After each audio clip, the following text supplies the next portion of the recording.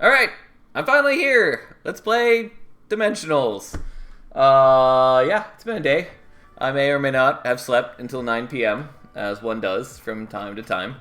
So yeah, I am sort of in the shape of a human. Anyways, we failed to unlock Terrafe and other characters last night. So, and again, unfortunately, we have to do these in order. So, what I think we're going to do is we're going to do Pyropause today with Aquanaut. I kind of want to do this without a tank, but I do think we're probably just going to take Gramps. Do I want to do this without a tank? I kind of want to do this without a tank. Of note, we did level up Pyropause, so now his passive is net neutral on HP. Which feels cheesy that that's the case. I think it was more compelling when it was not net neutral, essentially. Well, I mean, depends on what they're taking damage from, but like for instance, with like Flame Wreath, it's 2 damage. And so now it's net neutral, and if we level it up again, it'll be net positive, which seems wrong, but whatever. That is how it is. Alright, can I justify not running a tank here? I probably can, but I think we're not going to.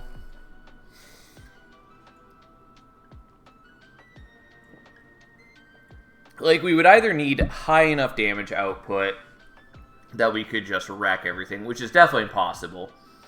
Or we would need passives that give us block, of which there are a fair number. We can also potentially do grant dodge from like Pyropause. Hey Sal, were you the one who got me into Magicraft? Probably not, given that I can't think of what Magicraft is offhand. So probably was not me, MQ. Anyways, I guess this is what we're running. I do still kind of want to swap in somebody else, though. Nah, we'll do this. We'll hope we don't get absolutely wrecked by Volcanova this time. Volcanova does seem much harder than some of the other options. Is it Bullet Hell, a la Gungeon, or Isaac, but you mix together a bunch of spells? No, gotcha. There's some people I follow on YouTube who were excited about it coming out. I haven't actually seen any of the gameplay. But yeah, no, I didn't play it. And did not speak about or recommend it at any point. But it does seem a game that some people have been pleased by. Well, we hit him, and then his passive ends him, since this now does 15 damage on the first 4, which is pretty nice. I've been homesick the last couple of days, and man, is that a blast. Well, good that you can enjoy something while being sick.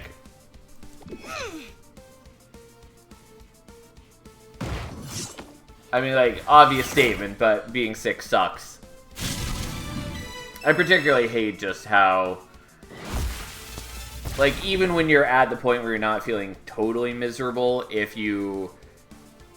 where you are still too sick to do anything you really care about, it's always frustrating.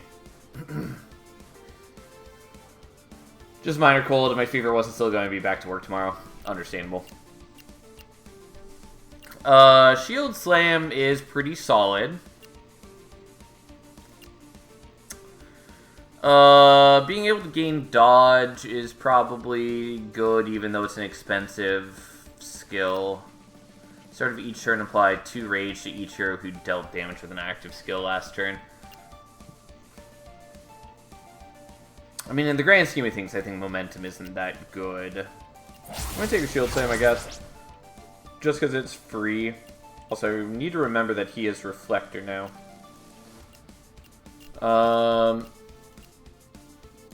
And I could upgrade that, which I might do. I would very much like to get Pyropause is 0 cost skill that deals friendly fire. Yeah, Flame Wreath. That one, right there. Well, that solves that problem then. Because now that is very useful for us. Because it is net neutral on damage. And just always gives rage. And we can make it refresh and all that jazz as well if we really want. Does it go up in the amount that it generates? No. It just goes up in refresh, which is fine.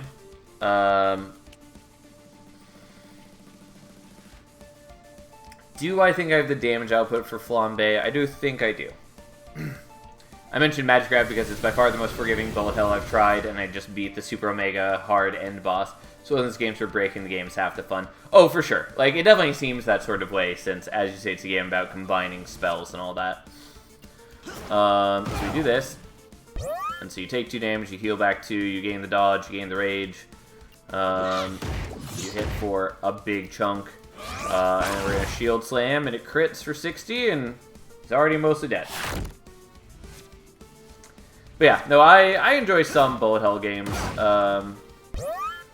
I don't play a ton of them, at least not like explicitly bullet hell games, but it is a fun genre to some degree.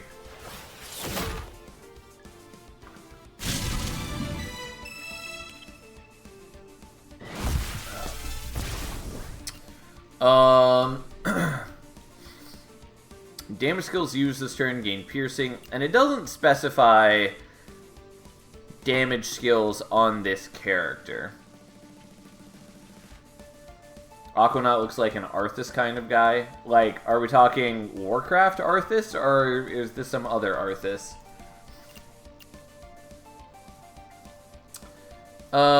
Protective Strike I want to like, but at 2 cost, I'm not sure that I do. The Purge the City kind of Arthas. Not sure where you're getting that from, Aquanaut, but sure. We're going to take Exposed, just because it seems very useful against, like, well, specifically Volcanova, but it's also useful elsewhere. So it seems worthwhile to tech into. Like, we probably won't need it most of the time, but it's nice to hold on to, so I don't have quite the same level of misery. It seems so weird that there's this option for the Shopkeeper Relics, and it's always, like, the same 3 options. And by that I mean, I'm pretty sure it is the same 3 options. I do just think they should rework the economy to not be expecting to be picking up those artifacts all the time. But, whatever. It's a minor thing. Anyway, so you're attacking Aquanaut. But now he's got dodge, and so you won't do any damage. What's the wording on this anyways? Deals unblocked damage. Yeah, so it's not actually doing any damage. The fire guy's giving me an impression of a black cat. I mean, he's meant to. He is a cat. He definitely is my favorite visual design so far. So this game is quite a range in visual designs. Also, I should probably upgrade that strike. It's not like a crazy great skill, but it does just get notably better. Anyways, let's give us some piercing this turn. And then he murders. Not that I couldn't have just gone through the block itself, I'm pretty sure. But didn't even have to. Each hit from this hero is a chance to gain rage. Yep, we probably want that.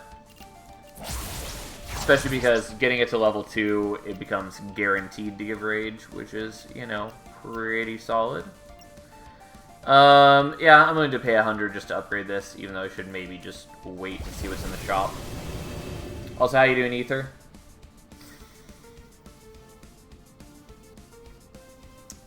I was trying to remember what Squimp does. I think I remember. Offensive defense. When this hero gains block from an active skill, deal damage to a random enemy. I like the idea of that. But I don't think I am going to use it.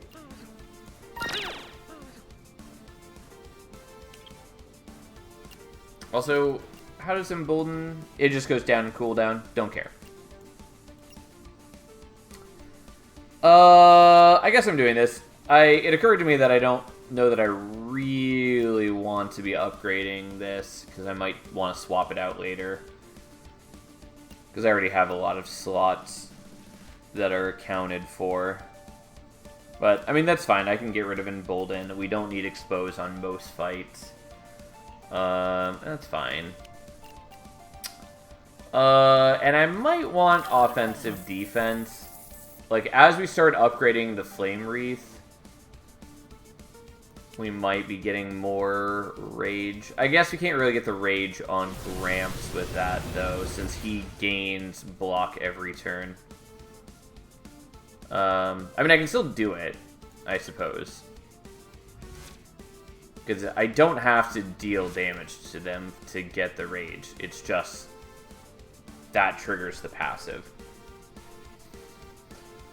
I'm good besides sleep schedule being a mess. I got tired at noon, took a nap, just woke up. Yeah, as I was talking about earlier, I slept until 9 p.m. So, I have not been awake for very long. That's been my day. Well, let's just pierce his armor.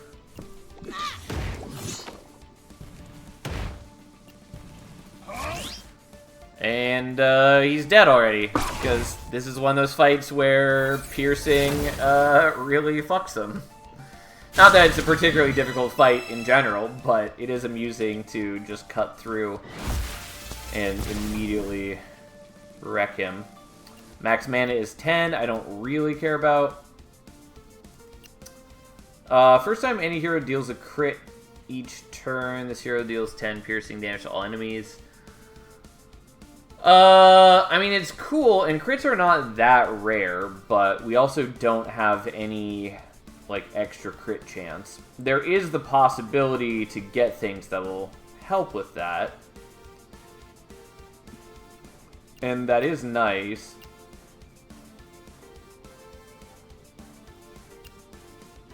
I really don't care about this.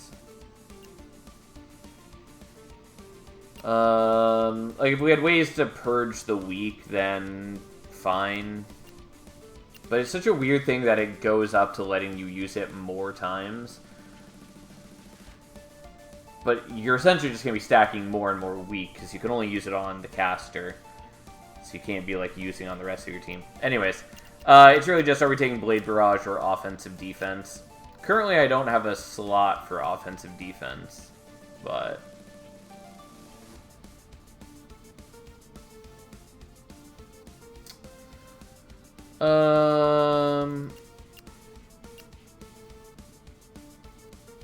I'll take Blade Barrage for now. I still kind of want to build into offensive defense, but we'll see.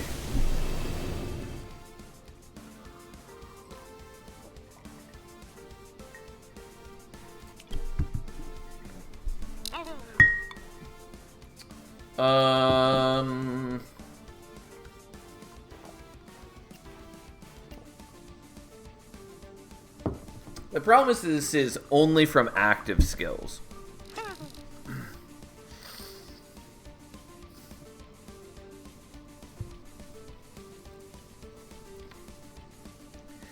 It would be potentially strong. You know, I'm gonna buy it. I don't think we actually need it, but we'll do it. Yeah, I'll buy Dagger Storm. I shouldn't be, but I did.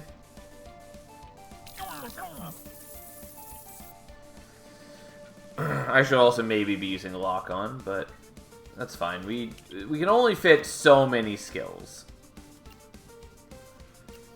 I'll swap off the Reflector for now. It's very good, but No, I'll leave it on. And I guess I'll just give you offensive defense because we might shield you with Gramps at times, so there's no reason not to be equipping it. Looking for more ways to break cartoon jank while trying to be clever with your titles. How you doing, Fury? You have 20 dodge. Okay. But piercing only goes through block.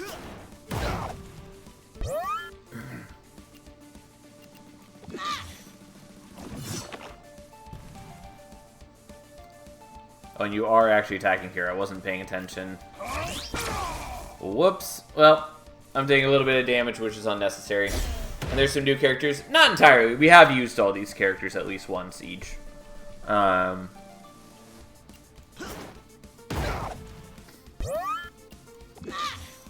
buffing the rage doesn't really matter. Sal's cat is on the right. This is definitely not how my cat would be personified. 10 times 4 is a lot. Yeah, unfortunately, I can't do a ton of hits. Alright, so we're gonna do this to gain the dodge. And then we're going to do that so we can get enough block. Oh, except that... Okay, this is still gonna work. It's just that the way that block and dodge works is odd. It's not as bad as knock on the coffin lid. But it's a similar sort of... Anyways. If you can block, it blocks. And if it goes beyond the block, then you dodge it. I would expect it to be... Oh, no.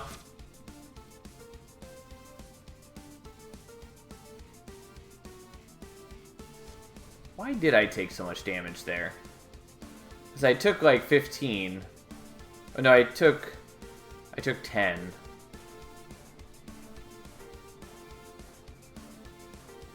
And he was attacking for 40, and I had 1 dodge, and I had 30 block, and so it just...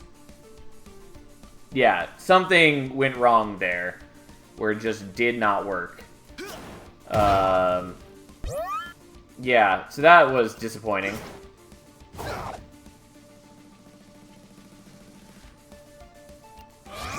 Well, again, this game has a little bit of jank to it. I'm sure, well, I'm hopeful they will fix it over time. Because that definitely was not the correct interaction.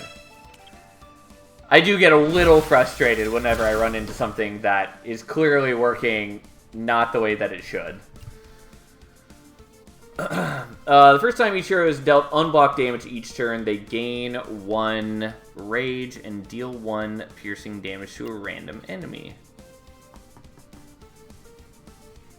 You're Jank Master, this is straight up your alley. I mean, sort of. I mean, this is good. It's at least okay. We'll take it.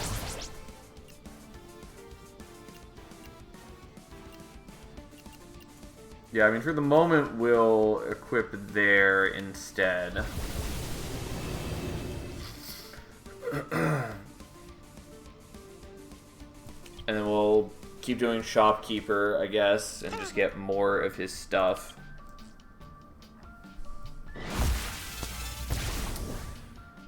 Shop refresh is 20. Shop showing 4 is also quite good, but, you know, having it not escalate into the high heavens is good. There's really no point with Pot Granny, is there? I mean, yes and no. She's definitely not useless. Like, and the consumables in this game are actually sort of strong, since you can take 3 of them into the fight, and a lot of them stack to like 3 or more. And so, getting some potions from her can be very useful. I think it's kind of dumb. I don't think potions should be... Like, I would much rather see... If you're going to give me, like, heal vials, I would much rather see it not stack at all and heal for, like, 50 to 70% instead of 20%. Like, it feels weird to me. Like, I get that it stacks to 3 because they want you to be able to heal, like, each character once. But, like, just give me less consumables and make them more impactful. It feels weird that I can use up to, like, 9 consumables during a fight. It's a lot. And it ends with them making just, like, a lot of underwhelming consumables. Yes, obviously, these are the starter consumables. You can get much better consumables from her. But, nonetheless, I don't like how prevalent they are. Like, again, being able to get 10 armor on a character so that you gain 10 extra block every time you are gaining block, like, that's kind of nutty. I don't know. Like, you can do some strong things with the potions, but I don't know. Right now, it's partly just a playstyle thing, but I definitely tend towards building up long-term power over the short-term gains of Potion Granny. But she can help you just, like, win a hard fight. It's just that most fights in the game are not going to require that. I guess I'll take this and upgrade it. I'm not sure I really want to use this long-term, but for the moment, that's fine.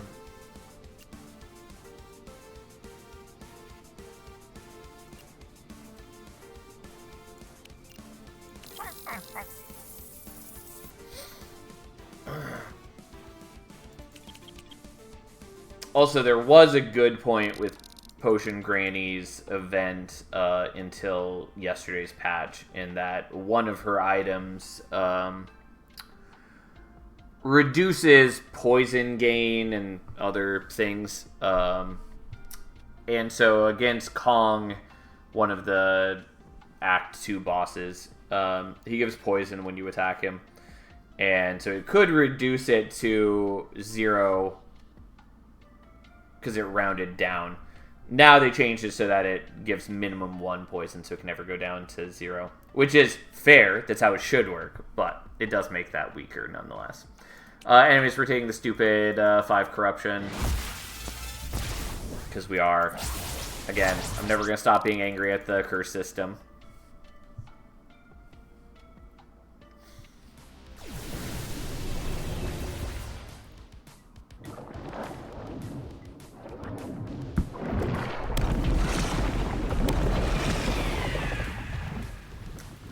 Alright, time to ruin Leviathan. Alright, so we're going to give you the dodge, and you attack because of that, and then we're going to block with you. And then we'll just get some damage in, because we may as well. Like, yeah, it could be nice to hold on to this for a turn when we actually need shielding, but I'm plenty happy to just do that. Also, we just kill one of the claws because the reflector hits back 3 times, and then he triggers when a crit comes out, and that worked out nicely.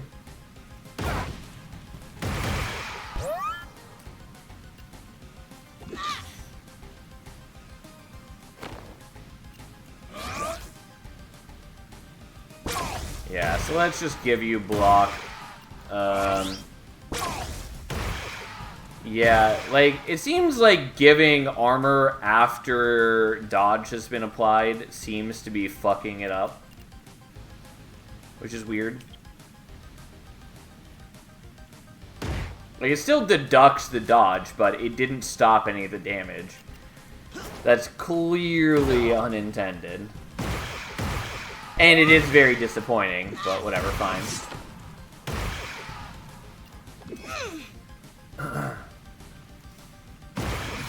Alright, we absolutely slaughter the claws. I will say, I do like the boss design in this game, like the visuals. I think it's cool that they take up like the entire background.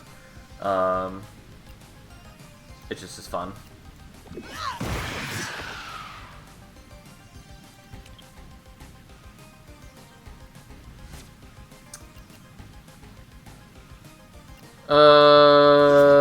The problem with this is I haven't been building up your rage, and so you're probably still just better at everything.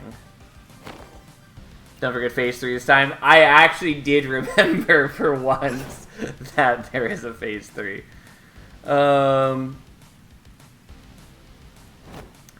As good as this is, I think it's still just better to be buffing Aquanaut here.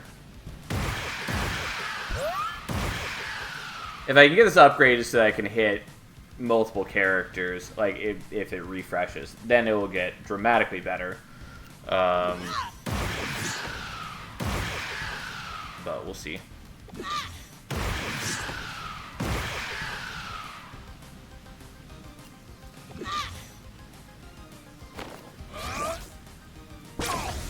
We're gonna do that so he gets to proc some more hits. And I guess I do still need a little bit more block. Not that it really matters, because as soon as we finish this fight, we'll heal to full. So even if he took a little bit of damage, it wouldn't really matter. Technically, it also does a little bit more damage with the shield slam this way, though. Anyways, then we get to Reflector onto him.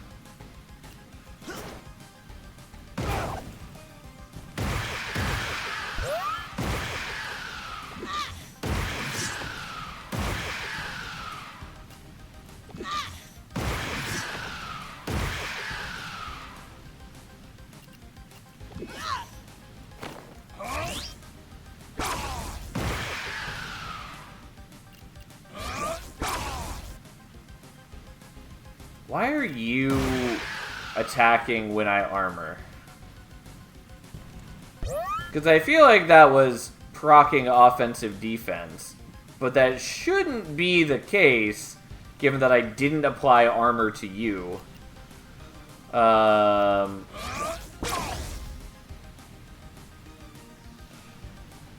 no, it was from this refreshing. That's why. That makes a lot more sense. I just thought I'd already done that for some reason. Anyways, here we are. Hits for a bit extra. We take a little bit of damage. We're still mostly okay.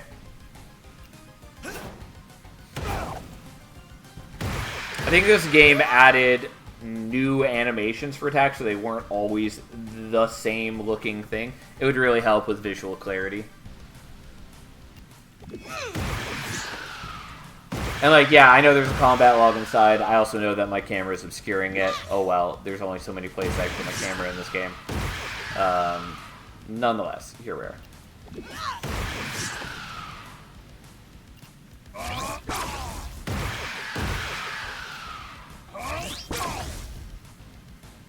Alright, and that triggers another hit, and thus he's dead. Yeah, so we do a fair bit of damage. Turns out stacking rage is pretty decent. Although apparently not on Volcanova, because it did not last from phase 1 to 2. So that was a thing. Flourishing Combo! Deal 10 damage to target enemy when another skill is refreshed. Refresh this. Max 3 times per turn. Yeah, that's pretty good. Okay. Well, we're definitely going to use that.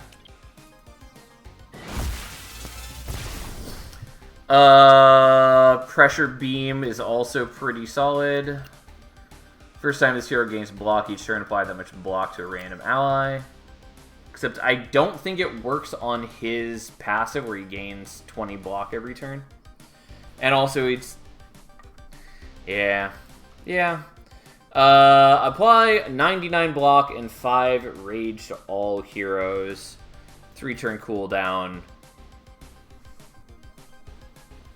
So it's a get out of jail free card, which is good. At 4 energy, it's a lot, but I mean that can be very strong. And like the amount of rage that it gives is pretty huge. I think we probably just want Pressure Beam though.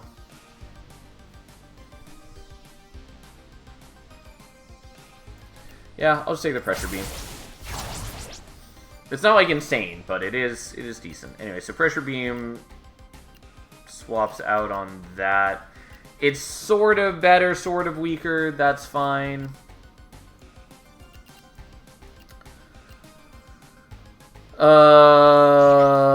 Okay.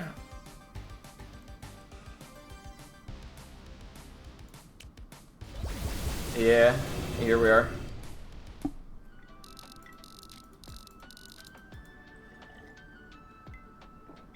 Now the question is, where do I want the slot? And of course you can't actually view your party during this screen, which seems an oversight. And we're doing the hero slot. And I suppose I can view my party right here. So if I give it to Aquanaut, again, weirdly, like, resolution problems on the screen. Don't know why. If I give it to Aquanaut, it means that if I get another passive that I want on him, like the... well, just anything. There's a lot of good passives. Then you'd have space for it. If I give it to Gramps, it's basically for the offensive defense right now. Which is fine, because he would proc it with the Shield Slam whenever that's up. Which is not bad. It's not, like, incredible, but it's not bad. I don't think that's, like, crazy necessary. We're just going to give it to Aquanaut for now.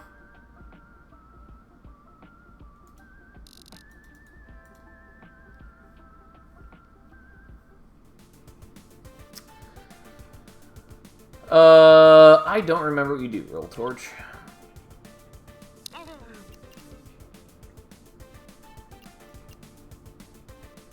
Mm, 30 blocks to all heroes is not bad, but...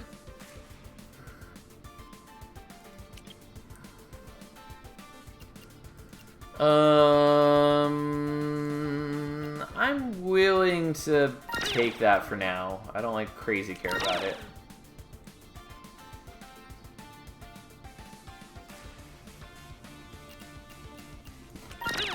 Yeah, another Flame Wreath I do want.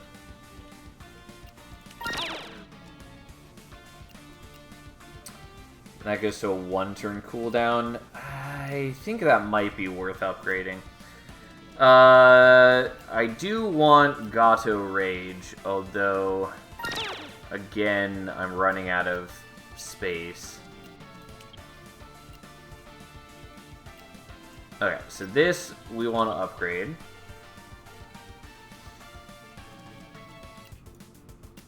And I guess we're going to give that to you.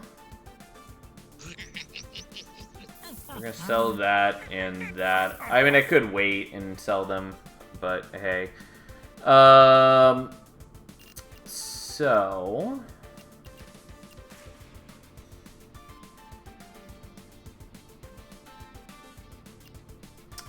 yeah, I'll buy this. I don't like crazy care about it right now.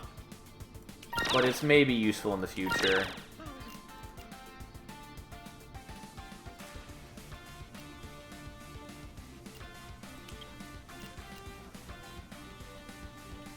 Ooh.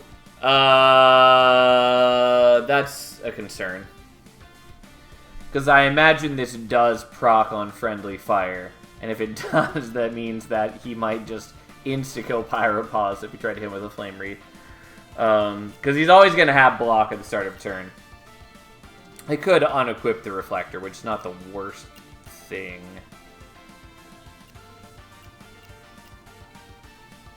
Mostly I'm looking at this in terms of, do I want to try to invest in the Flame Wreath going to rank 3? I think it is worth going for, even if only so that it can proc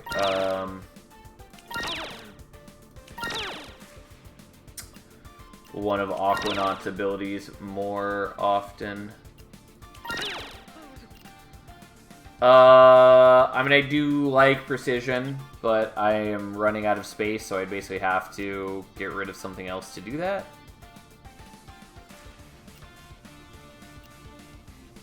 It would make Blade Barrage better. Also, currently, Blade Barrage is not that impressive.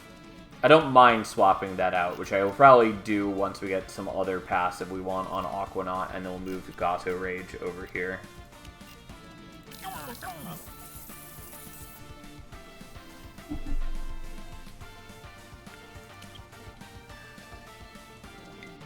Also, we almost hit the 50 Rage we needed for the Magmama unlock, but not quite.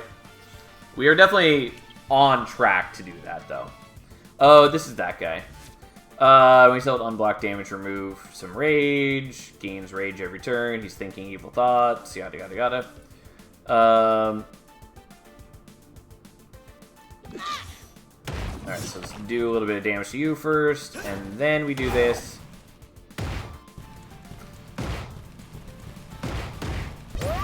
And then this refreshes.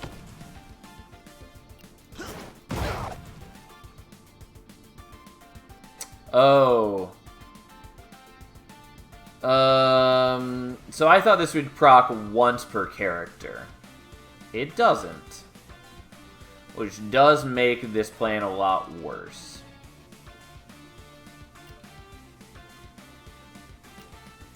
Well, that's annoying, but that's fine. But it does make that a lot worse.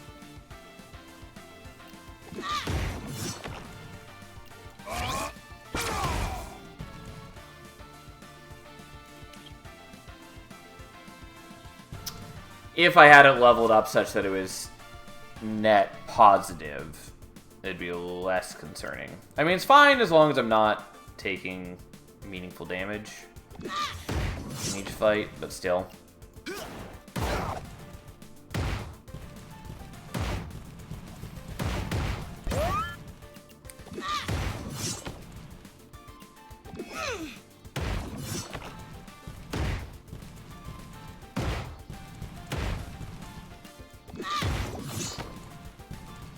Alright, and then we do this again.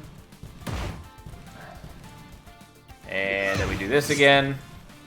You can see where this is headed. Do I want to do that to you? I don't think so. I don't think we really need to be using the Dagger Storm. I should probably unequip that and put something else. But we'll see.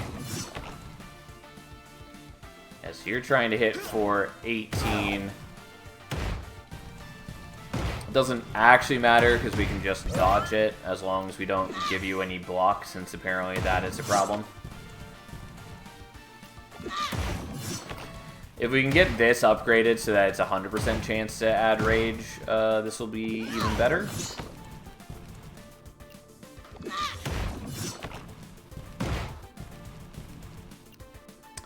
Of note, I could also be using the Flame Wreath on the same target, which would eat their dodge. At least I assume that's how it would work. But it would be adding more rage, which I should probably be considering. For some reason that hadn't really occurred to me as an option.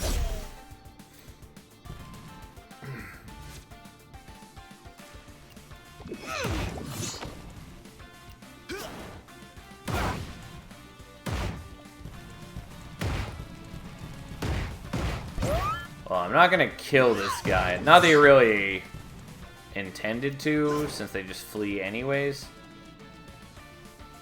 So it does say it's gonna do damage. Dodge is rather inconsistently applied, it feels like. Regard is fine. Let's not do that then, because I don't really want you to take damage for no reason. It's not a lot of damage, but it's not necessary. Also, as far as, like, dealing damage to Pyropause, I can buy, like, healing potions, so it's not that big a deal if I have him take some damage.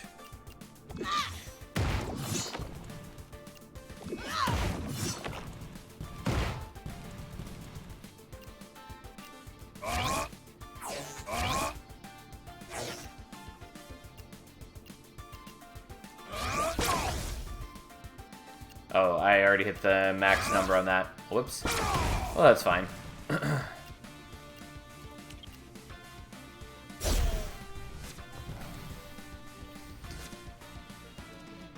Well, here we go. Let's keep beating him down. Give him that sweet, sweet dodge.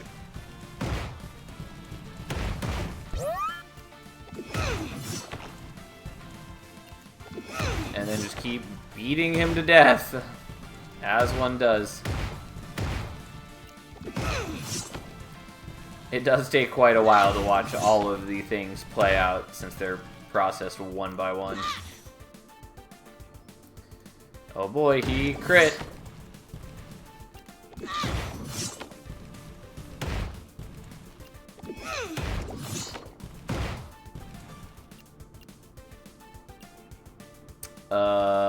Yeah, none of this really matters.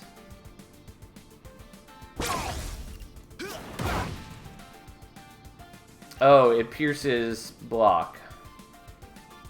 I forgot that it can't be blocked.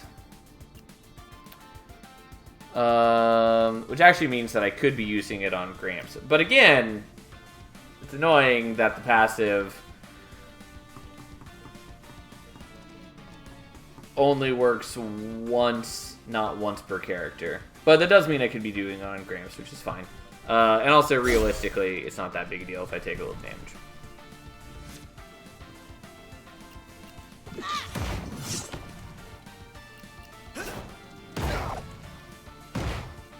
Well, we definitely hit the 50 rage we needed.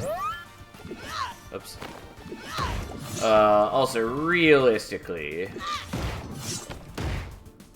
I don't need to be doing these attacks. This guy's just going to be running away at the end of this fight, or end of this turn.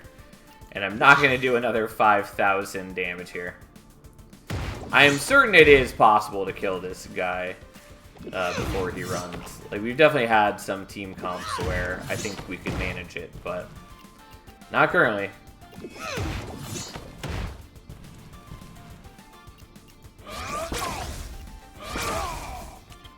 Alright, well, ta-da! Victory! Counts as a victory either way. And Gramps hits level 15, gets Beacon of Hope! End of each turn, apply 20% of this hero's block to allies. Yeah, that's real good, except that it's probably going to fuck up the dodge. It's still probably worth taking, though. I mean, I'm definitely taking it, obviously, because you can't turn it down. There's no reason to. But we're probably going to use it. The problem is I need to get his block generation much higher. End of each turn, deal 5 damage to a random enemy for each skill cast this turn. Yeah, we're gonna use that. Jeez, yeah, that's gonna do some work for us. It does have to be used on a support character, it looks like, so I can't give that over to Aquanaut, unfortunately, because he is the one who's gaining way higher rage. But still good. We'll take another Furious Blade. The Super Battery may be worth doing. I'm just going to upgrade this now. And we're going to swap out Blade Barrage because I'm not really critting. I could also just take off Dagger Storm.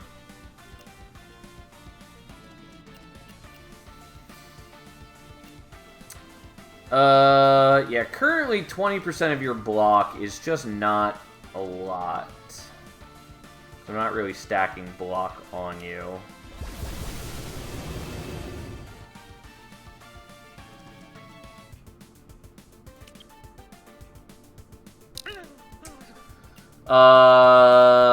No. No.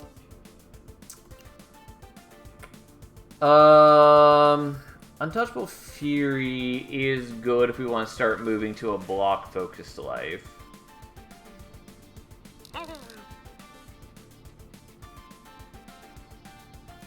If block and dodge were working properly on our heroes, I'd be a lot more in favor of things. I think we still maybe want to grab that.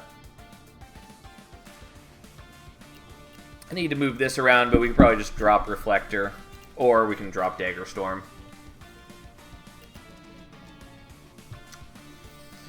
Eye for an Eye I also don't care, like, tons about. It is nice, but I'm not, like, crazy concerned about it.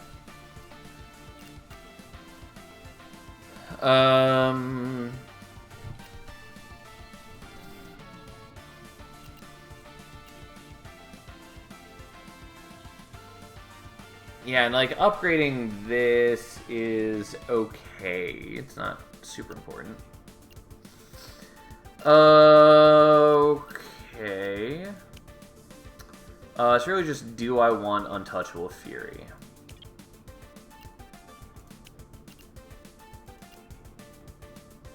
It's going to be a lot less impressive than the last time we were using it, since we don't have armor to buff it. But I think it's still worth taking. Because, like, the dodge is working for now, but any time we're going up against any enemy that hits harder, it's going to be just not enough.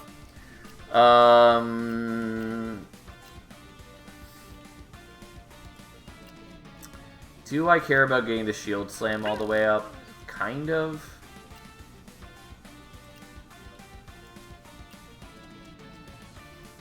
I'll buy it for now. I'm not going to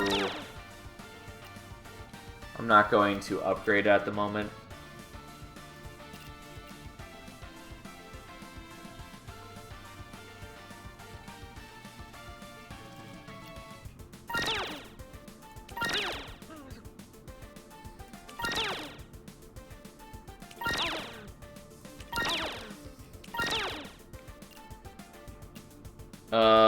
Yeah, I'll buy another eye for an eye.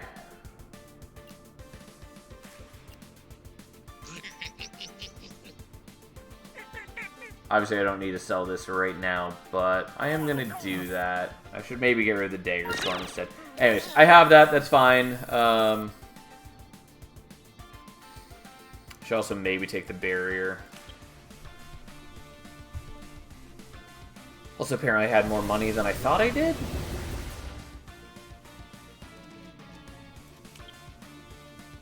Yeah, whatever, fine. Who cares? I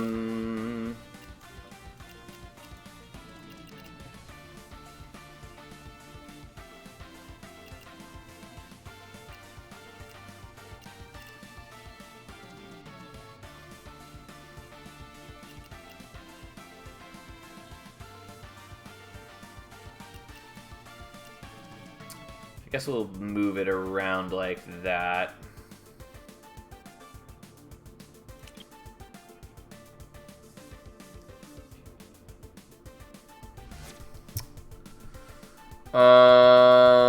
Why is your thing doing 0 damage?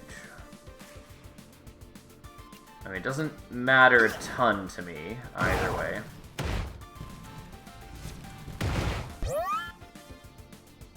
Okay, whatever. That's fine.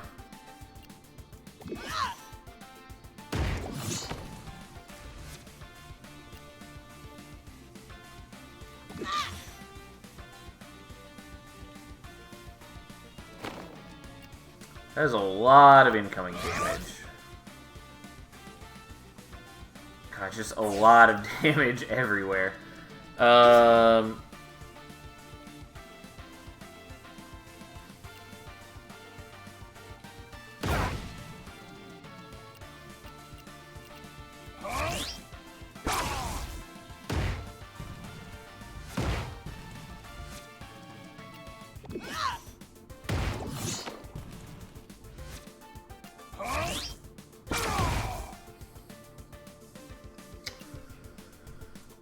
Okay, and then you grant some extra block. It's not a ton.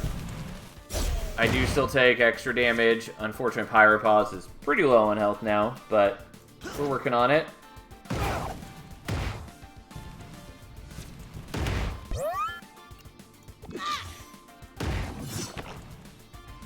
Yeah, you're not the one who's doing the most damage, unfortunately.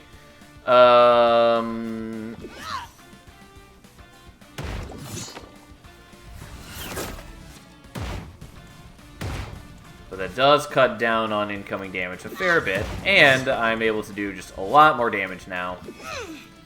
Yep, there we go. Just the difference between 1 and 2 mana is pretty huge for me. Also, we build up a lot of rage across that first turn. Well, the first 2 turns.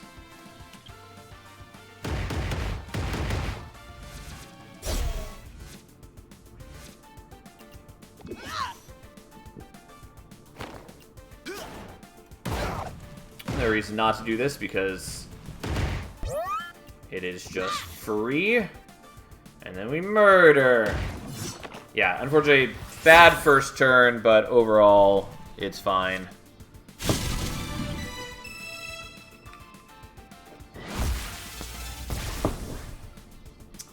I was about to say that there are some enemies that seem like they do kind of too high of damage on turn 1 when you only have 1 energy.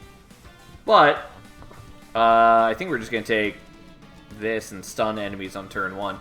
Another Furious Blade is good, since if we can get it to 3-star, it's 2 rage per hit, which is quite useful.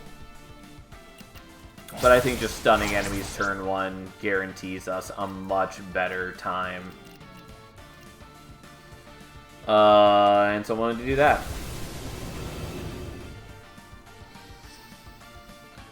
Okay, we're gonna fight the Decomposer. We're gonna first take a look at the shop. I think maybe we just upgrade here.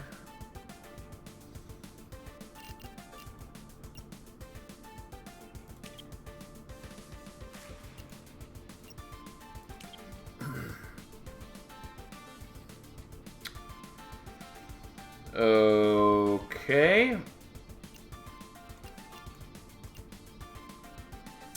Yeah, I think that's pretty decent. It's not like insane, but it's pretty decent. Just hold on to our cash.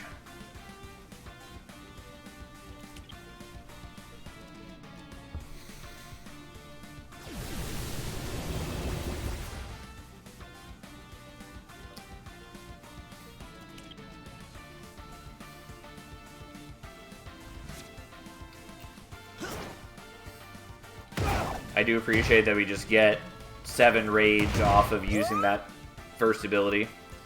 I should have used this first. I totally spaced out, though. But hey. I do like that you can sell to the shopkeep so often. I do like that you can sell at any time. I do think that the access to the shopkeep and or how prevalent rerolls are is maybe a problem.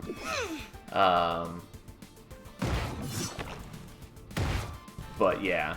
And yes, I definitely did this in the wrong order. Oh well, that's fine. We still have a pretty good turn 1. I'm actually gonna wait on using that.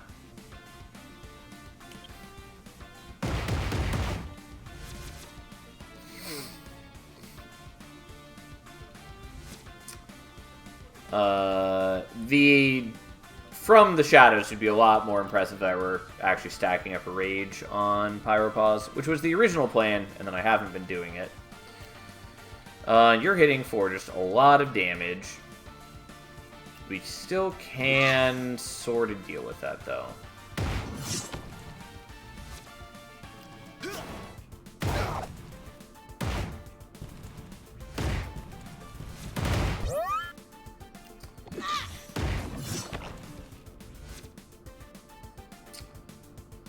Okay.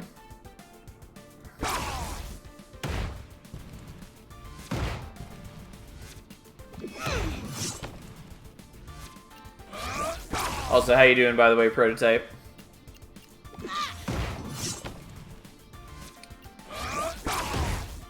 Alright, and so we have enough block across the team. Again, I do really like From the Shadows, but man, would that be a lot more impressive if we had Rage on Pyropause. Let's try to murder him this time. I'm doing well. I have a week off, so just enjoying the time. How you doing? I am okay. I haven't accomplished some things that I had hoped to accomplish, but, you know, on the whole, I'm doing alright. I hope your week off is going quite pleasingly. Go, Aquanaut. Murder the shit out of them. Oh.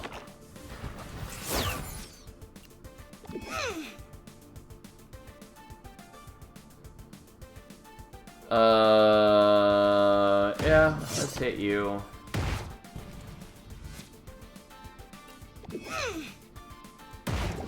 And then we should actually be fine, because Pyropause is just going to explode them at the end of the turn.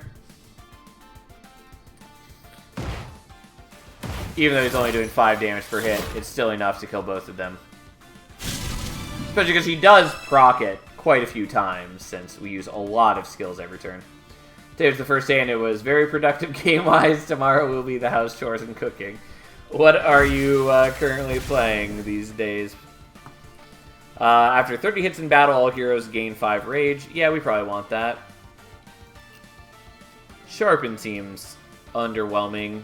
Certainly a lot better if it goes down to 1 cost, but I don't know. It's not amazing. I think piercing is maybe overvalued in this game. If there weren't so many enemies that had permanent block, I think it would maybe make more sense. But, like, really any enemy that is prominent on blocking has permanent block. And so, unless every hit you're doing is piercing, it doesn't, like, really matter to me.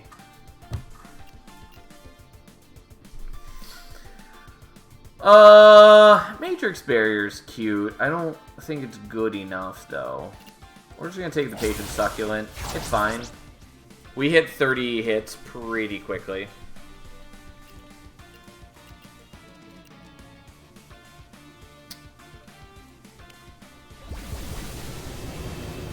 Dicey Dungeons, Warframe, Star Trek Online, Deep Rock Galactic, and Helldivers currently. That's quite the spread.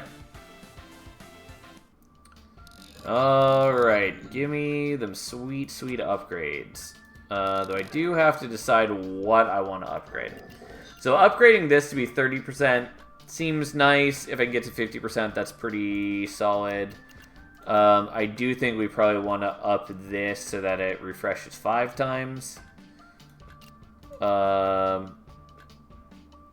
Getting this so it refreshes 5 times also useful. Getting this so it hits twice is also incredible, but I definitely think we want to do one of the epics since they're just dramatically harder to upgrade. So let's do this one for now.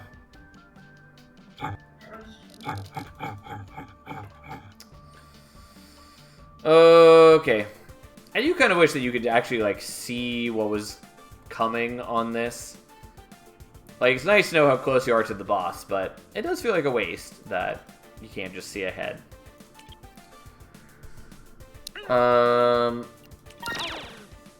Battle Scars. 2 friendly fire to this hero. Apply 2 rage to all heroes.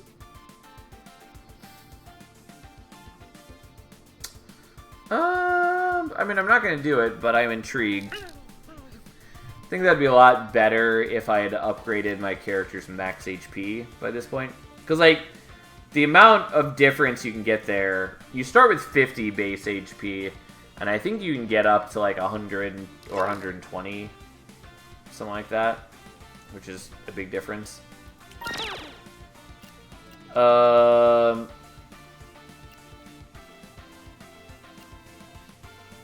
Yeah, I'll do the Flame Wreath, even though it's a little awkward, but it does work with what I want to be doing.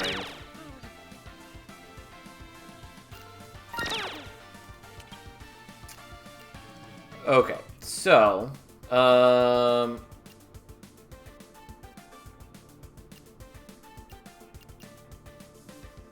I don't think I need the Dagger Storm. We're still going to hold on to it for a moment, I guess. Let's just get rid of offensive defense. And then let's upgrade this.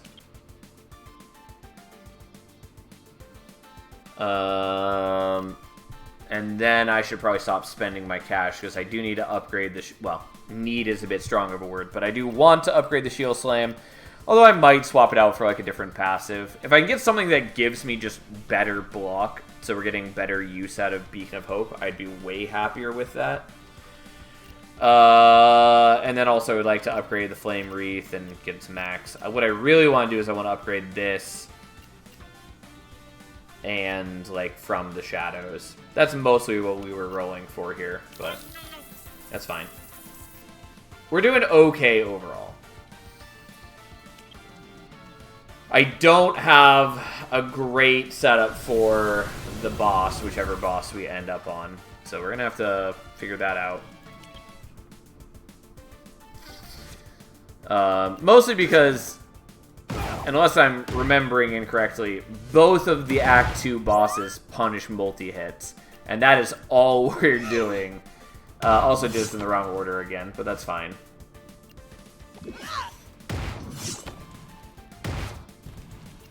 I just need to be doing Flourishing Combo first because it refreshes after anything refreshes. And, oh, I forgot that this guy punishes us for attacking, for doing 4 skills. That's his whole gimmick, is that he stuns us after 4.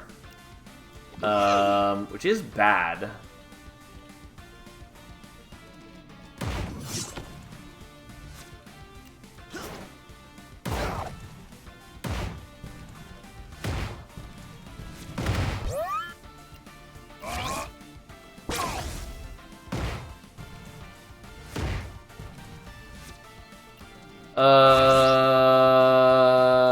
Alright, we're gonna do this just so that Pyropause doesn't take damage. I would have given him the dodge, but I'm pretty sure Gramps giving him dodge at the end of the turn would have fucked up the dodge because it seems not to work correctly. During it early tonight, have fun, Sal. Alright, have a nice night, Fury. Thanks for being here as always. Okay, you're gaining rage. Who really cares? And yes, I know we didn't use this one first, but that's because I have a limit to how many skills I can use this turn, so we're going to do this after gaining rage. Technically, I don't need to do the rage, but we gain so much extra damage from it that it seems correct. Alright, then we get stunned, which is not great, but we at least do some damage, especially since we get the extra rage on you now. Well, this is a problem.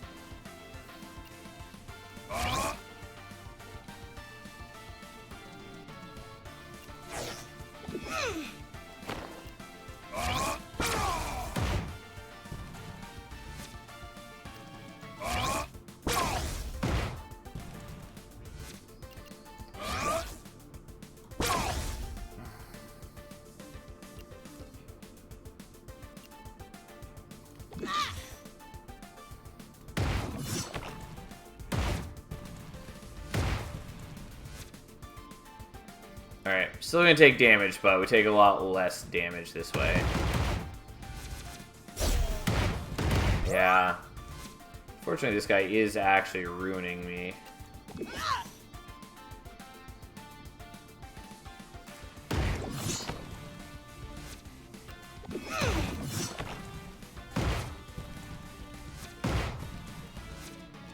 Alright, and there we go. Oh boy. Yeah, that was not a great fight for us. I forgot that that was that guy's gimmick, which was really bad for us. Yeah, I'll take the Ornate Gem Box. It's not, like, insane for me, but free money is free money. Like, we're already pretty far into Act 2 is the only problem. And it doesn't immediately solve any of my issues, but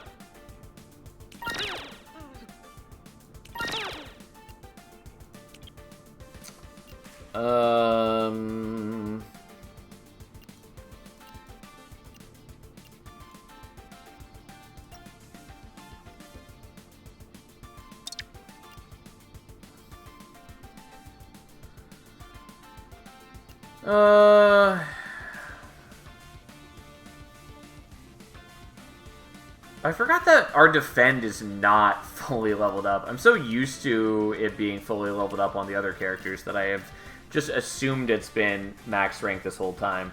That's an oversight for sure. Especially because I've passed up a bunch of defense that I would have happily taken. Alright, I guess we're going to do this and just max rank that. It's not crazy important to me, but it is still useful.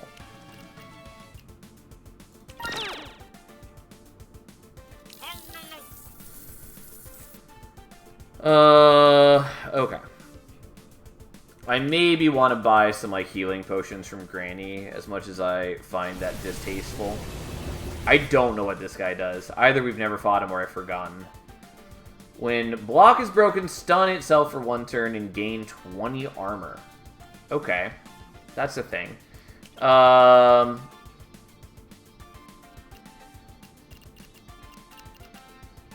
mean, that's probably okay. I am going to equip this.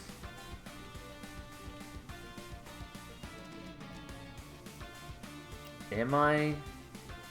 Nah, we're not going to worry about it. It might be useful to have piercing, though, but I think we're going to outpace him in damage output. Alright, so we just pop up to a clean 9 rage all of a sudden. And then, unlike last battle, we are free to do our mechanics. And we're just going to beat the shit out of him.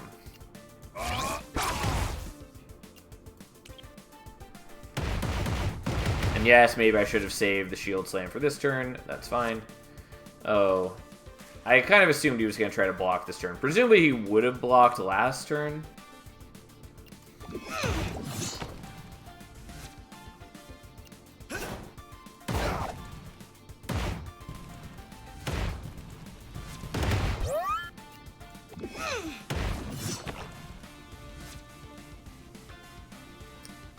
Deal 10 piercing to all enemies. Didn't realize it's piercing. That's a problem.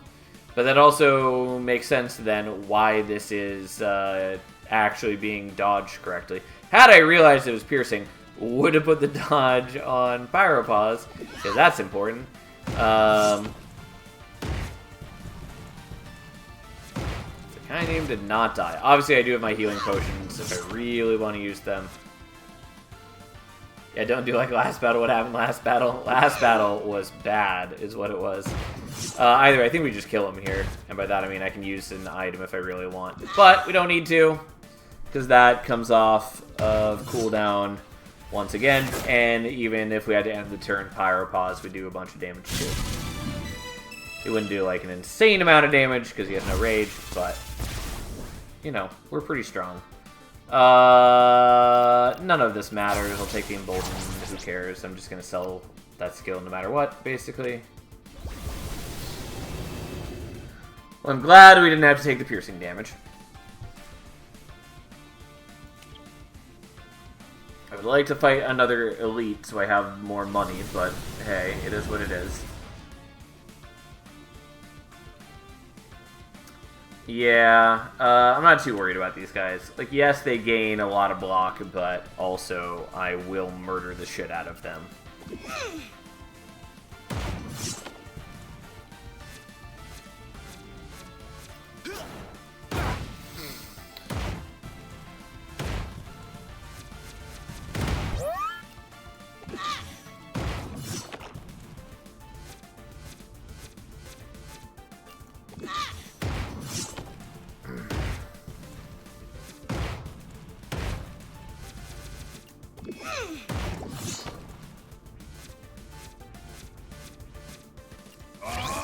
Alright, and that's one dead Bob.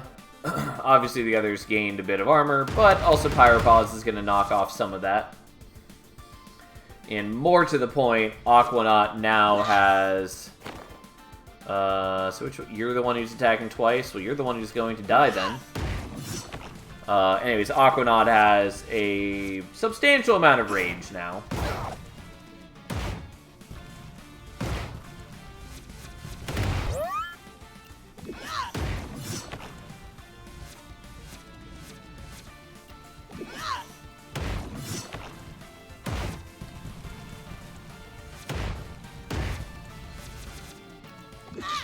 Also, I thought only one of them was attacking twice, but it looks like two of them are.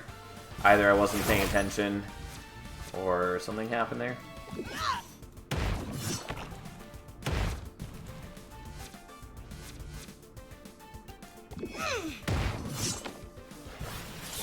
Okay, you're dead. Oh, and you're hitting all enemies, which is not great. I wasn't paying attention to that. We do get a little bit of shield here, but Pyropod still goes even lower, which I cannot really afford. I mean, I sort of can, but it's not good. I realistically should probably buy some heal potions, as much as that fills me with despair. It would help if I were just better at blocking with Gramps. Well, Ashvale is interesting.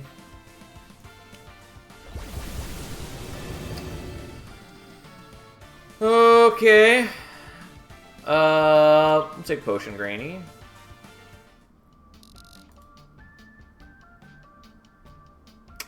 I guess I'm probably going to take the Mega Heal Potion. I kind of want a Relic, though I don't remember what she does other than the Doily, which reduces poison. But we'll take the Mega Heal Potion, I guess. Heal all heroes for 40% of their max HP. Okay, fine.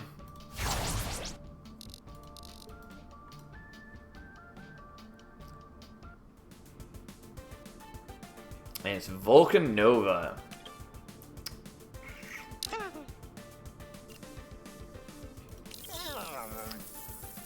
Okay.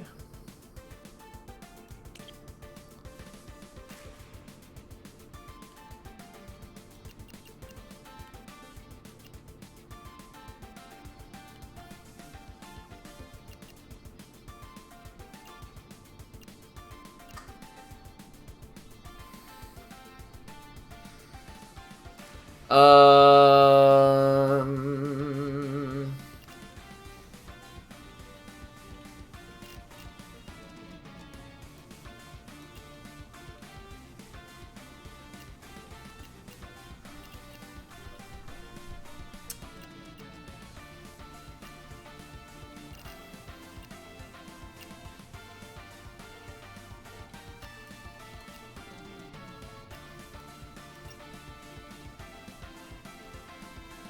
I don't really want to pay to upgrade this, but I'm going to.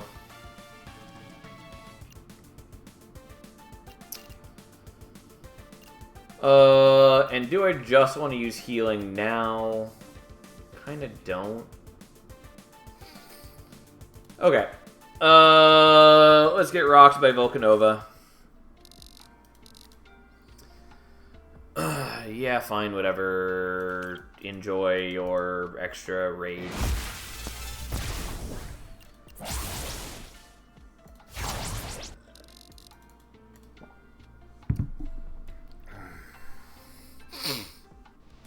Alright, so Phase 1 shouldn't be too bad.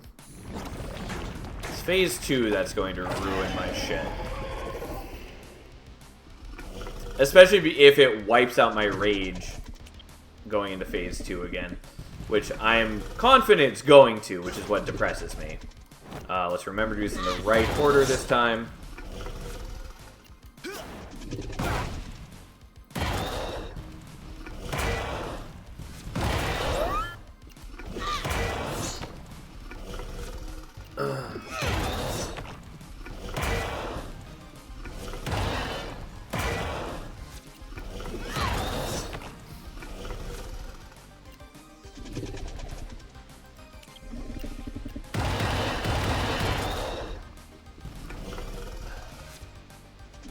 Okay, so you're hitting for 19 on everyone, which is not a small amount.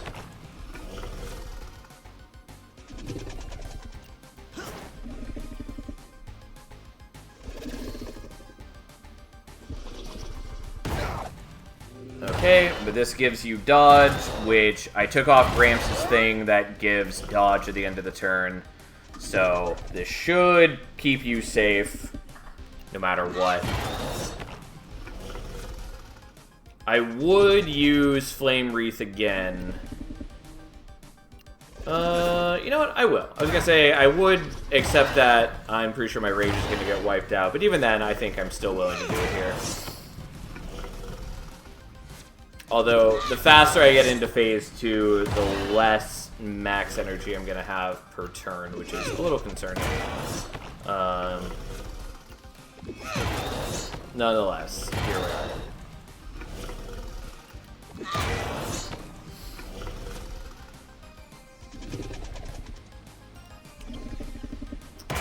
Okay.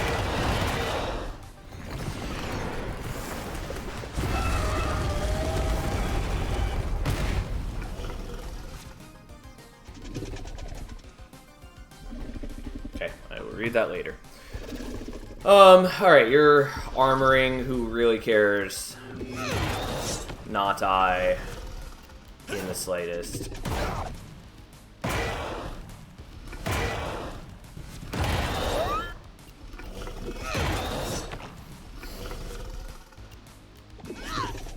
Alright, so I could just kill him now, but I think I actually maybe just want to delay for another turn. Yeah, I do.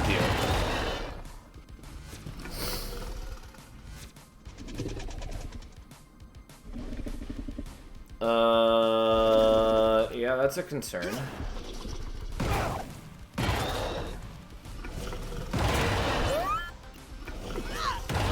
I mean, I can knock him onto phase 2 right here. But if I recall correctly, he still does something afterwards.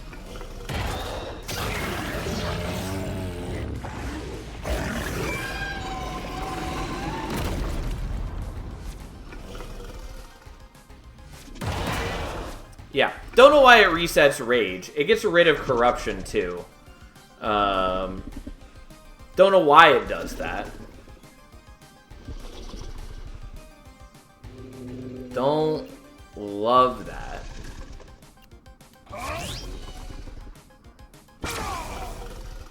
Okay, well, fine. Like, if that's intended, they should say it. It feels like maybe they're doing that to reset Volcanova's Rage, but it does just wipe out all statuses, which is bizarre. Anyways, I'm not taking any chances. We're just going to drop all of our Corruption potions this turn. I don't give a shit. And we gave Piercing, so we don't have to break through his armor, so we're not going to be giving him extra Rage at the moment.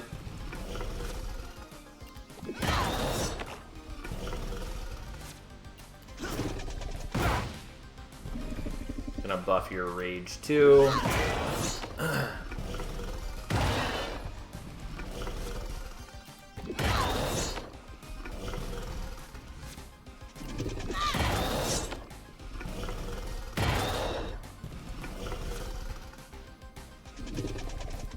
Alright, so we skipped a lot of his power, and we do a lot of extra damage from Pyropause hitting at the end of the turn.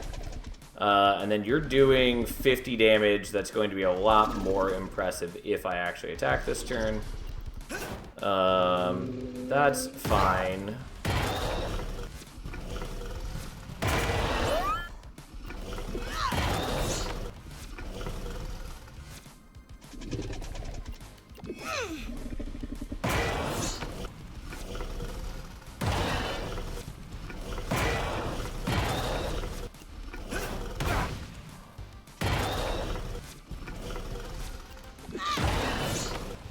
I mean, realistically, I could maybe just kill him this turn, but we're not going to try. What we're going to do is we're going to do this.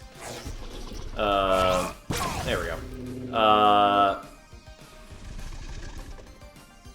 Okay, whatever. We're going to assume this is going to work correctly. If it doesn't, we're going to be pissed that guard and block just are inherently broken.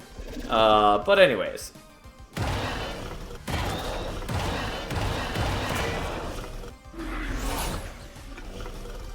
Okay, it did work correctly that time. It just seems that it's fucking it up when you add guard after adding dodge,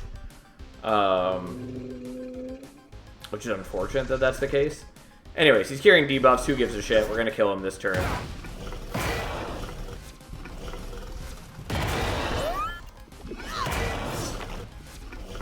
Like, this is why we equipped the Ash Veil. Also, I forgot to use the Expose, which we'll use now. It's a bit late, but that's okay.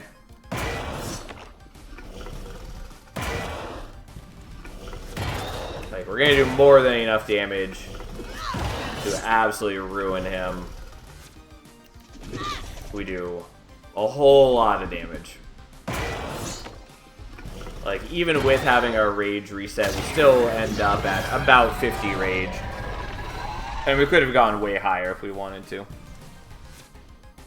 Alright, we beat him! Congrats us.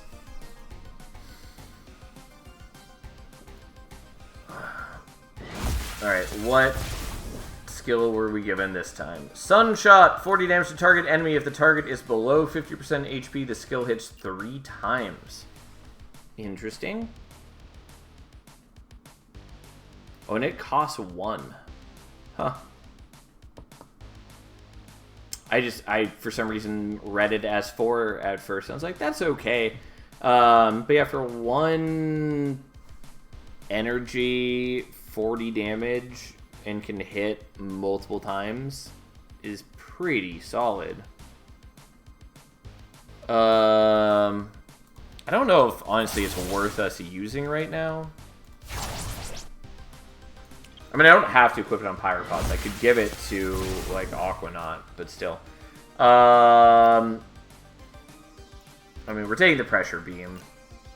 Because in the longer fights, having this refresh more times in a turn is actually pretty important to us. So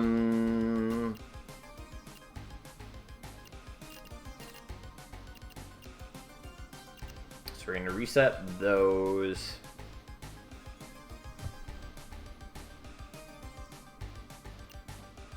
I'm just gonna upgrade this now, even though it's very expensive. I can definitely sell a number of things that I've got. I don't really need the Shield Slam, but I'll keep it. Like, it's fine. It does some work for me. It's just not, like, great. And I do want to upgrade the Defend now that I've realized that I don't have it upgraded. But I would like... Who the fuck is Zuppy? I would like to get better things that are blocking on Gramps.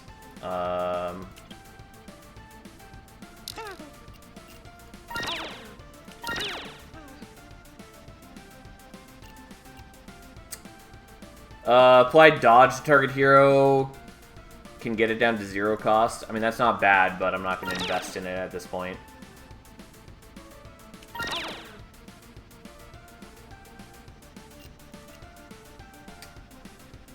I mean, defense stance is not bad, especially because I would get, you know, 20% of that block added to all the heroes again at the end of the turn, thanks to Gramps' passive. It's not incredible, but like, I don't know what other blocking things would be better for me at this point.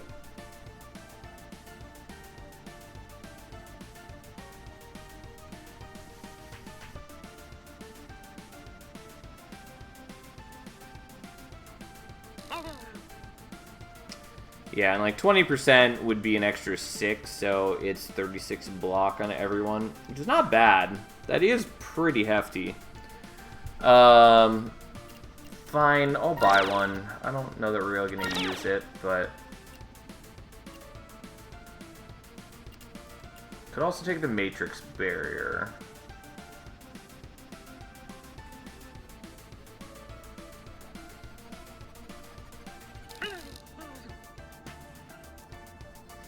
It'd only really be worth it if I get it upgraded, though.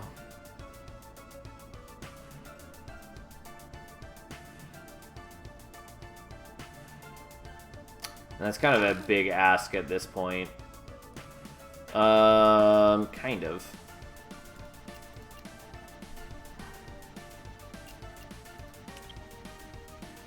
Yeah, I'll just wait for the time being. We'll equip that there, I guess.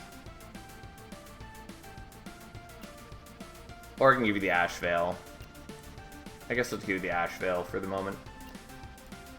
This goes back in here, because why not? Also, I just noticed that these have the same icon, which seems incorrect. They should definitely not be the exact same icon. Like, I get that when you're hovering them, they're different, but at a glance, they should not look the same.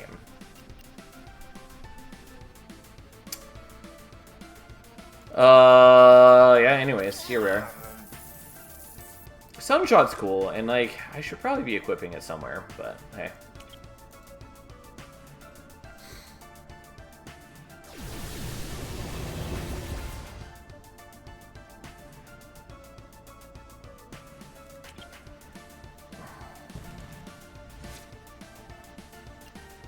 Okay, so let's do this in the right order.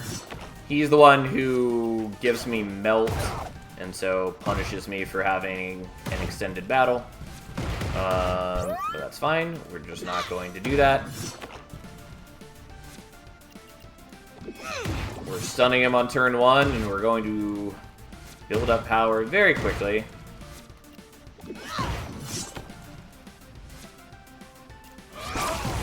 Oh yeah, if I have Ash Veil and Beacon of Hope, they don't work together. Need to remember that. That's why I wasn't going to equip them together. Or at least it seems like that is the case. Gain block, or not block, dodge. Who cares? Not I, that's for sure.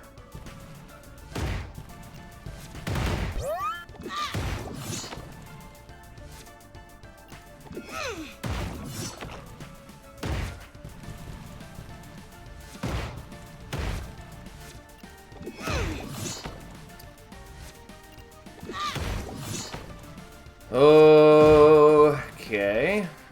It takes so long to complete my turns because my individual attacks don't do a lot of damage.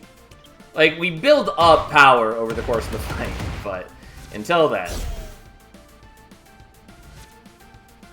He's got dodge, who cares? We'll get through the dodge real quick. I do care that he's trying to hit me for 13 times 3 on everyone, but realistically, I'm not too concerned. Except you haven't actually gained any block this turn because you haven't dealt damage, because you just attacked into his nothingness. So that's a little concerning.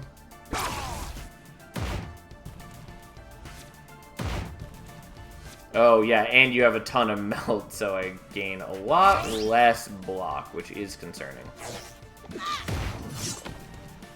Oh yeah, no, that's actually why you're gaining no block, because of the melt. Great. Okay, well, this fight has actually gone sort of poorly for me.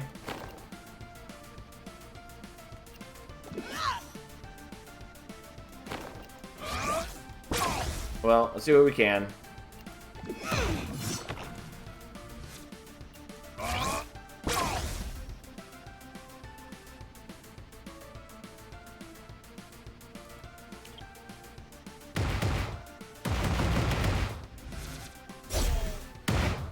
Yeah, that was a lot of damage. Oh, shit.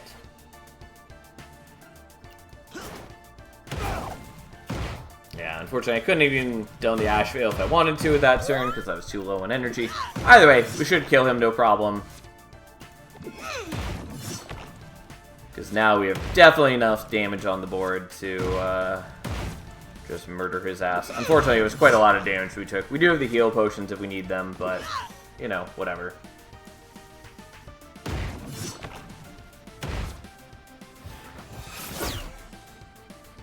Okay, well that was pretty painful. I did underestimate how much of an issue that was going to be. First 3 turns of battle, apply 10 block to all heroes. Yeah, I probably want that.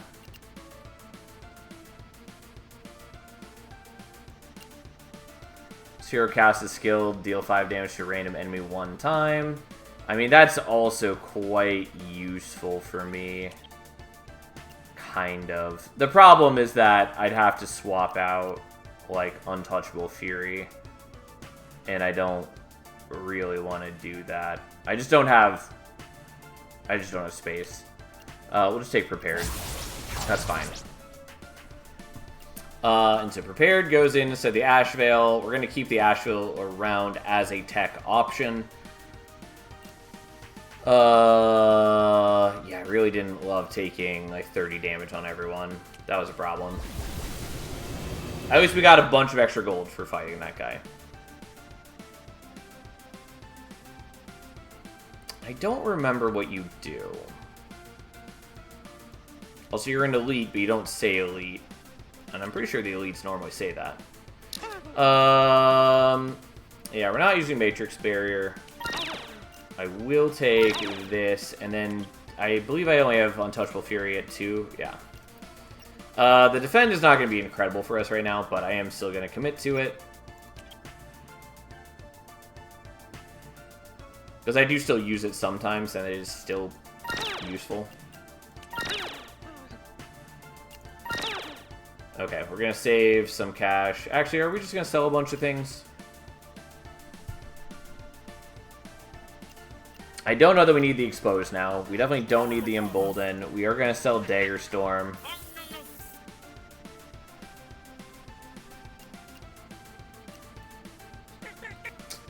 Could sell the Sunshot or the Ash Veil. The Ash Veil seems useful as an option.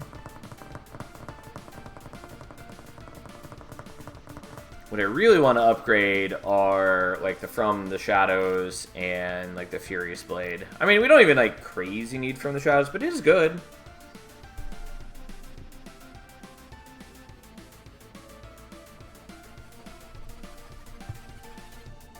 And I do definitely want to upgrade the Untouchable Fury. I don't have enough for that at the moment. Could get rid of the defense stance that I bought. Might still want to get rid of the Shield Slam, though.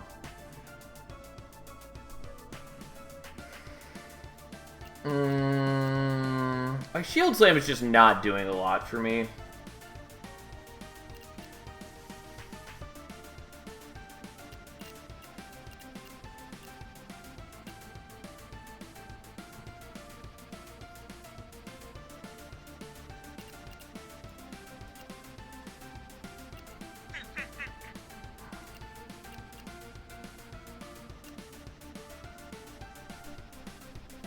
Yeah, you know what?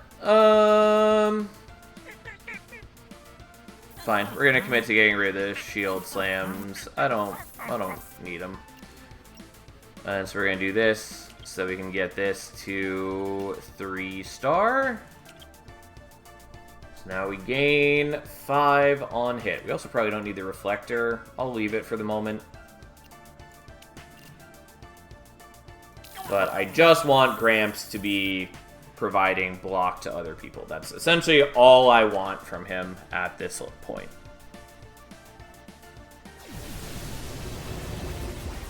He is not our damage source. Doesn't matter to me in the slightest. At the end of each turn, deals 10 damage to each area who did not attack this turn, which I believe is a bug tooltip. Because as far as I remember, how it actually works is it's 10 damage to anyone who didn't use a skill.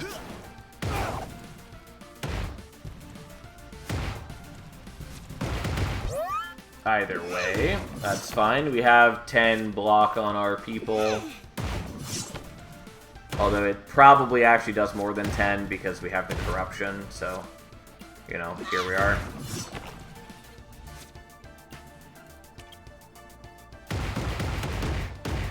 And yeah, it only hit Gramps. It did do more damage. I'm not sure why it did 18, though. Oh, because he has Rage. That's why. Not sure why you do have Rage. Oh, because we have the thing that starts with Rage. That's why. But anyways, yeah. So it looks to be that it hits anyone who didn't use the skill, which is opposite of what it says. Oh, no, never mind. It is actually doing what I expected to do. In the past, it just seemed like it was hitting people who didn't use any skills. Either, whatever. Or it seemed like it was hitting people who did use skills, not the people who weren't using skills. Either way, it doesn't matter. Here we are. Words may be failing me, but ultimately the intent is clear.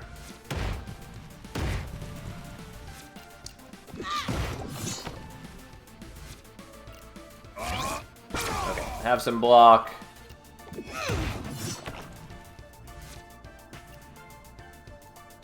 And then we gain, we do some more damage, we do a little bit more block at the end of the turn, we're totally fine.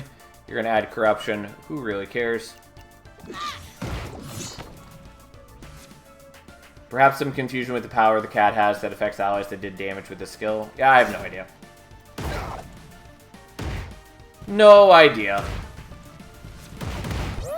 But I know in the past this one has seemed like it was doing the wrong thing. I don't know if they fixed it in their patch, or if I'm remembering wrong, or if something else is... I don't know. Don't know. Either way, it's fine. If it's working as expected, that's for the best.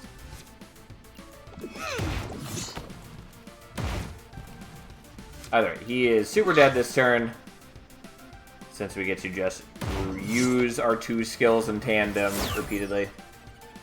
It definitely did not do the thing it said in the past. Yeah, that was my recollection, is that it hit the people who did take action, not the people who didn't take action.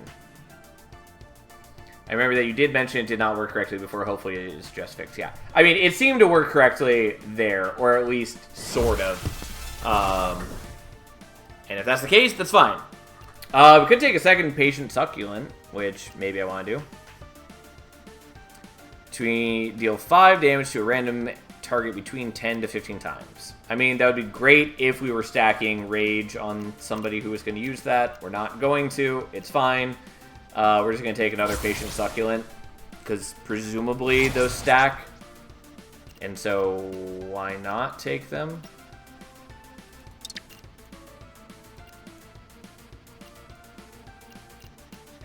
I just want to organize my relics. Yeah, here we are. Anyways, we got a chunk of gold from that fight, which is helpful. What I would really like is an upgrade, bro, and or some things that I want to upgrade.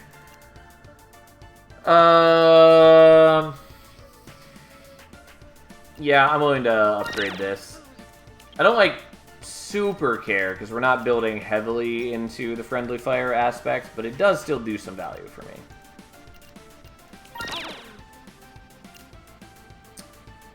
2 guard, 15 block. I mean, it's good normally. It's not important here. And yeah, we did get defend already up, so we don't need that.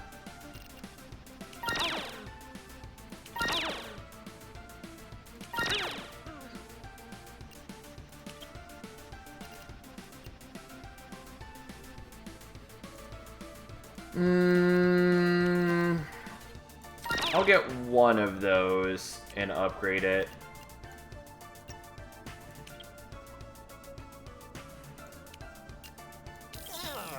It's a shame that I don't have the relic that gives me 4 shop options instead of 3. Because right now I really do just want to fish for some things. The graves of the Shadow Dimension come to life. Well, we'll fight him. As far as I remember, it's he's got his buddies, which give poison or something. When the Spectre dies, apply block to all allies equal to the poison on all heroes. When this ally dies, Spectre applies... When an ally dies, the Spectre applies 1 corruption to a random hero 6 times. Okay. Well, I think we'll be fine. I could have teched in the piercing.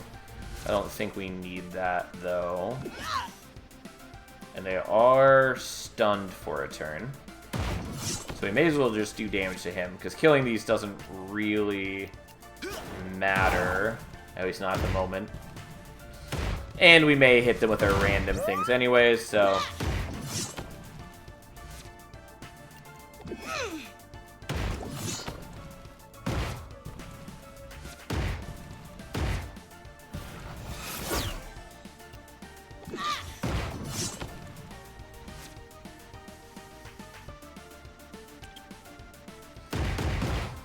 And I could be gaining a lot more rage by using the Flame Wreath on Pyropause as well, but I don't think that's necessary.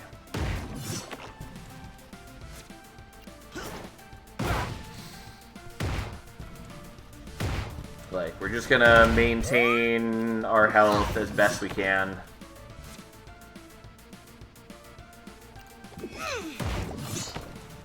I'm not sure why you're stunned again. Doesn't matter, because you're dead. I could also use this on Aquanaut again and give him a bunch more rage, which would also be pretty powerful, but we're not going to. I did forget that I was going to block a little bit more for Pyropause's sake. He is going to gain, like, 6 more block here, so he's not going to take a lot of damage, but I did mean to have him take 0 damage.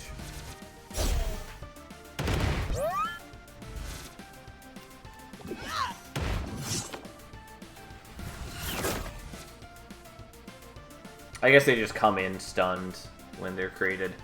Also, I was expecting the battle to end there. I forgot that I actually do need to kill his minion. Regardless, here we are.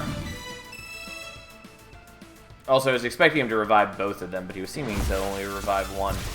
Abyssal Crush!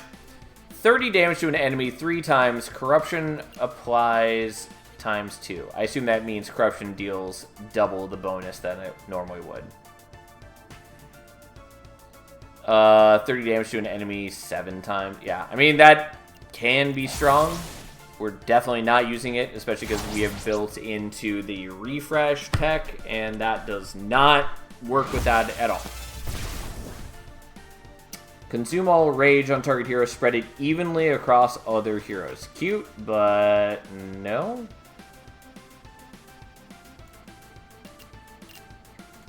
So I could get a pressure beam, but to get this to max would be, like, A, we'd have to see another pressure beam. B, the difference between refreshing 5 and 7 times a turn is not that big for us. If we were playing with, like, Boop and we had extra energy at the beginning, I mean, even then it wouldn't really help. It really only matters if we're hitting max energy, because max energy is 7, unless you get the relic that increases it to 10. And there's like one more relic that can give you some energy when you kill an enemy. But regardless, the point being is, unless I'm at max energy and I want to devote my entire turn to using Pressure Beam, it doesn't really matter that it refreshes 7 times. But I can also sell this for the most, so we might just pick it up for that. When any hero's attacks, they deal 5 damage back to the attacker. Presumably that scales with rage, so I guess we'll take that. Eh.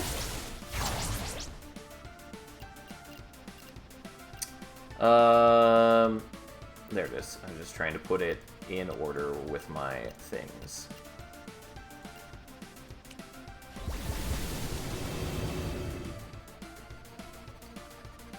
Okay, I mean, we're gonna go for the shopkeep. Now the question is, I don't think we want the relic. So, maybe we do, because we get the one that lets us roll, or get 4 options in the shop each time. We're getting pretty close to the end of the run, so I don't know how much that's gonna really help at this point. Still probably good.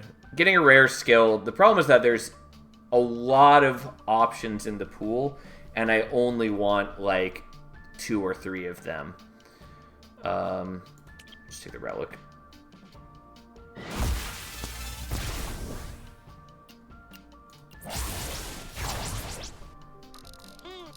So, we can at least fish for what we care about a little easier now. Great. That's not a good fight for us. That is unfortunately one of the worst options. It's definitely a thing that I would consider skipping if I could, but we have to fight it. Is there anything we can get from Potion Granny that would help?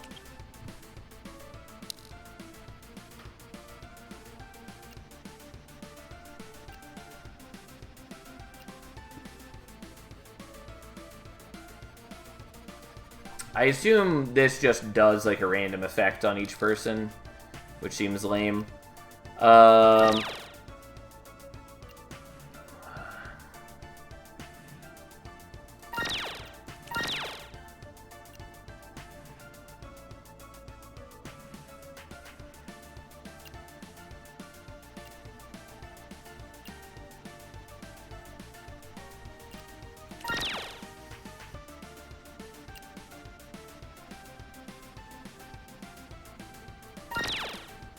Okay, I'll take that. I didn't really want to have to buy these things, but hey.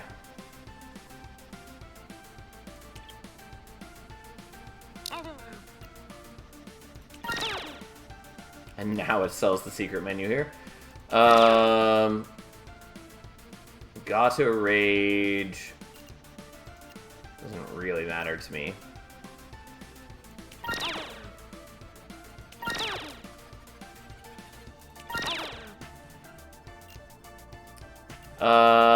Windfury Stance is interesting, but not going to happen here. Yeah, I don't really need to keep re-rolling. I won't have enough to do anything with my cash, even if I keep it up. Okay, I should swap in some things. So,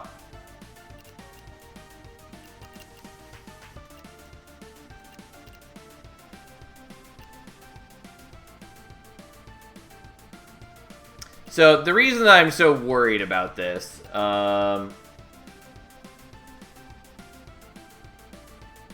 know what, we're just going to waste some potions. I don't love it, but that's fine. Anyways, the reason I'm worried about this is because, as far as I remember, he punishes us by applying poison when we attack. And that's, yeah, each time the Spectre is dealt damage, apply 2 poison to the attacker. And that's going to build up very quickly. We're also going to swap out from Shadows. I guess put that in.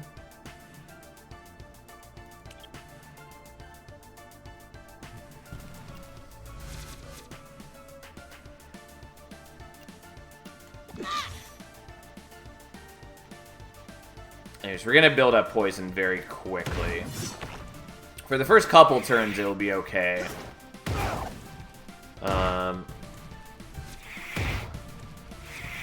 But, like, we do a lot of small hits.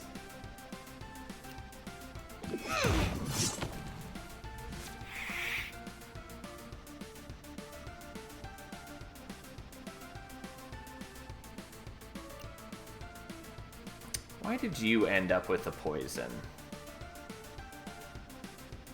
Is it because this is actually coming from you? I've been wondering this for a while. I have not been paying enough attention. When it says they gain 1 rage and deal 1 piercing to a random enemy 3 times, I'm not sure if the... I would have read that as the character who is gaining the rage does the 3 hits. It seems like maybe Pyropause is doing the 3 hits, which does make it way fucking worse for us. And I should probably swap it out if that's the case, but I haven't been paying enough attention. Regardless. But that would account for him getting the 6 poison, because it's 2 poison per hit.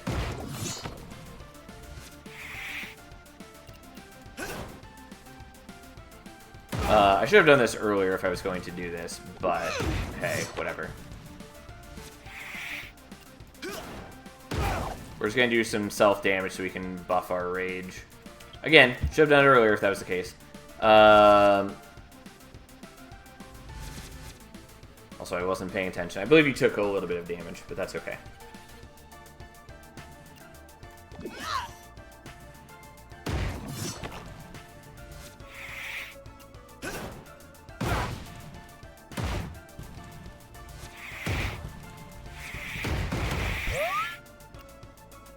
Yeah, it looks like he's the one who's attacking with Eye for an Eye, which is definitely not how that reads and is pretty garbage if I'm not putting Rage on Pyropause. if it were actually letting Aquanaut attack more, that would be dramatically better. Because it would be benefiting from all his rage. It would also be proccing Furious Blade more, so we'd be gaining more rage, which is why I've been using that skill. But I mean, it still gives me a little bit of extra rage, but it's not helpful unless I were to like swap things around. Anyways, right now it's just ruining my day.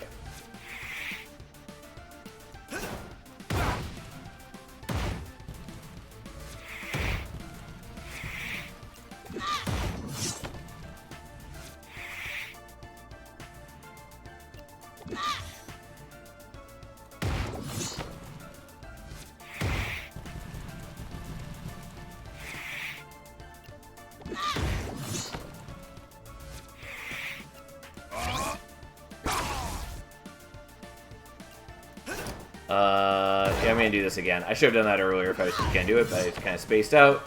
Getting mad at eye for an eye. Which I should probably swap out, but hey, here we are. Yeah, it's a lot of poison.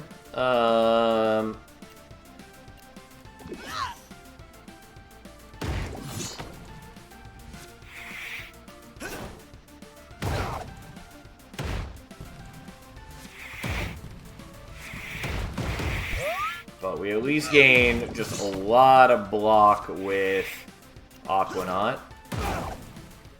So let's do some more self-damage. I mean, I probably don't need to do more self-damage. And by that, I mean, I definitely didn't need to do that. I got a little carried away. But he was definitely within death range this turn, for sure. Anyways, glad we beat him. If we had worse armor gen or worse rage gen, that would have been very bad.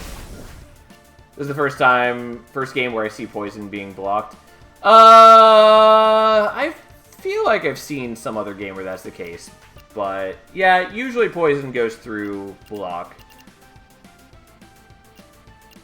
I'm glad it doesn't in this case. At least when coming against the player. But yeah, it is a little unusual for the genre for that to be the case. I don't know that I really care about max mana going to 10. Taking the Ash Veil would just be for selling, basically. I'll take this, even though I don't think most fights are going to go long enough for me to care about that. I think we're going to take off Eye for an Eye, because it makes me angry. So realistically, I don't have anything else to equip there instead.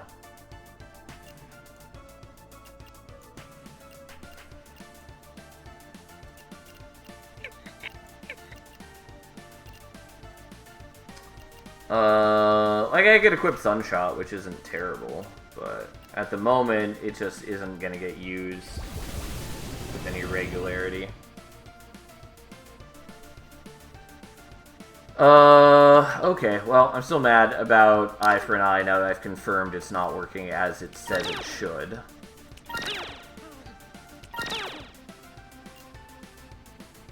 Again, I don't think leveling up Pressure Beam really matters. It sort of matters now if I'm getting to, like, 10 energy, but chance of that happening is low. And even then, it's pretty underwhelming. Like, it's a good skill. It's just that leveling it up to max doesn't really matter.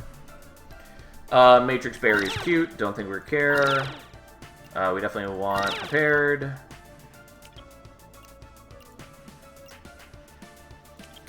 I do sort of wish that it just went higher in its bonus, but I'll still take it for the first 5 turns.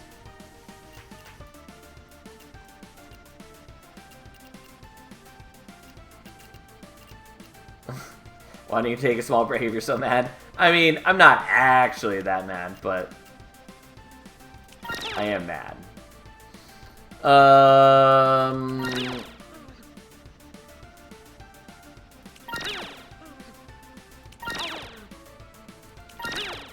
Mostly, I just want skills to do what they say they do. And this game has a number of weird quirks where things just do lie about what they do. Or are otherwise bugged in some manner. Which It's not the end of the world as long as I know how they actually work. And I imagine they're going to get ironed out over time. It's just... Especially in a deck builder, it's pretty important for things to do what they say they do. Well, we do need to break through his block. He does have permanent block, so let's just start doing this.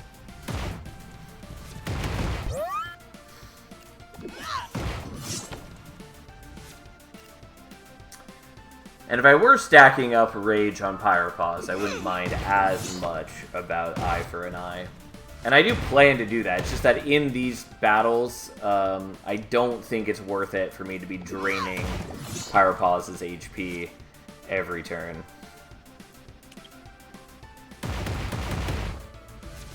Like, it would make From the Shadows also dramatically stronger. Regardless. God, that's a lot of armor. I'm not too worried about it. And then these guys are doing a trivial amount of damage.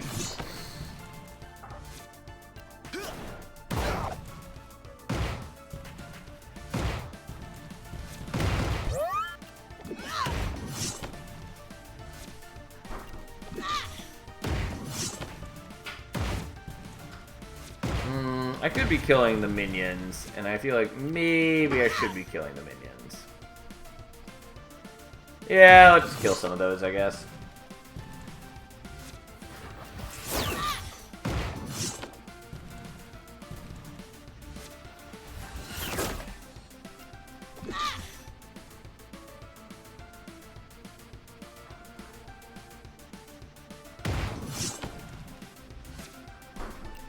Okay, and then Gramps is going to give us another 6 block at the end of the turn.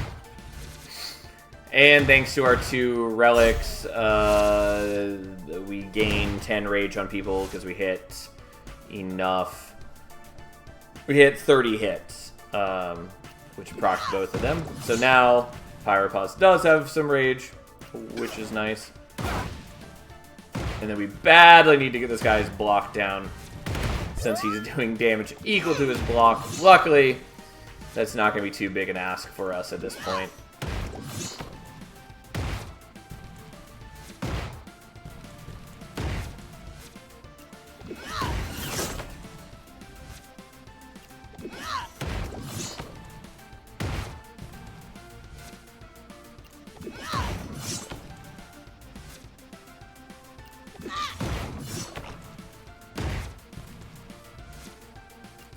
Alright, and the last skill of the turn.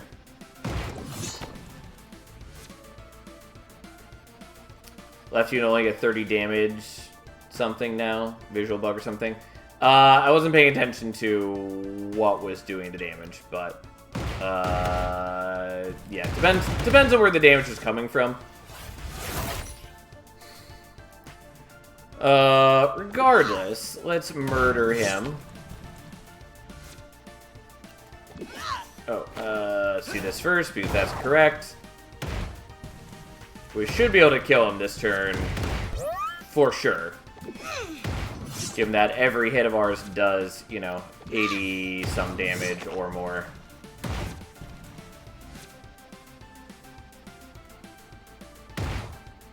Woo! And if it crits, it does even more. Congrats, how beautiful. I still would really love to upgrade his, Unleash Fury, or whatever it's called, to Furious Blade. That's the one I'm talking about. Don't think we need to energize Bismuth, because I'm mostly concerned about elites or bosses, and they don't have minions. I mean, some of the elites do, but the bosses don't, which is more my point. Anyways, we're taking Furious Blade. We still need another one, but I would like to get that to max level. Because then he gains 2 rage per hit, which is a massive increase to our power.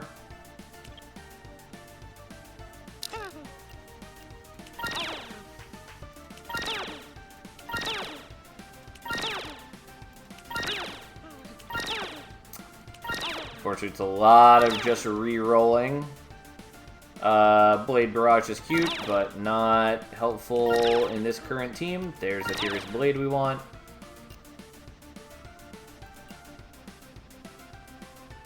I don't know if this applies to just the single character or not. I kind of assumed it did, but it doesn't say from this character. Regardless, so I don't have enough for that, unsurprisingly. Yeah, let's just get rid of Reflector. Let's get rid of Abyssal Crush. Not that selling these really matters, because I still need a bunch more. I need 500 to upgrade it, so... and obviously I can still sell things for more, but... yeah, so anyways, after this next fight, we should be able to afford it, or at least come close. Because this one gives us 300, I believe it's an elite as well, which means we should get another 150 thanks to the artifact we have. This guy gets dodge and mirrors or block. Neither of those really matters. Like, the dodge is a little bit annoying, but we do so many hits every turn that we'll cut through that very easily.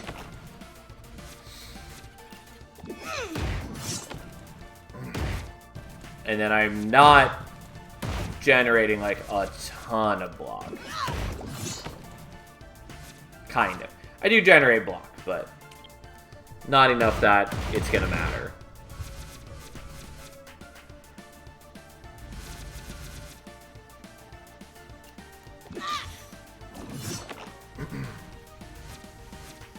Also, it shows him gaining block, but it's not actually being applied. I don't know if maybe it only works on active skills that apply block.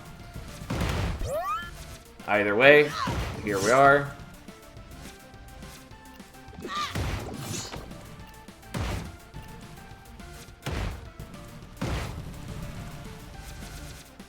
Yep, now everybody has more rage. Yeah, him merely applying corruption is not gonna be meaningful. It's gonna take me a while to kill him, but not a big deal. Yeah, and I do appreciate the From the Shadows. If I can get it upgraded so it hits twice per skill, that's gonna be way cooler. Especially on fights where I do commit to actually buffing Pyropaw's Rage as well. Which I'm mostly saving for the bosses. But once we get there, it's going to be great. The level of damage output we have is going to increase quite heavily.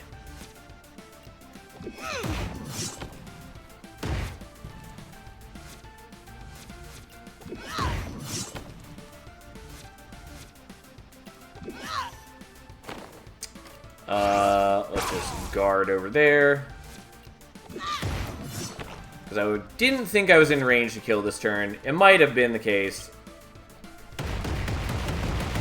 But there's no reason to push it. We're not taking any damage this turn. So. Also, looks like the Juicy Cactus does not scale on Rage, which is a bit disappointing. Because it looks like it did only do 5 damage back there. Which, if that's the case, then it's absolutely worthless as a relic.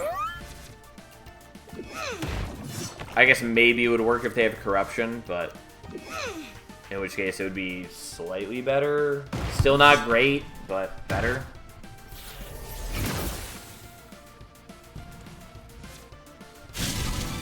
Because, like, 5 damage when you're this late in the run is fucking worthless. No one cares.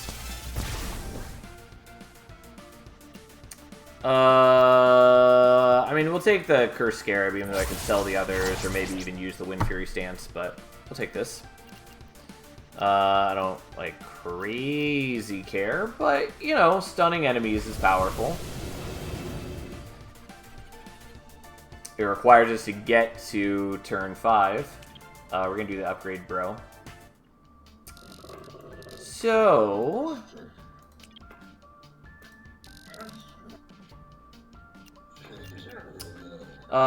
Flourishing combo is sort of cute. I think we're doing Beacon of Hope. Also kind of want to do From Shadows. But I don't think Don't forget to upgrade your card. Yeah, no, I got it. And I am going to upgrade the Furious Blade as well. But I think we're doing this. It only goes up another 10%, but fine. It's still good. Like, my damage output is solid, so just getting my defense better is valuable. I don't think I have seen him yet. Yeah, this is the boss. I definitely have not seen him yet. Strance Ascend, Fallen the Wind Watcher. There's no calm in the eye of this storm. Stratascend. It says Stratascend here and Strance Ascend there. One of these is clearly correct, and it should be Stratascend, because that makes more sense. Anyway, Stratascend ensures the winds of chaos below wherever it goes. I like this game, but it does have some weird problems like that. Don't know why I went to the shop. Didn't really need that shop. What I need is to sell some things, because I don't have enough. Yeah, let's get rid of the Ash Veil. And I guess let's get rid of the Sunshot. Sunshot seems good, though.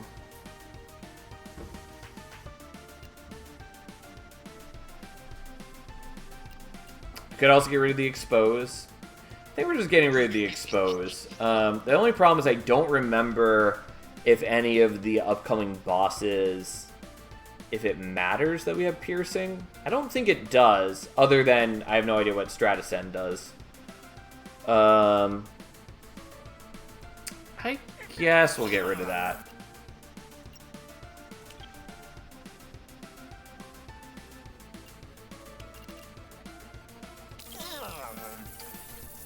Okay, well, now that is dramatically stronger. Let's fight a boss.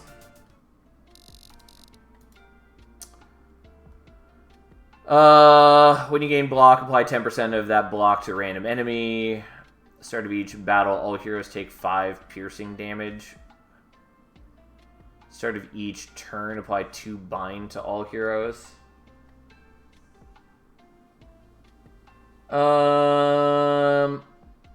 I mean, this is annoying, but it's probably fine. Yeah, like, my damage output should beat that. It's annoying. But it's whatever, fine. Which again is part of why I dislike the curse system, because it just doesn't feel meaningful. It doesn't change how you play.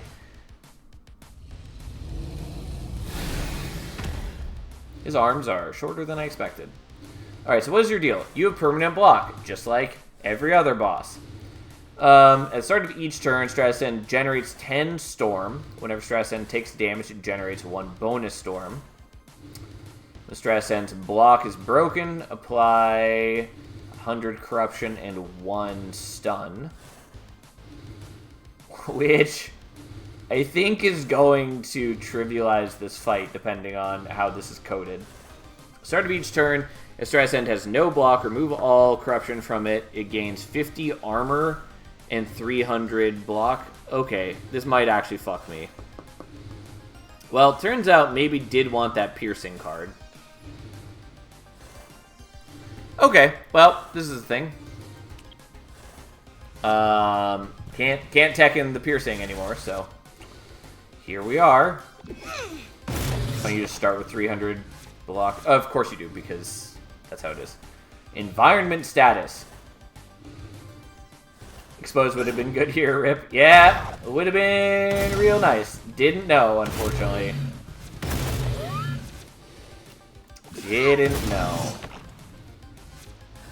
And I have no idea what Storm does. And that worries me. Oh, yeah, let's go all out, by the way.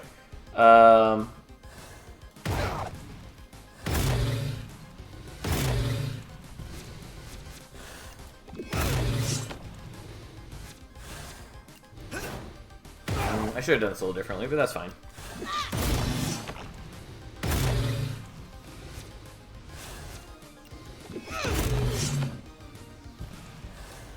Okay, and he has 2 stun on him now, so presumably It's only going to go by 1, yeah. With piercing, he doesn't get stunned and corrupted. Yes, that is true, but if I needed to, I also could have, like, broken his armor and then, you know, I don't know. It's fine.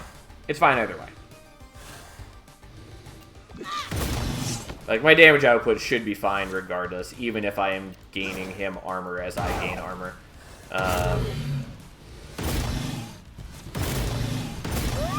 Yeah, this is my concern, though, is that he gains 50 armor, and because of the relic I took, he gains 10% of the armor I gain, which I believe is being buffed by the armor each time. So every time I gain armor, he's gaining at least 50 armor, which is not okay.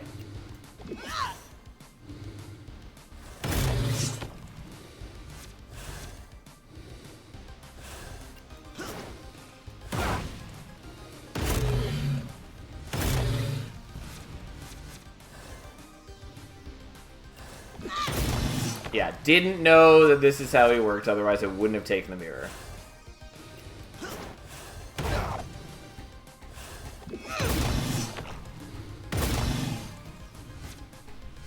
Because, yeah, this is a problem. That's a toxic mechanism and should not be in the game, I think. I would agree! I think that's poorly done. Again, as much as this game does some cool things, like, it has some really dumb systems.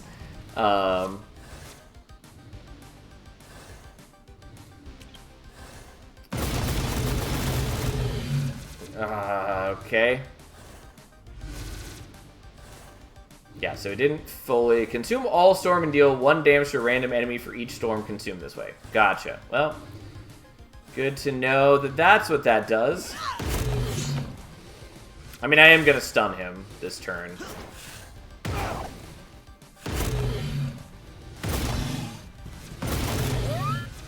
These are things that I say should be countered during beta testing. I would also agree.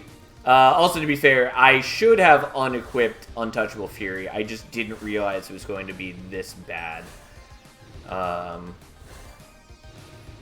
Had I taken that off, we'd be fine. Again, not that I think it should work this way, but that would have solved that issue in this specific instance. Early access and beta testing, in my mind.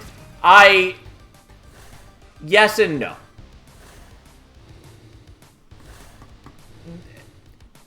The game had beta testing. And I would expect that a lot of these should have been ironed out before then. Like, I'm somewhat forgiving. Well, in two facets. I was going to say I'm somewhat forgiving when a game is in early access. But I'm also just somewhat forgiving for a game in general if it has complex mechanics. Like, you are going to run into some weird situations and weird interactions. And so, like, as long as the game is fun still and is largely parsable, I don't mind too much. But I do think there is a difference between early access and beta testing. In general, when a game hits early access, I expect that it should have most, like, kind of obvious things ironed out. And this game, I do think, does have a lot of things that I would expect to be ironed out before it hits early access. Mind you, I'm still having a good time. But it does have more early access problems than I would expect from an early access game.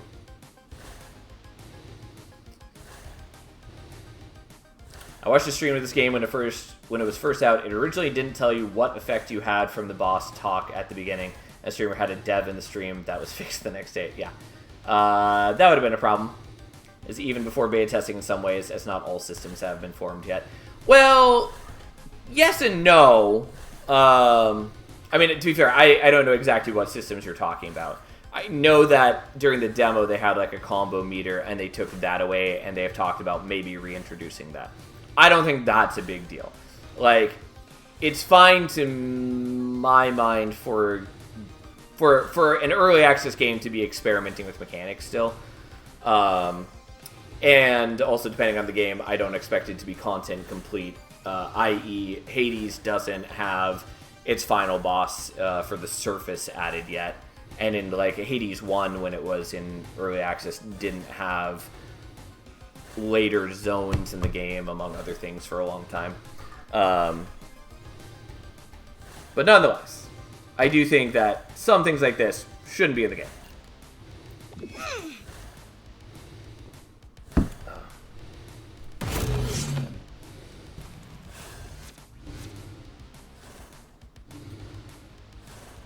Okay, luckily, he doesn't gain the armor until his turn begins.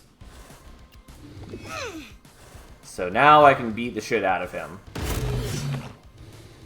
It's just that when he does gain his armor, it's going to be oppressive.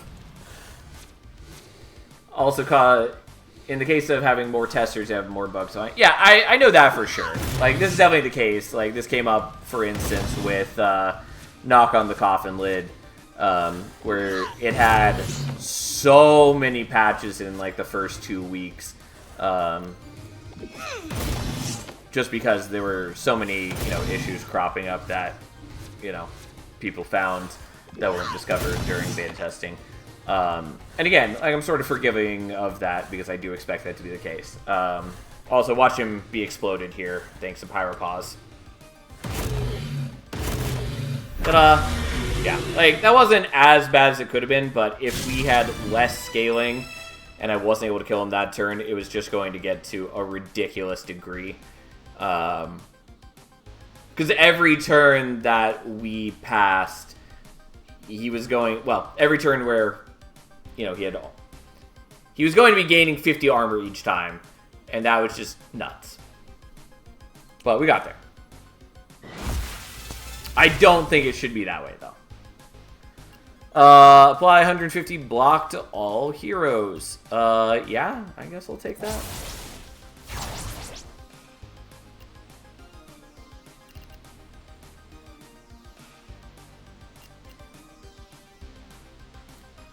Yeah, I guess we'll swap those.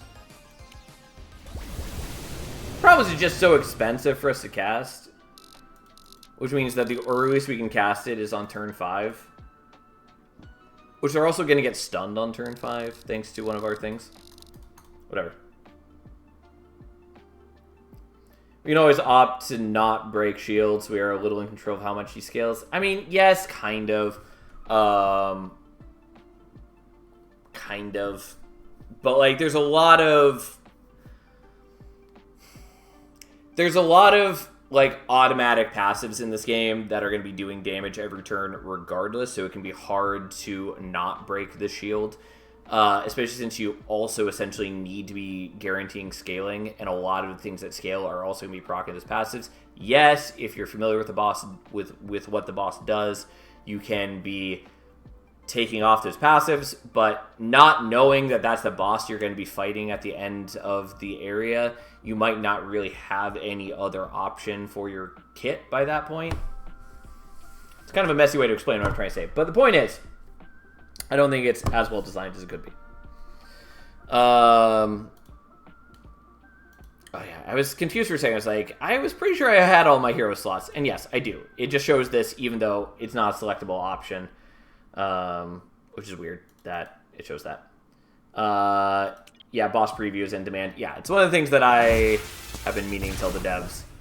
There's a lot of feedback I need to list. I just need to sit down and actually write it. I wrote a chunk of it. Some of it got lost. I have to rewrite it. It's annoying. Whatever. Here we are.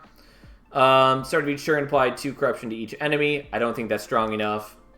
Start of each battle, apply 3 armor to all heroes. Pretty solid. Start of each battle, heal 5% max HP to all heroes. I mean, that is sort of nice in that I can start doing friendly fire with impunity. But I think we're just gonna do the armor? In a way, you really cheese this fight. You cleared shield, he got stunned, and 100 curse, gets 50 shield. You kill shield, get stunned, more curse. That's a very cheesy cycle. Boss had 7 turns of stun the turn you killed it. Yes. I mean, yes.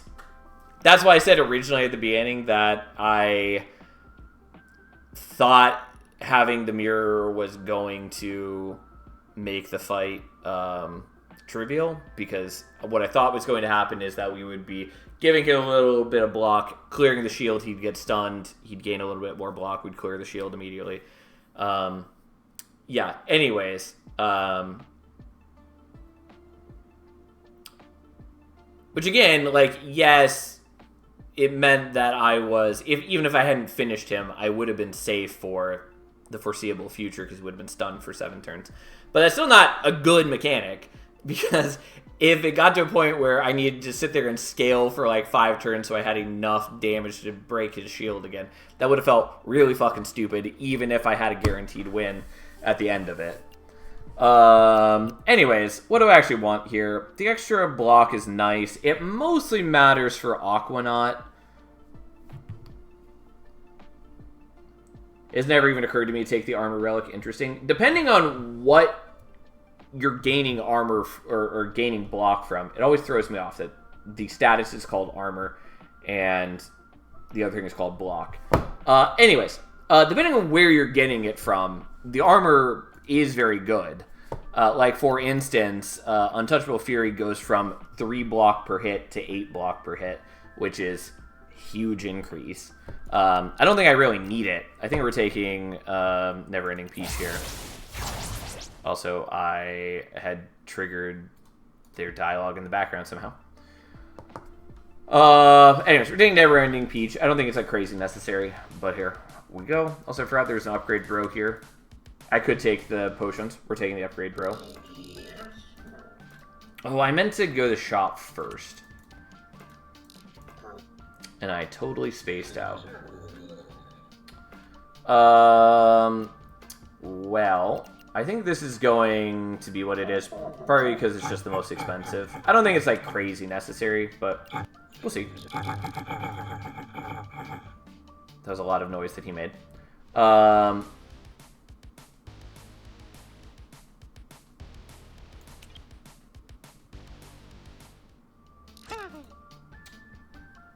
just gonna take the money. Why'd you choose Relic over Hero Slot? Because it wasn't actually a choice. I already have all my hero slots upgraded. Every character can get 1 extra hero slot. And so even though it showed it there... Yeah, I know. Stop giving me the dialogue that I don't care about. So even though it was shown, it wasn't actually highlighted. If I hover over it, I couldn't actually click it. It was not grayed out. Well, correct. What they did is, rather than graying it out, which is what they should have done, or just remove it from that menu, they made it so that if I hover over it, it was not highlighted. And if I tried clicking on it, nothing happened. But yeah, so I had to take a relic. And to be fair, some of those relics are good from what I've seen. It's just that they can't compete with the hero slots, and therefore it shouldn't be a choice.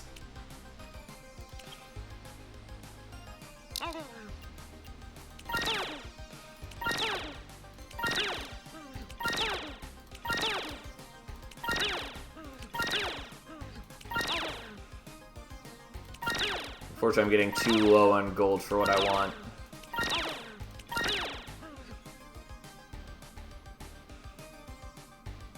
Debris Blast is cool, but not cool enough here. I just had one thing I wanted, and we're not going to get it. I mean, like, I'm way too low on gold to afford it at this point, which means I should stop rolling and just buy potion granny things. I just really wanted to upgrade my Pyropause thing. I really wanted this to be hitting, you know, 2 or 3 times per skill. That would have been a lot cooler.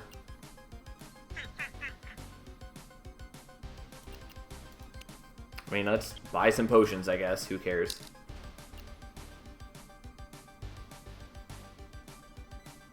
So weird that we can choose a rare skill the first choice, but not later ones. Not that you would want to pick those. Yeah, like, if it was at least an epic skill, that would, like, sort of technically have some value. But even then, why? Why would I do that? Like, again, the hero slots are so important.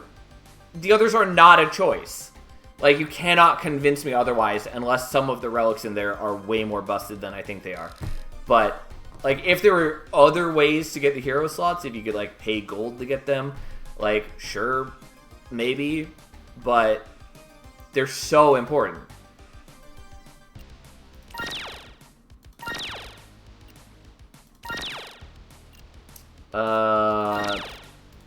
Sure. Who cares?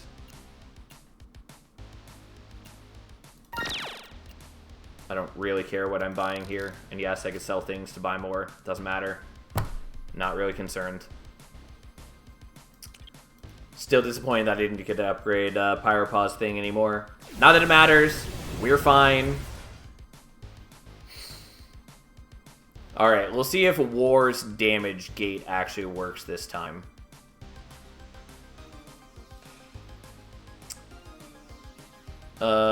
Yeah, because it should stop us from doing more than 400 damage in a turn and more than 200 damage in a single hit. Definitely was not the case last time I fought it.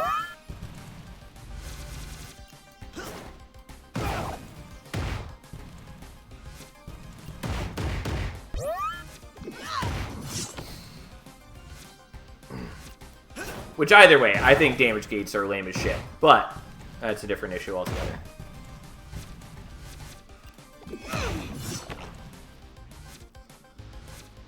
Okay.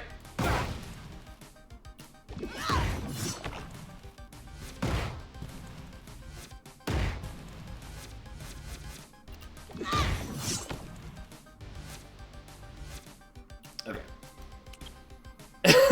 War is also lame as shit, so it fits. I mean, I don't totally disagree, but, you know. And you gain some rage. I'm not sure where you gain the rage from. I honestly wasn't paying attention. Start of each turn. There's where it is. Doesn't matter.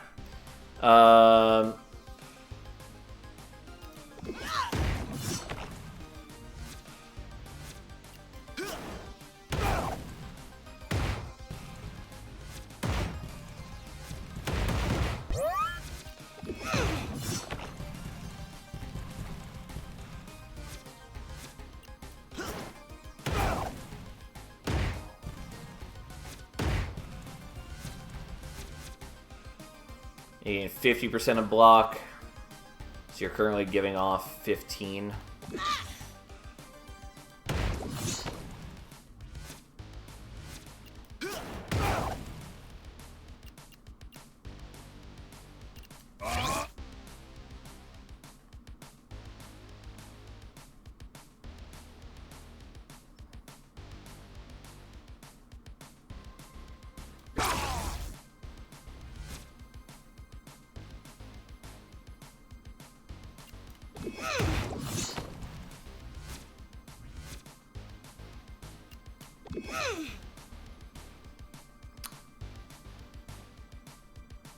And again, doesn't seem like it's preventing the damage gain, unless I have done a lot less damage this turn than I think.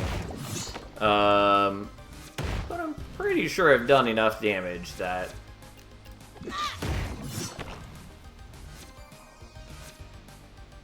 Well, so it says he's gaining armor, but it does not seem to be the case. Anyways, he's also doing less damage this turn. I don't know why. It says that it should be applying weak to him, but it doesn't show that he has any weak on him.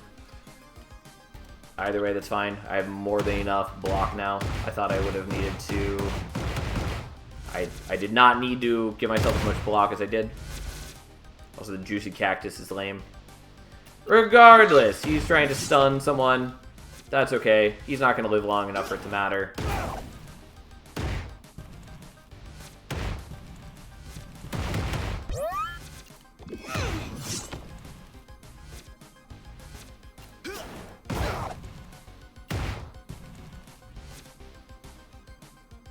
And he's already dead, even though we haven't used any energy for the turn yet.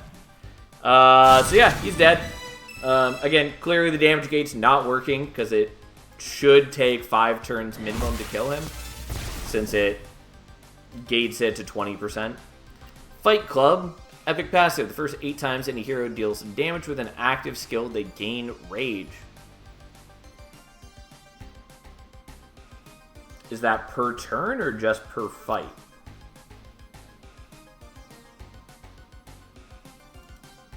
Either we're not using it. It is good, but we're not using that unless it works differently than I think it works. Also, it's weird that you gain gold at this point. But hey.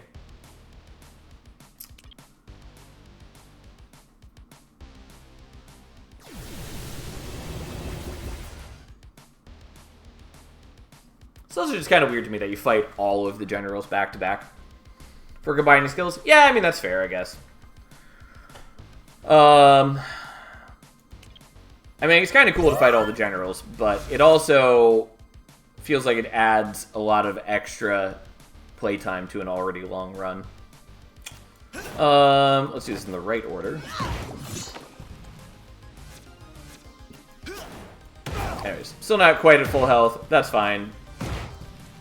5% of my max HP is just not a lot because I still have almost the normal max HP.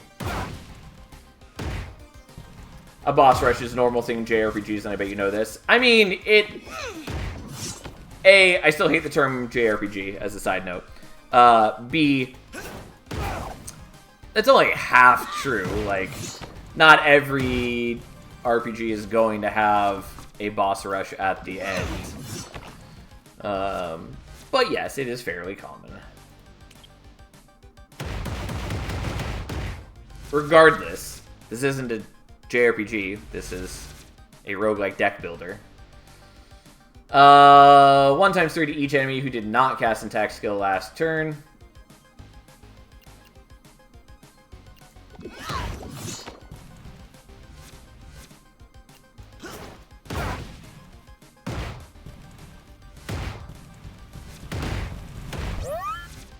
It is cute to see my action log go all the way to the bottom of the screen.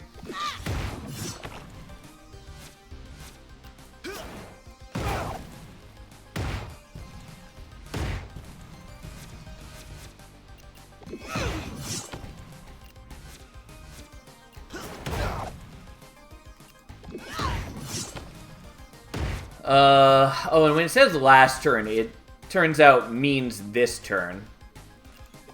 Which is better. I do like that a lot more. But also is weird that it is phrased that way. Again, this game can definitely do with some cleaning up of the wording. Also, runs are pretty long in this game. Which I think there's a fast mode I could turn on. I just don't really want to turn on said fast mode. Regardless, 10 times 2 to target enemy and apply 1 weak. This will prioritize attacker heroes. That's fine. I mean, I don't love the weak, but it is what it is. I can't do anything about that.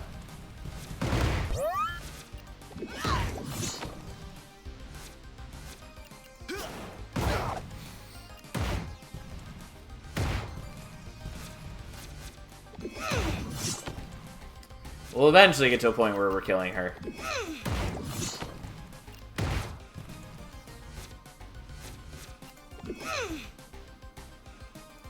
I'm swimming with scissors. What a statement. Anyway, she's not anywhere close to doing damage to me just because I generate so much block. I mean, it's not really a boss rush, right? Boss rush would imply to me that you refight the bosses you encountered before. Is basically 3 elite fights, which happen to be the same for lack of content. I don't say I would... I don't expect them to ever add more options to these generals, so I wouldn't say for lack of content. But, yeah, I mean... Boss rush doesn't have to be refights, but that is definitely the more common connotation with it. Apply 3 bind, which is sort of the weirdest status in this game.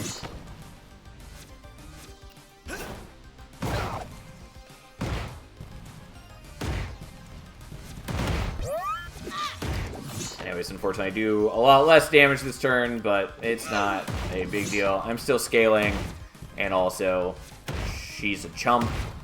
She's never going to stop me. from killing her. She's only delaying things.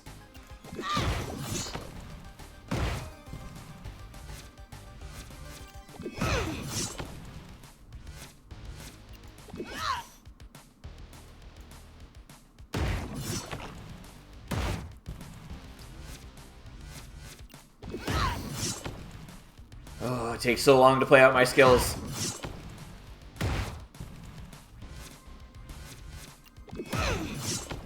Okay, my turn is finally over.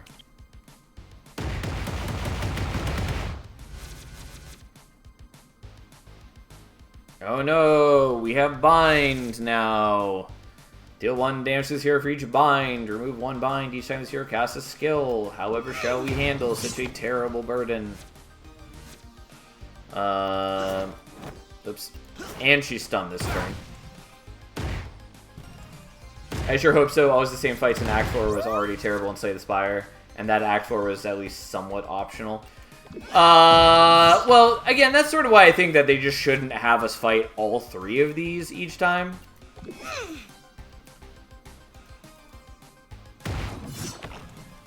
I don't think it's necessarily bad to have the same final fight each time. I think for how long each of these generals goes and how much they're not really a threat for the most part, I think it's a waste of time to have to fight all 3 of them each time. But I don't know. I don't think it's necessarily a bad thing to have the same boss at the end of each run.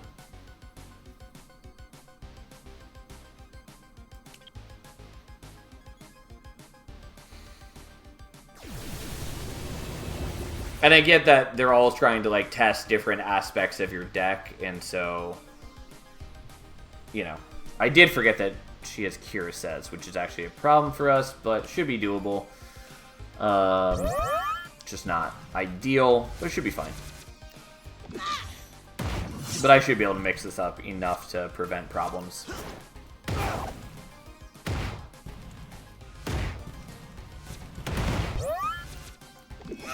But yeah, I mean, from how they've set things up, I definitely wouldn't... I definitely was not paying attention. Did I just use Flame Wreath? I'm pretty sure I just used Flame Wreath. This needs a counter to show who acted last.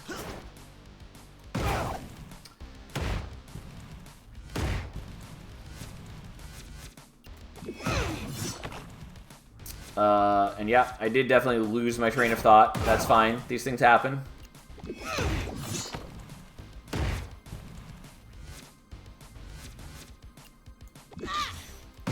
But yeah, anyways, I wouldn't expect them to add more generals. But I do think, and yes, we got stunned, but that's because I knew that it didn't matter if I get stunned at the end of my turn. Yeah, I do think they should probably only have you fight each general once at the end. 1 times 5 to target enemy, plus 1 times each cast.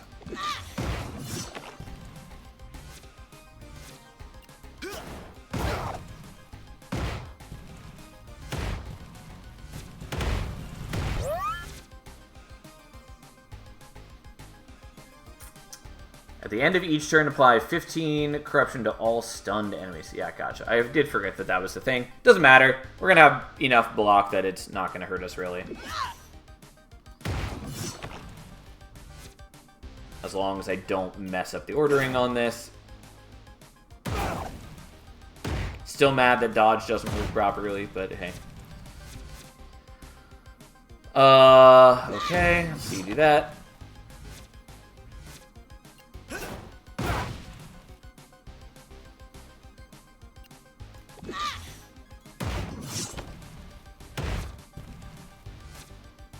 Well, you're gonna maybe take some damage, but I can fix this for the most part.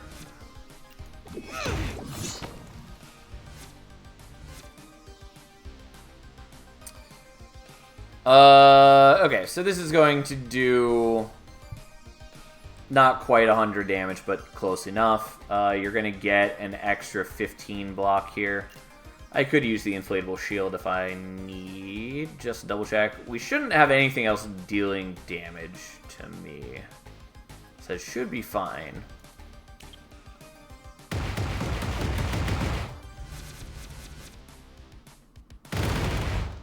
Nope, that did a lot more damage than I was expecting it to. Why did that do so much damage? Can I not math? Yeah, I just can't math because I was thinking it was below 100 damage. It was above 100 damage because, again, that's math. Turns out, pay attention to math. Regardless, that's fine. This is why we have the heal potions. God, it takes so long to kill her, partly because I'm generating block on her all the time.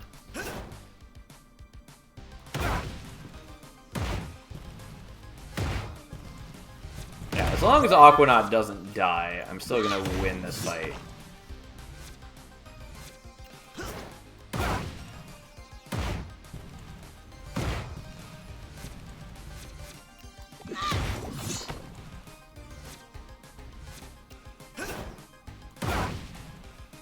I'm doing this just to spread around the friendly fire damage.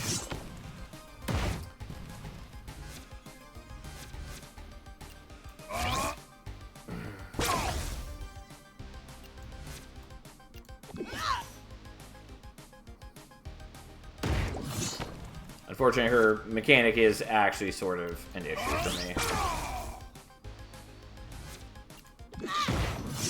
It does cut into my power. Luckily, I at least have, like, the Flame Wreath allowing me to use it 3 times a turn. Which does help quite a bit.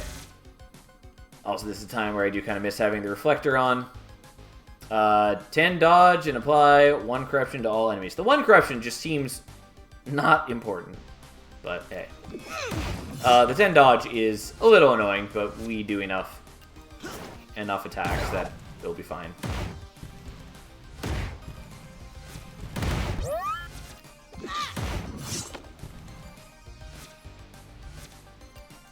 We'll get there eventually.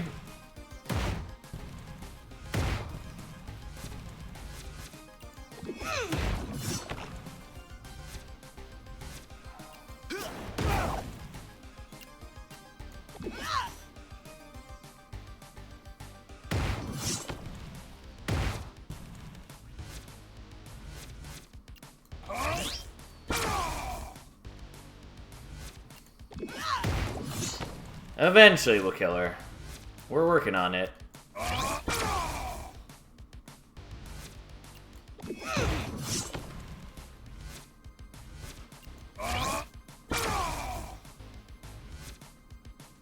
Oh, that doesn't refresh anymore. Well, that was unnecessary then. Oh well. Woo!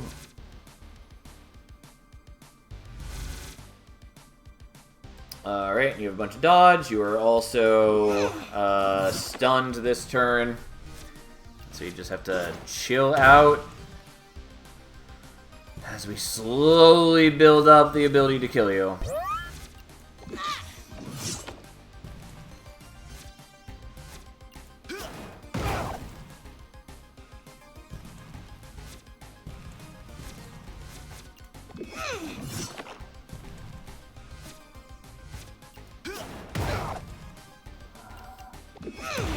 Probably should have still done that damage to Grams. Oh well, it's not a big deal.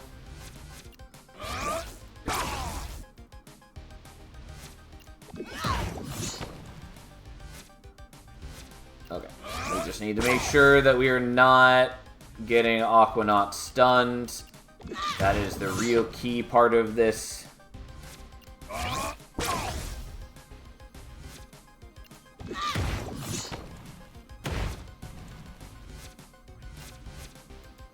Okay, and then Pyropause does that, which helps quite a bit. Yep, no one cares that you're hitting for 70 damage. That's not really a big concern.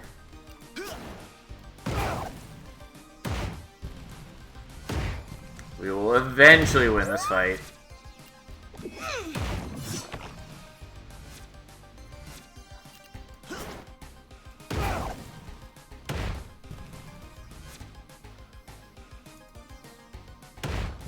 Woo! We're almost there.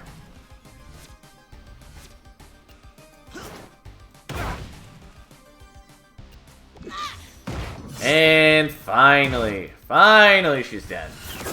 Just takes so long, especially because I can't be using my skills the way that they were intended, which is sort of okay. Like, I like the bosses forcing me to play differently.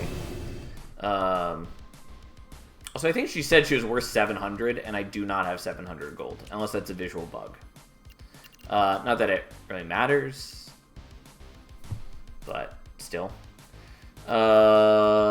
Anyways, we're just gonna heal because we can.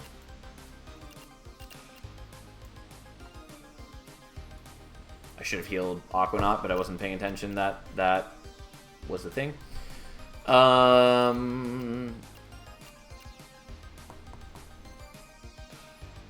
And we still have the Mega Heal Potion if we really need it. Whatever. Anyways.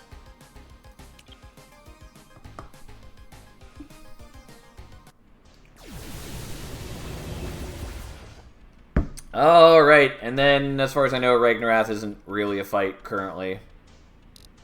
Pathetic. Yep. I don't know what they're playing this year, whether you have to fight him on, like, Apocalypse mode, or whether there's going to be an Ascension mode that actually makes him killable, or what. Who knows? Who knows?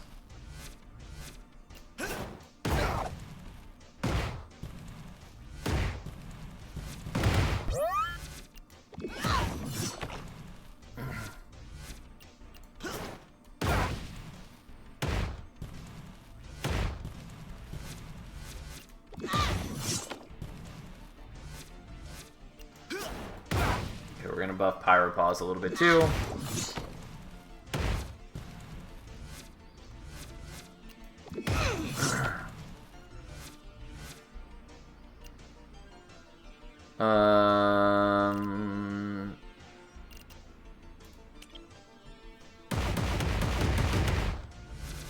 I mean, it doesn't matter. This is a waste of a fight. Like, he's just not actually a fight currently. Like, I don't know if they're playing this just to have him only be fightable during the campaign, or if, like I said, if it's going to be something that's added during, like, an Ascension mode. Don't know. But it does feel weird that you have to waste your time just sitting here for multiple turns. I'm pretty sure I don't even need to be hurting him, but we're going to do it anyways for my own edification.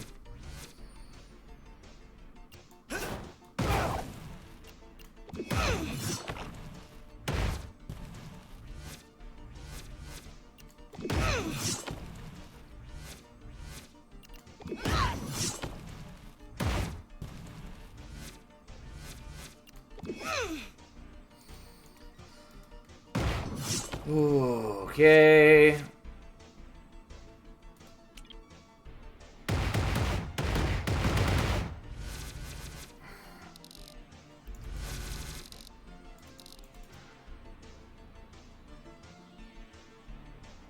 Okay. Well, let's do as much damage as we can, just for the enjoyment of it, I suppose.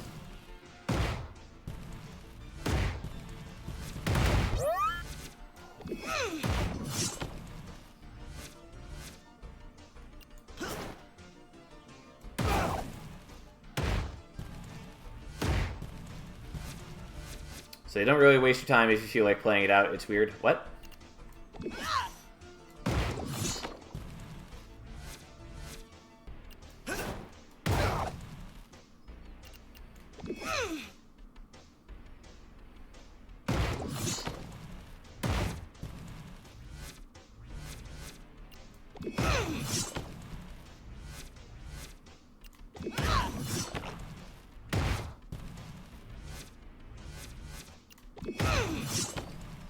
Given enough time, I will do enough damage to kill him.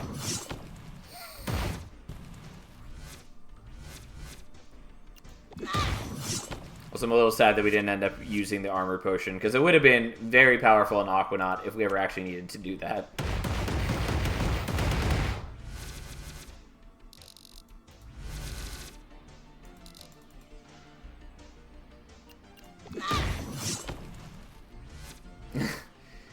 Hello, Edwin. How you doing?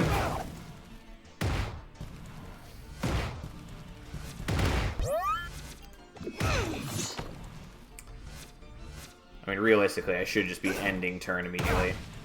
I'm alive. I feel that, Edwin. That's a sentiment I can get behind.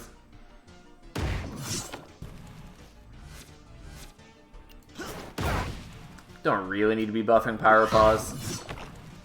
It would have been fun to make Pyropause our main damage source. He definitely has some really cool damaging skills. Overall, I really do like Pyropause, though I do have some complaints about some of his skills. Probably the ways that they're worded. Also, I'm still a little annoyed that there's such a big difference between his unupgraded passive and his upgraded passive.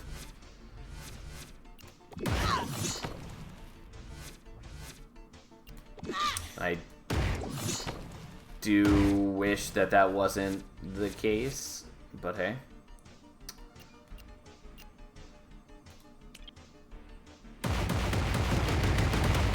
Best 2 out of 3 anyway. Fair enough. Perish. We're not even scratching this thing. I mean, I'm scratching it. It's just that not nearly enough. But we have unlimited scaling. Yeah, it's so weird that it's just a non-fight. Meg Mama!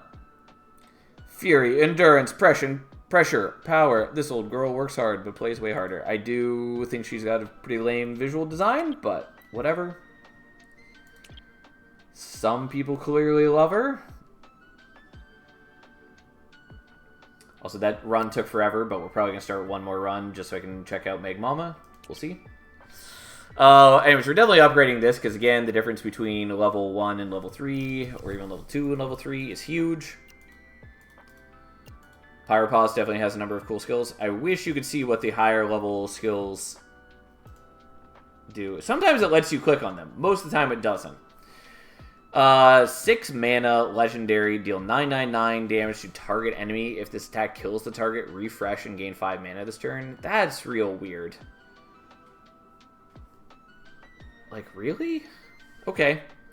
I don't love that. I'm also really curious what the upgrade is. Yeah,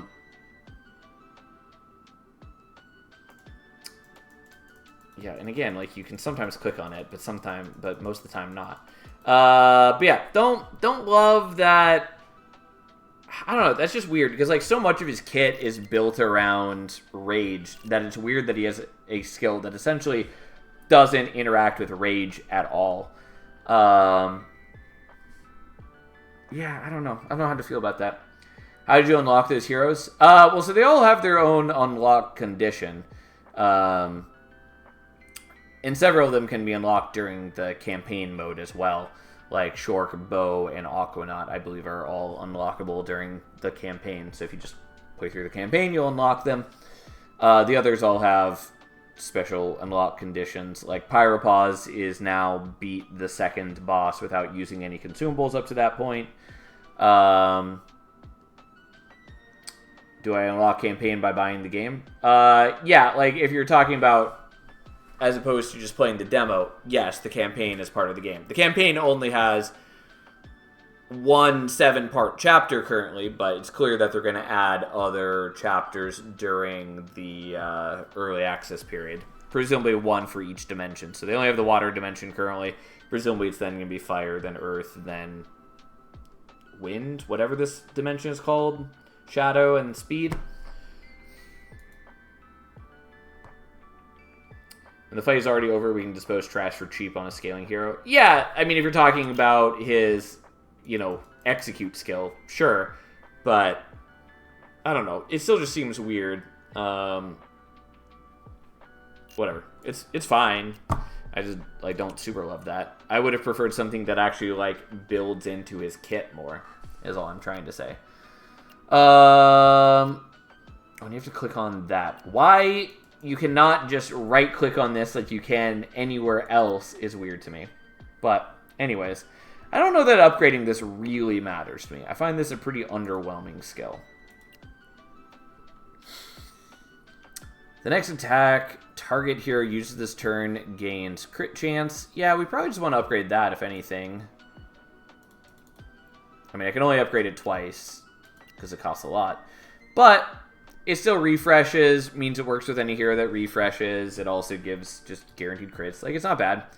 And we'll gain a little bit of extra HP for you. Also could have just gained him a ton of HP, which would have been useful with the self-damage. But here we are.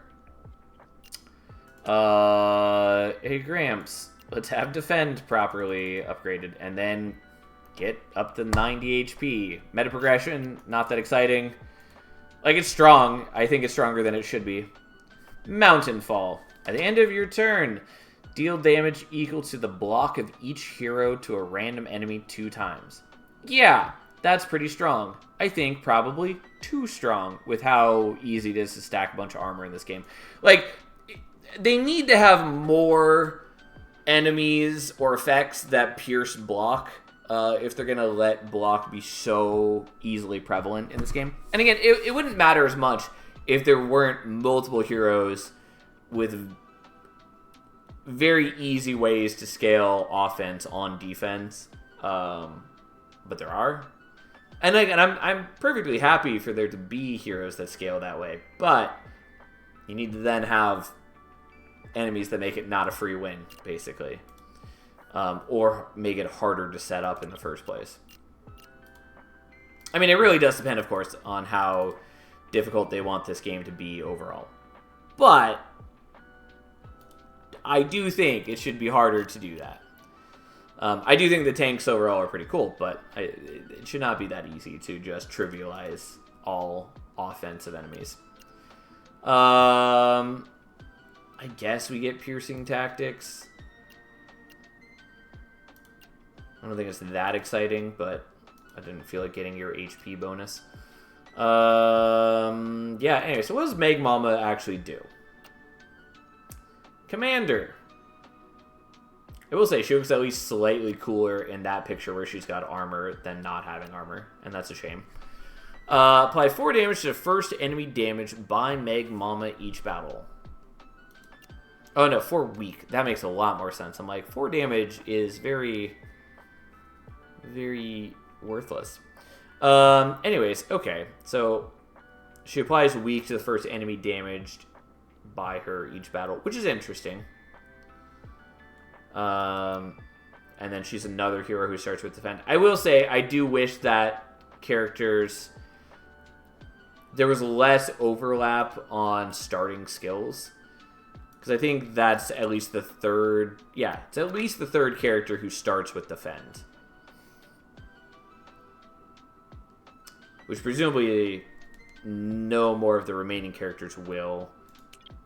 Yeah, because these are all like DPS characters. Regardless, I would like characters to start with a skill unique to their kit, rather than all tanks starting with Defend. Counter Swing. When this hero's attacked, deal 5 piercing to a random enemy. Meh.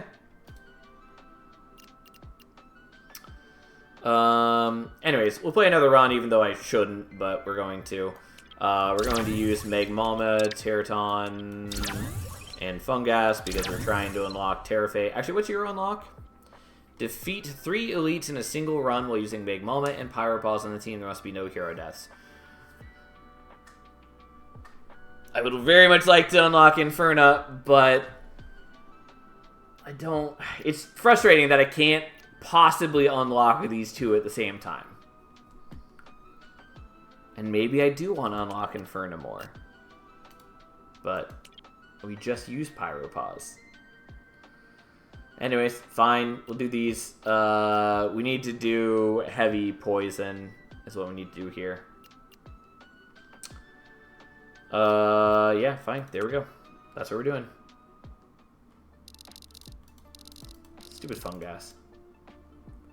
It's weird that the character on the right is the character that shows up in this, when I would expect to be the character on the left.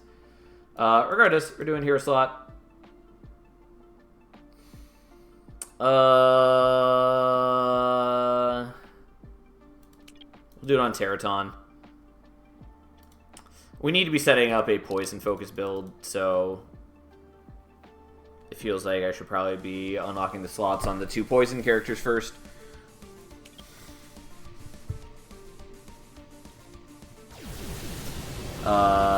Do I have a strike that I can equip? We do!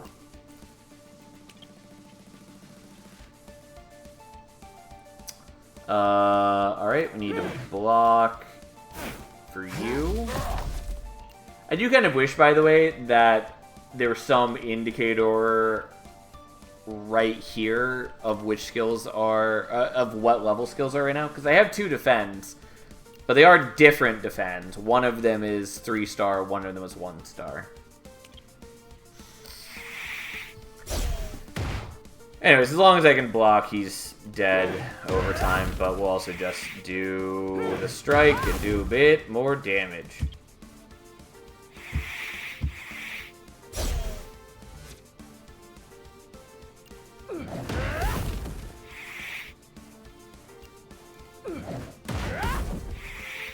Alright, and because we got the extra poison proc, he's now dead as well.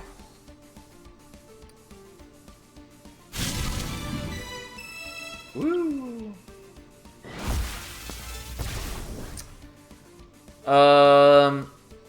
10 blocks to target hero, deal 5 damage to all enemies. It's fine.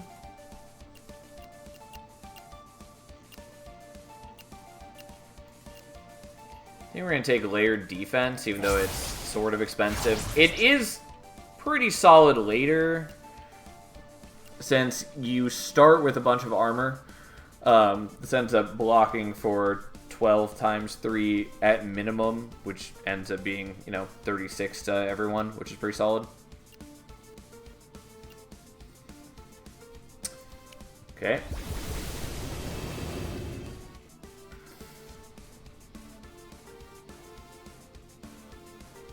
We definitely don't want to fight Flambe. Say to Crystalline Bob, I should maybe visit the shopkeeper, but we're not going to yet.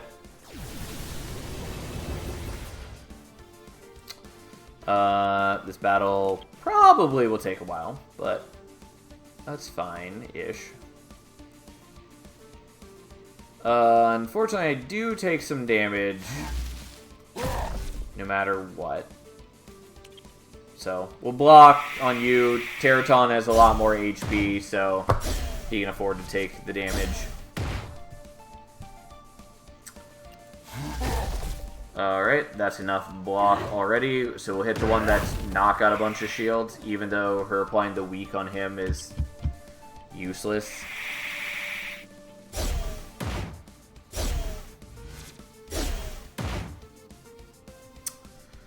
Okay.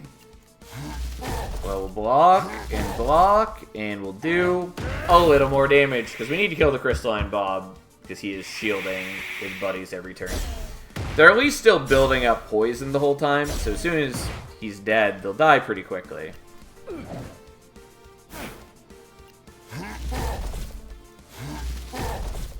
Alright, just need to do a tiny bit of damage, and then they're dead.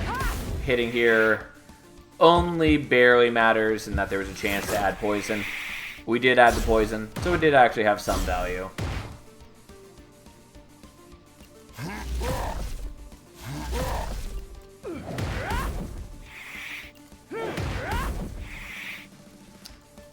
Alright. So you're already in damage range, and you soon shall be as well. But not quite yet.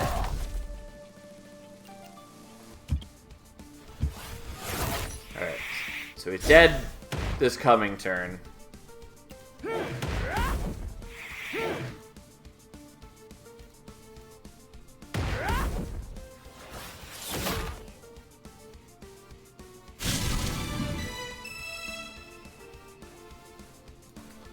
Level up! Alright, overdose, epic. Double the poison on target enemy.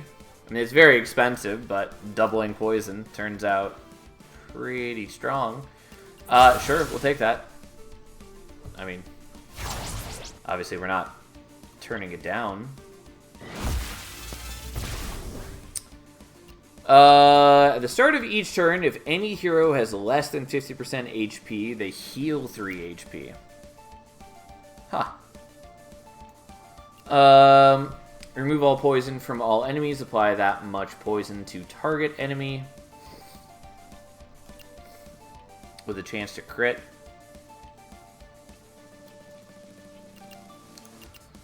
I mean, I'll take the Rekindle. I don't think it really matters. Because generally I'm just going to be building up enough block that I'm never going to be taking damage. But we'll take it. Unfortunately, it's much weaker until we upgrade it. Anyway, so we're getting the Shopkeeper. We definitely want his relics. We want the piggy bank because we want the extra gold gain. We do want the others as well, but we definitely want that. Getting that as early as possible is useful. I meant to visit the Shopkeeper. I suppose I still can.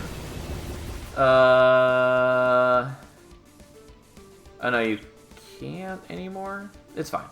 Doesn't matter. Not important.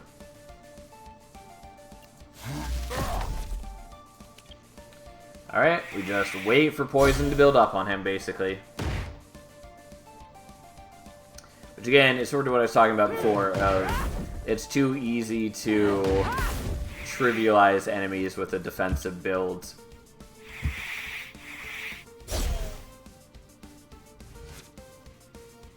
Not that it's as meaningful on this early enemy, but still.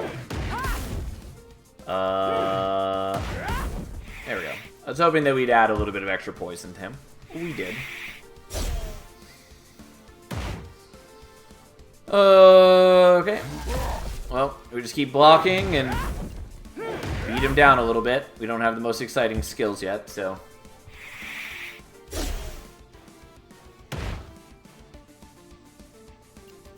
Well, let's just double his poison. And now, even with his block being generated, it doesn't matter. Even without having attack there, he had enough poison to die. Woo! How you doing, Rip?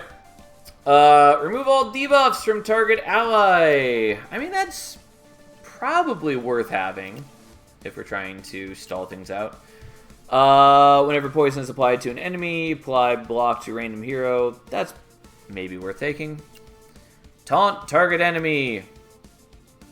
And gain block. I mean, that's great in general. I don't think it's going to matter too much on this team. I'll take the cleanse.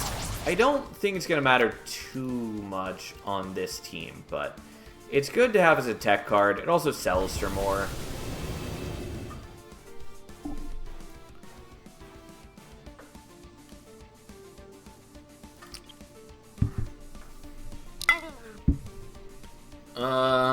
Empowered. First time any hero deals damage to an enemy with weak each turn, apply 8 block to all heroes.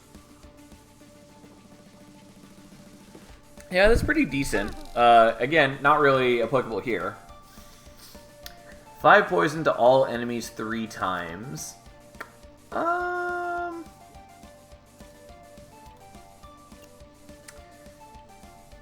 Like, that's maybe worth it. There are definitely other things I want. And at 3 energy, I'm not sure I can totally justify that.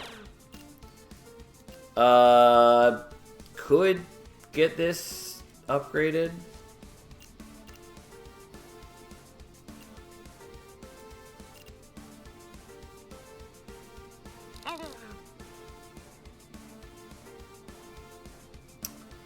I don't think I really care. We'll wait on that.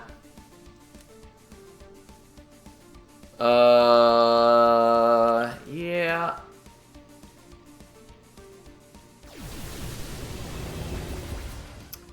The rekindle would matter a lot more if we were doing friendly fire from like Pyropause. And obviously like, it will help once we get to some of the battles where first turn enemies are doing more damage than we can block. Maybe. But overall, I don't like Crazy Care. That's a lot of damage. But we can block enough.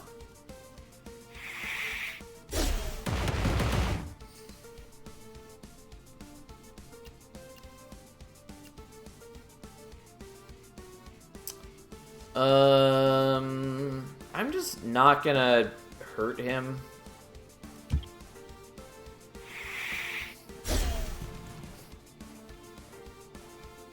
So I didn't want to make him stronger.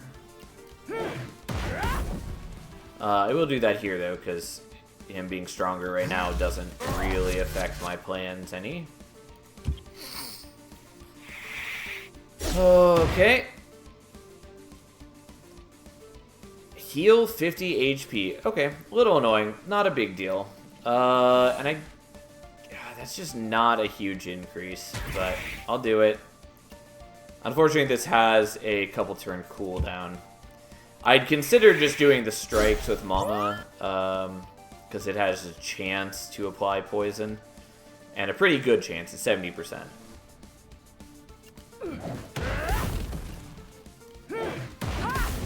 Oh, this is not going to be ready next turn, which is maybe an issue. But we'll see. Yeah, that's what I was afraid of, but... I mean, I can still generate a lot of block. Yeah, it's fine.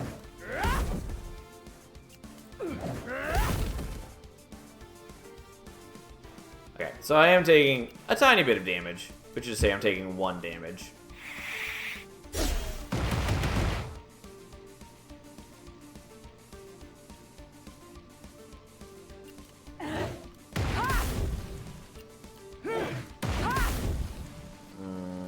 I really wanted that to add more poison. Yeah, unfortunately this is a very bad fight for us, but I knew that going in, and I figured we'd be able to handle it overall. Well, let's block what we can block.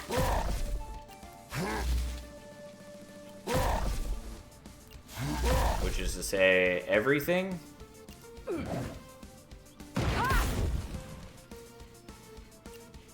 Alright, and then he should die soon.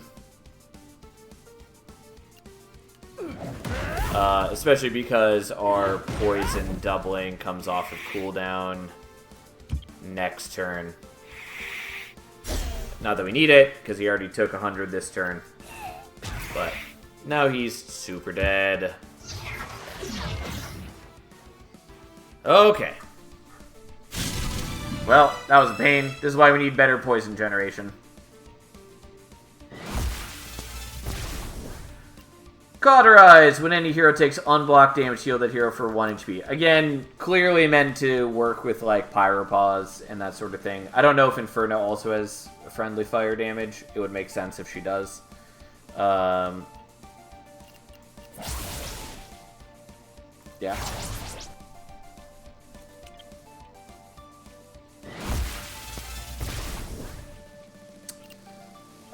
When any hero blocks, apply 5 poison to the attacker. Every 10 hits, apply some corruption. 2 friendly fire to this hero. This hero gains guard. I mean, I like the guard. I don't know that it matters, though. We're gonna take Venomous Guard either way.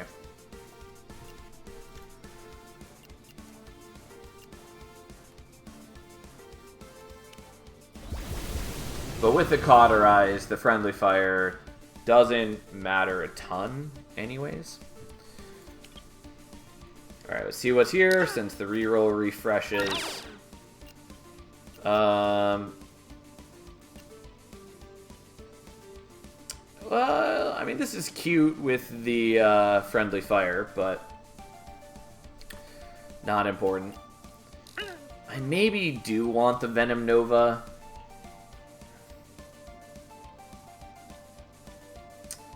Yeah, let's use it. Or at least take it.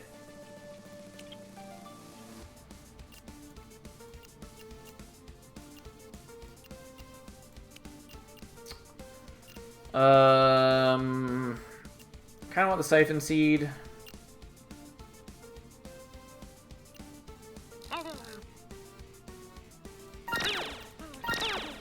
Bursting Spores is what I wanted, above all else.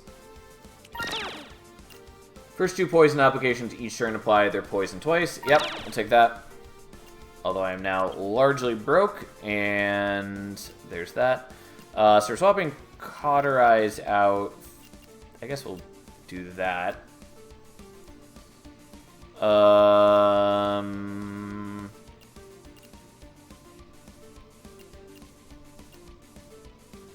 have too many passives.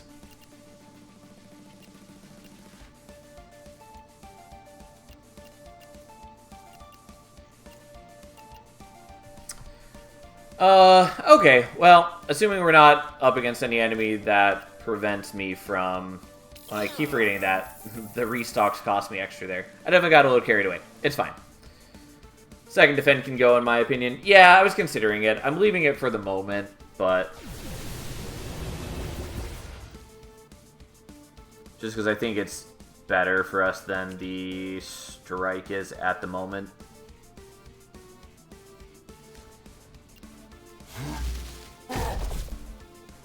We definitely don't, like, heavily need it.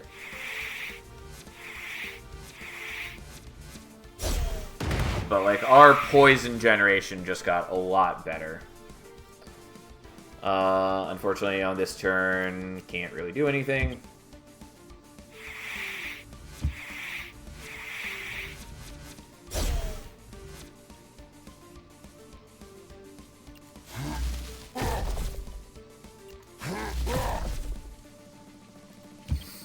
And again, I kind of have a weird gap in mana costs on things.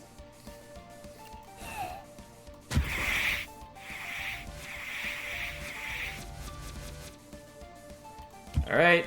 You're most of the way dead already. Oh no, you got 50 block. Yeah, I do actually still need to block this turn, sadly. I mean, kind of. It wouldn't have been a big deal if I took the damage, but hey.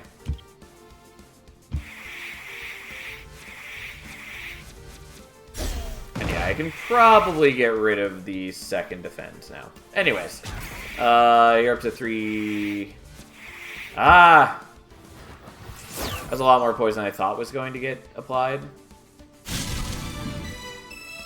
Either way, that means that we succeed on Terra Phase quest. Whenever an enemy dies from poison damage, heal all heroes for 2. It's cute. I might just take it. I don't think we need it, though. If you didn't get a full heal after every boss, this would be a lot more valuable. Each time his hero is hit, apply 1 rage to a random hero, max 3 times per turn. Again, dramatically better with friendly fire. I can see the appeal of Mama's skill set. We could take this just to upgrade. I like the idea of taking regrow, but realistically, we shouldn't need it. And then relics are nice just because they don't take up skill slots, but I don't think we care. Let's take Fortified Poison, even though it feels bad to skip on the epic thing.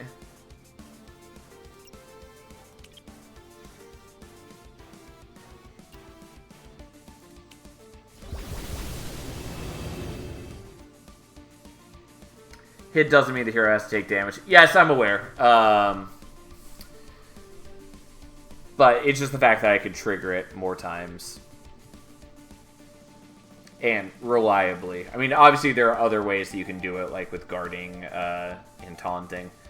But yes.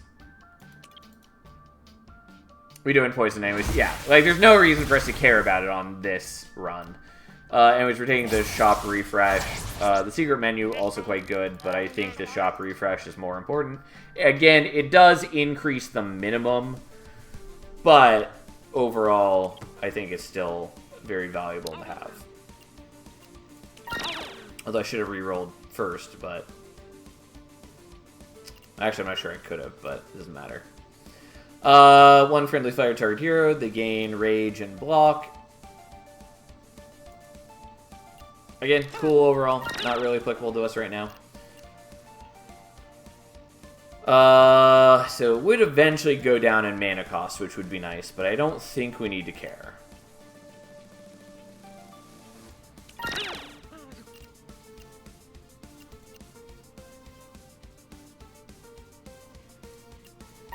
Yeah, I'll take that for now. We might swap this out eventually, but at the moment this is pretty solid for us.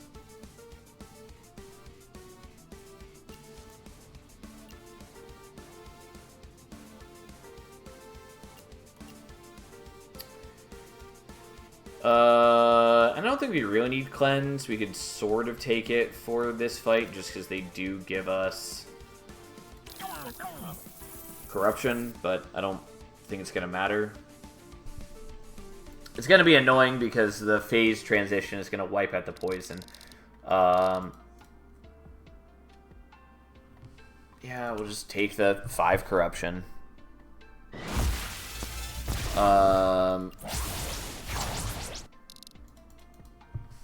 It's not a huge deal, especially we have the cleanse if we really want. We can use that to purge the corruption.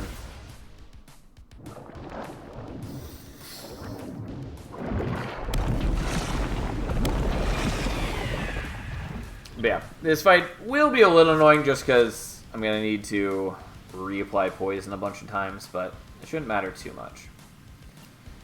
We do take damage on turn 1. Oh well. So be it. That's fine.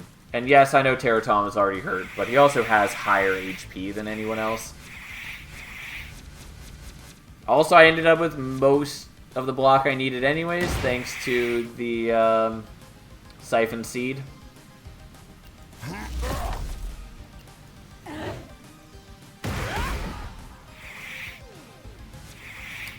That's a cool effect they did with the waterfall. I would agree. I think it looks good. And I like seeing the boss come from the background to the foreground after we move on to the new phase. Yep, we're going to end up with way more than enough block here. Especially because I can already see where the block comes. So we'll do that. And these things are pretty doomed already.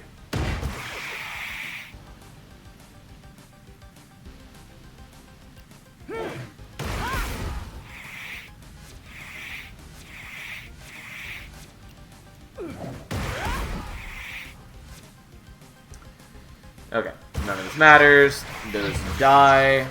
Unfortunately, he's not around for them to pass on their poison to. So we have to wait for it to build up again, but that's fine.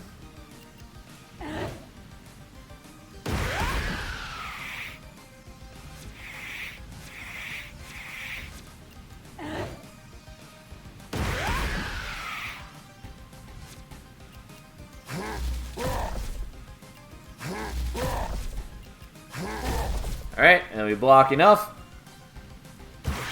He's not happy, seems a little crabby even. Ha ha ha ha ha, rip. Overall, I do like his visual design. I mean, it's kind of simple, but I like it nonetheless. Yeah, so why does this go so high? Because for some reason, Fortified Poisons just repeatedly applies to it. And that seems like there should be no reason that that's happening.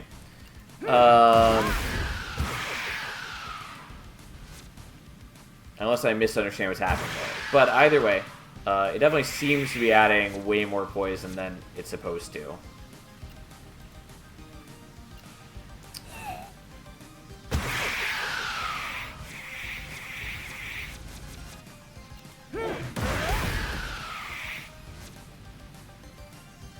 I think it removes and applies double, and then that gets doubled.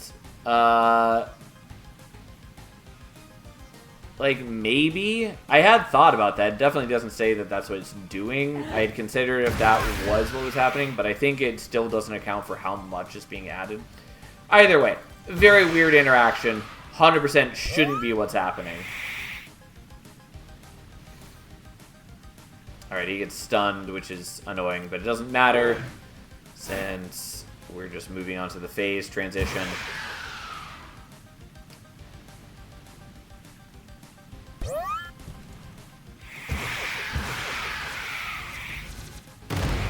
Yeah, so I was afraid that was going to happen.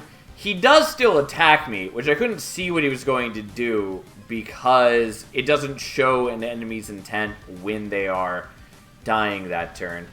And since he was dying from the poison, couldn't see the intent, and so Foamgas still gets punched. Not that it really matters. I didn't have the ability to block, but it shouldn't work that way. Is ultimately what I'm trying to say. And again, this goes from 37 to 203, I think is what that says.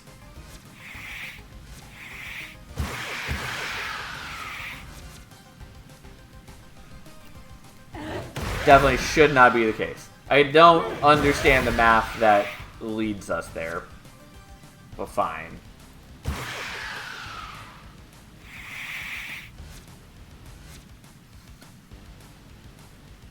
It just is way stronger than it should be for some ungodly reason.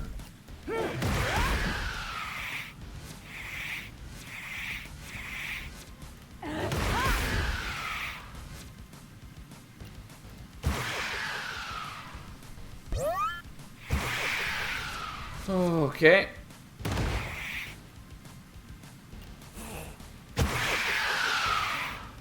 Most importantly, we got to 500 and unlocked the furry bait character. Yes, we did unlock Terrafey. But we already did that in a prior fight. But yes, I am pleased by that we for sure have her unlocked. Because I do just really want all the characters unlocked, and it's taking way longer than it should. Like, again, not that I'm not having fun playing the game, but it's really stupid how much they've gone out of their way to prevent me from unlocking characters at a reasonable rate. At the start of each turn, apply 5 rage to all heroes with 40% HP. I assume that means 40% or less. Yeah. Again, more wording that could be clearer. When any hero has their block broken, that's not going to happen. Also, I assume when they say 20% of their poison, they mean 20% of the enemy's poison that they have on, because that's the only thing that would make sense. End of each turn, apply 1 poison to a random enemy for each time poison was applied this turn. Yeah, I mean, we want that. It's not, like, insane for me, because I'm not actually applying it a ton of times. It also depends a little bit on the ordering with it and toxic fumes. But it is still good for me.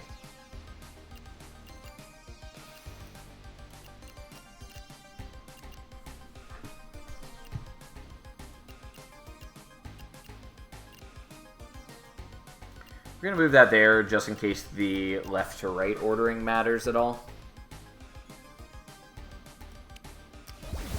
Also, I'm going to get another hero slot, which will also simplify this in just a moment.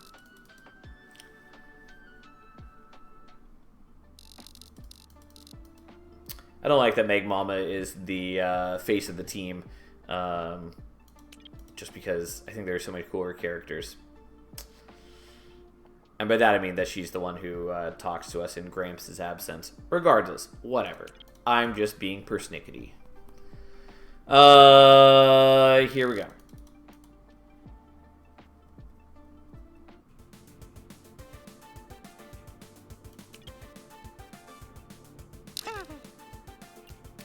Igneous Fists. Consume rage, gain armor. I wouldn't have expected that to be called, like, for an ability called Igneous Fist, I wouldn't expect that to be what it does. It's not bad. I think it's a cool skill, but definitely not what I was expecting. She will also say that she won't be able to help you when you reach the generals. Yes, I was talking more from a general sense, not just because she's on my team currently. But yes, I had thought about this ahead. So we could just get the basic poison, which is not bad. And it's maybe worth taking. We're going to take this and upgrade it.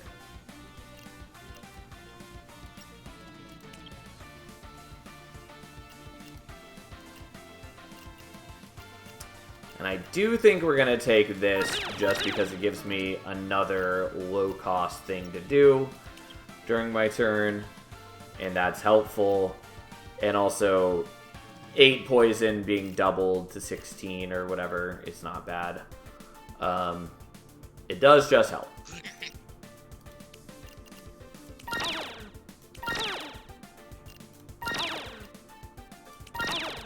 Still annoyed that Toxic Slam doesn't do what it says it does. But that's fine.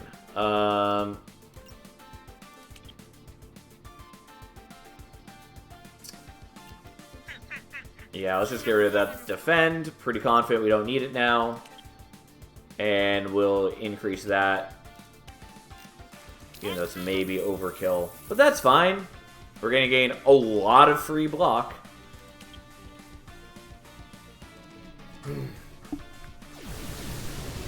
Air Dimension.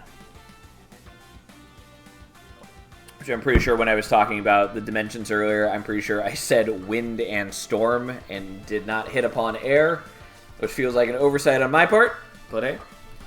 So you heal. When it's dealt damage, deal 10 damage back to the attacker. Not too worried about this.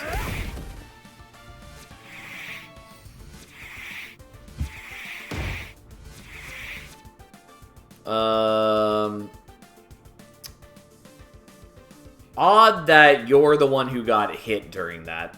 It looks like it was because of fortified poisons probably caused it. It probably crit on the second activation. Bizarre nonetheless.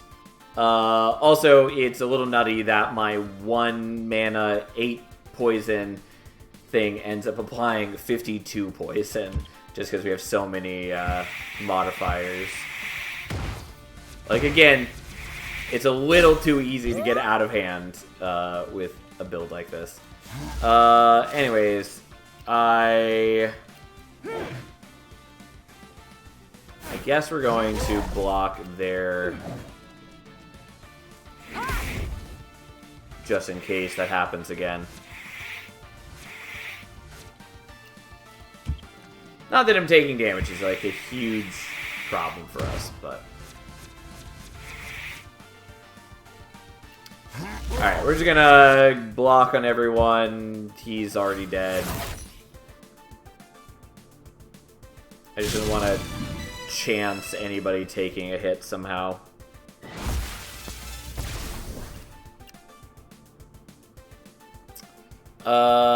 When any skill is refreshed, 30% chance to deal 4 poison to a random enemy. I'll take it. I'm not going to use this, but I'll take it. We're pretty happy with our options already. Like, obviously there are some things that I could do better, but for the moment, we're doing pretty okay. Although we do need to cut down on your rage quickly.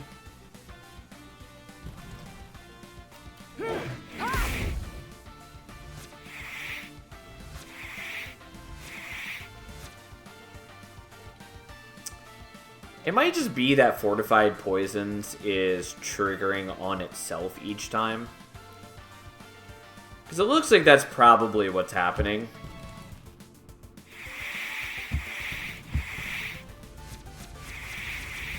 Which is 100% wrong for that to be the case. Because Because, like, looking at... Yeah, like, looking at the combat log, like, it triggered 3 times, even though I only applied poison once. I guess we got... Yeah, I don't know. Whatever. It just does not seem to be working correctly.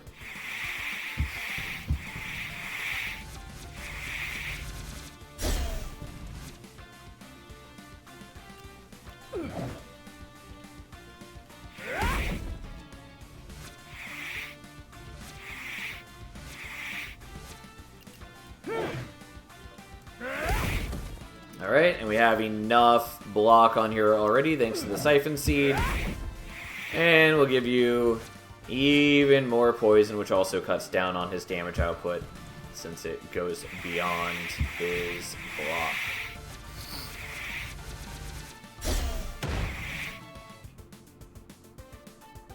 Don't think we really need the Venomous Guard, by the way. It's not bad to have, but it doesn't seem necessary.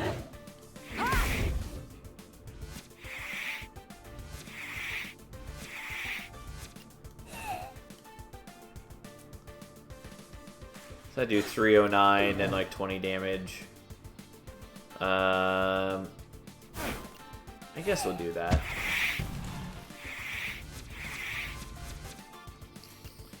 Alright, and then next turn we can double his poison. It's a shame we can't refresh it again after that, but...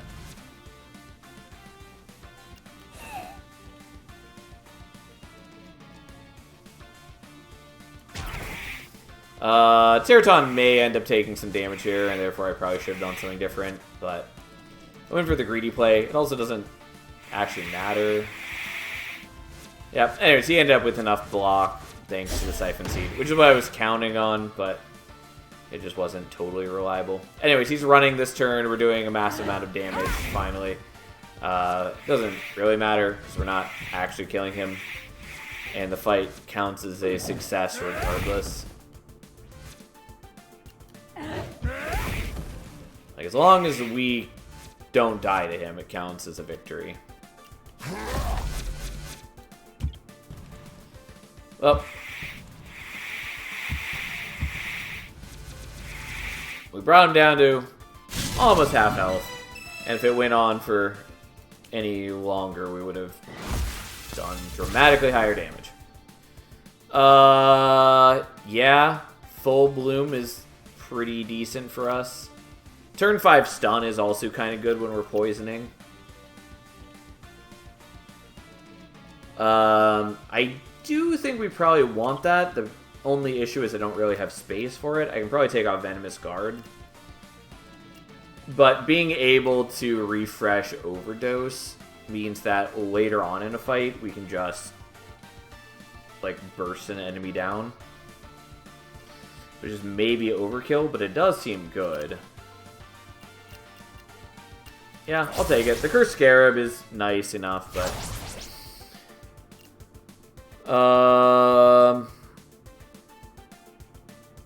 Can you? The cost seems wrong.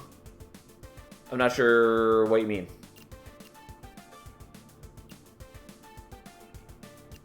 Like, if you're talking about can I do it twice in the same turn, that's not what I'm talking about. What I'm talking about is we do Overdose on turn 5, and then it normally would take several more turns to come off cooldown.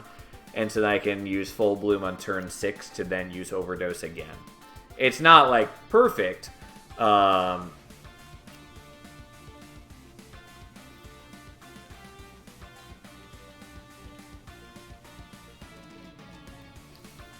Use on turn 6, 7, 8. I don't think we'd be able to do 6, 7, 8. But the point is that we do it on turn 5 and turn 6.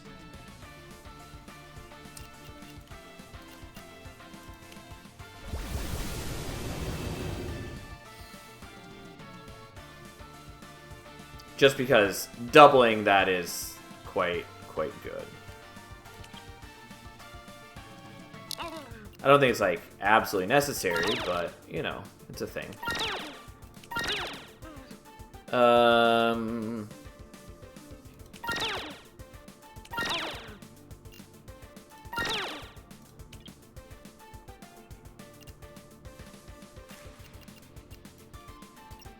Okay, so instead of 1 extra poison every application, it's 3 extra poison every application, which is pretty good. I guess I'm willing to take this. I don't think it's like crazy important for us, but I'll upgrade it anyways. So it has a lower cooldown. But again, I don't know. It's not like an insane skill. If I were stacking more armor, it would certainly be more impressive.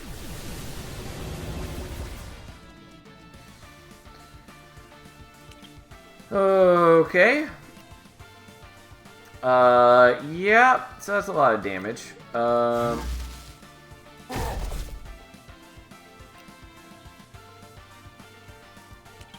we'll hope that we get enough block from all that. Well, that we did. I didn't think we were going to make it, but boy, do we get a lot of extra block.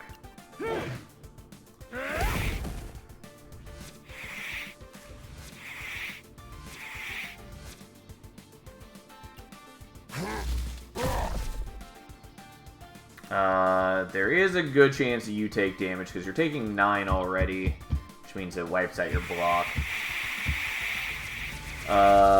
Which is fine. You took a little bit of damage, but then you're more than happy with the results. Yeah, this is fine.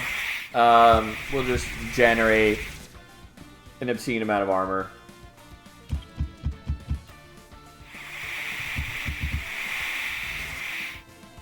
I probably could have done the full bloom right there. I'm not too worried about it.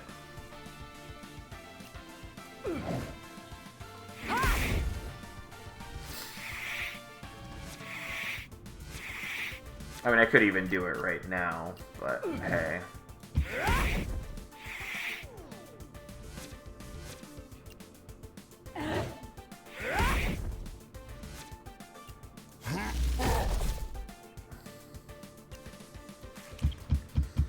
Okay, we take some poison damage, but then those things die. We're fine. And then you're super dead.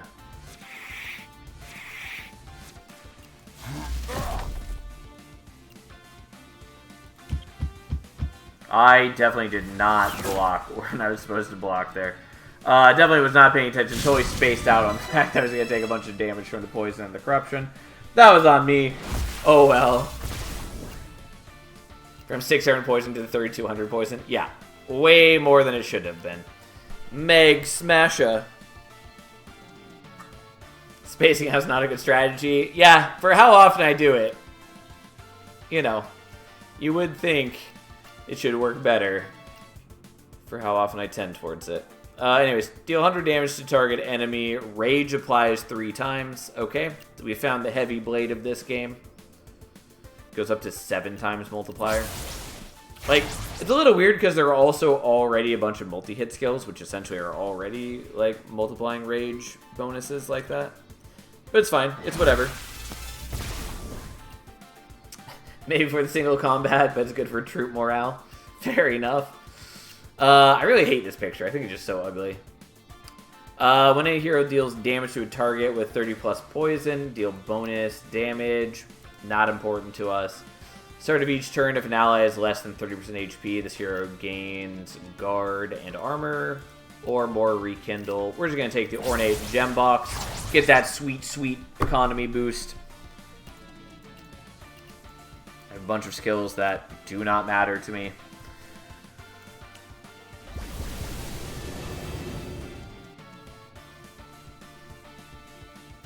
Okay, so we got the upgrade, bro.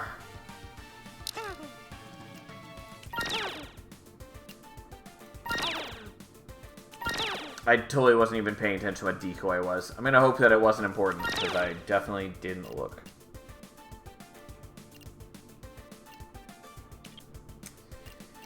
Okay, so what are we going to upgrade? It's gonna be this, obviously.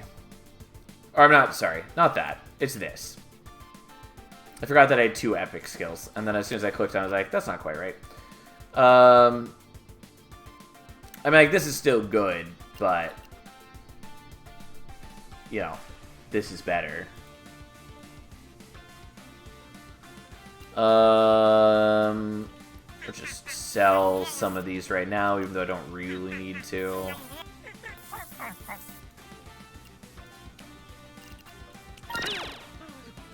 I was mostly just trying to see if there's anything that I want to upgrade before the upgrade bro happens, but I shouldn't really need to care about that.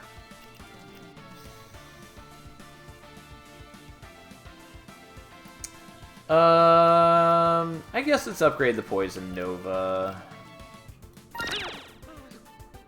It's not insane, but it does okay work for me at the moment. And if I get it to 3-star, then it goes down in cost, which is pretty nice. Regardless, give me that sweet, sweet upgrade bro, and not accidentally clicking the Librarian, who is dramatically less good and less appealing. Like, maybe there's a world in which he does some okay work for you, but it's just not worth my time.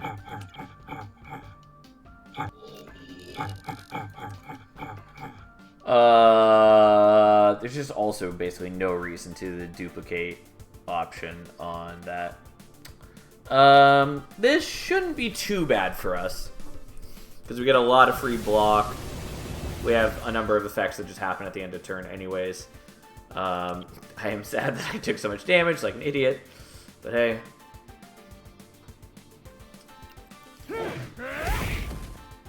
Oh, I was not paying attention to the fact that you are taking 45 damage. Well, we're going to hope that this works out.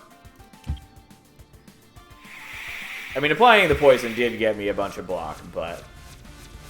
God, and then none of it went on Fungas. God, that was the worst result. Jesus.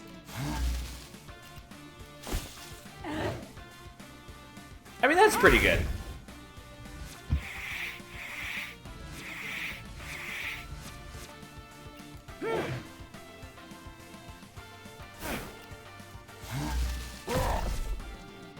I shoved on that Fungas, but dear God, man.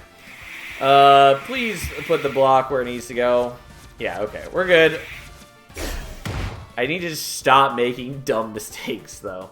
God, and you remove your debuffs. I forgot you were that kind of asshole.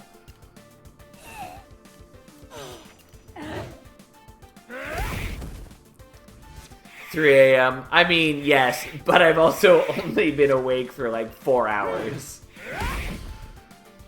That's not entirely true. I've been awake longer than that. But I definitely had an odd day. Anyways, we did a bunch of damage to him. Unfortunately, he then removes all of the poison. He also removes the weak, whatever, fine. Yeah, this is not good. That's a lot of block, though. But I could also... Something's weird about my mouse. Can't tell if it's that my mouse is finally dying, which I would be very upset if that's the case. Or if it's something weird about my mouse pad. Alright, we're gonna play this the slightly safer way, because I cannot afford to be dying. Check for cat hair on the sensor. Yes, that is what I was thinking. I was looking at it. I think it's fine, but there might be some, like, lodged in there. How does someone upgrade your ability to overdose? Bigger spoon? What? I assume we're talking about this. Anyways, that was a moment. I would like to do this, but I also don't want to die.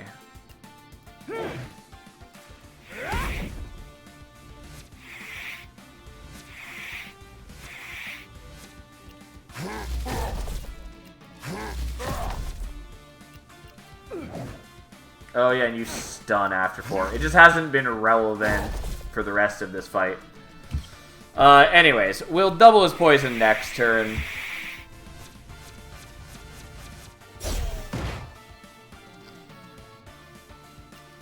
You're hitting for 55, and this is going to go to... yeah, because going for 196 to 1400, that's double. Yeah. Something is very clearly wrong in the math here. Like, it's just that... It seems that Fortified Poisons is just... It triggers on itself is what it seems to be happening.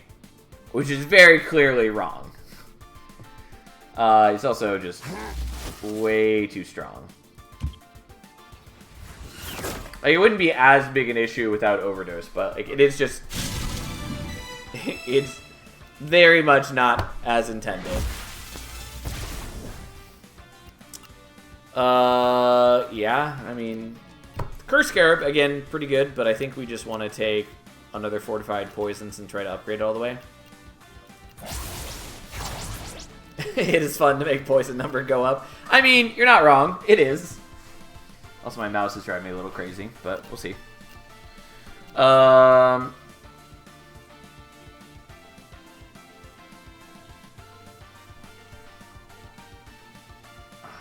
there definitely is cat hair in there. Yeah, turns out my cat has just gotten too much hair on my mouse pad recently. There we go. Okay, I think I fixed it. Because I was looking in there and I didn't see any, but I started like picking at it, and I noticed a tiny little bit of cat hair was coming out, and I pulled on it. This just wad of cat hair came out. I was like, all right, the joys of a long-haired cat. It was like so wedged in there that I couldn't see it though. Anyways, here we are. I'm glad my mouse is working. That's the important part. I don't think I really need to upgrade this. I think I still will take it, even though I think that's a waste. We do want the Bursting Spores and the Poison, I think. Yeah, because both of those are still at not max. So...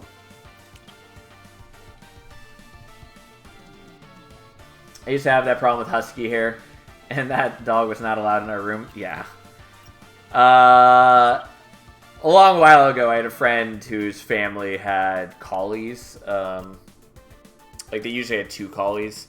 And, boy, do collies shed everywhere.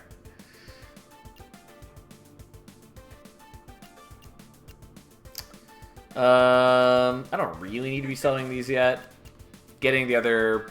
Poison doesn't do anything for me yet because I can't upgrade it. So we're just not going to worry about that. But I will do that in a bit. But getting the Bursting Spores, or whatever it's called, was the thing. I know as a child, nothing as bad as a husky. I mean, yeah, huskies do shed like a monster. I've never had a husky, but A, I've known some people with huskies, and B, I spent a long time working in pet care, and so, like, I've seen a lot of dogs getting groomed, and it's always nuts to see how much hair comes off of a dog. Especially one that doesn't get regular grooming.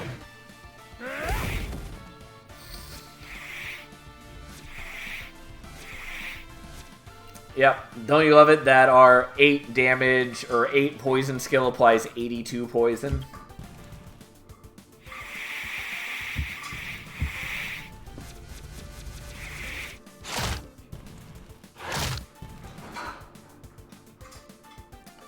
Okay.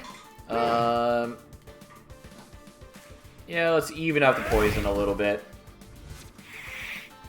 Even though it might be better to do the other way, because if I can kill one of them, then their poison will spread to the others, thanks to Bursting Spores. Which is...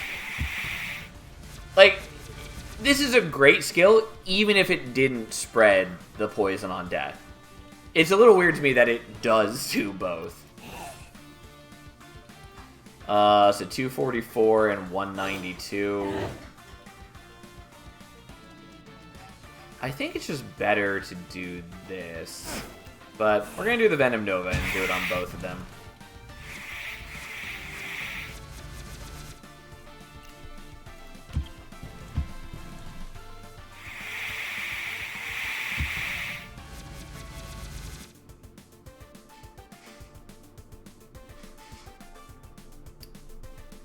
so you're both attacking there.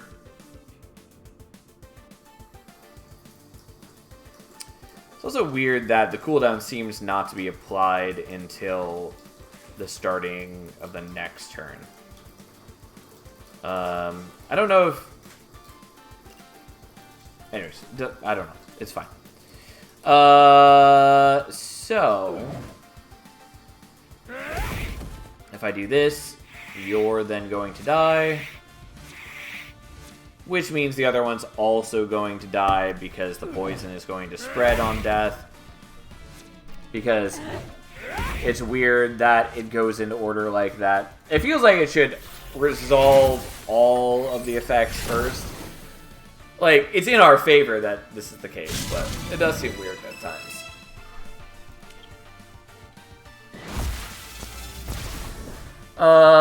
I still hate this picture. Never gonna stop hating that picture. I don't think we really need 10 mana. I still might take it, though. I'm just gonna take it. Who cares? I don't think it's really gonna matter.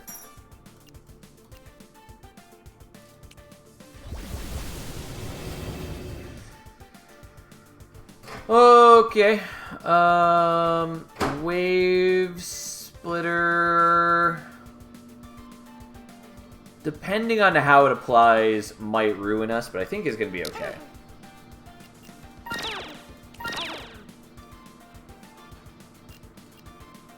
I guess I'll buy one of those, just in hopes that we can get down to 2 cost. Because then it does get definitely better.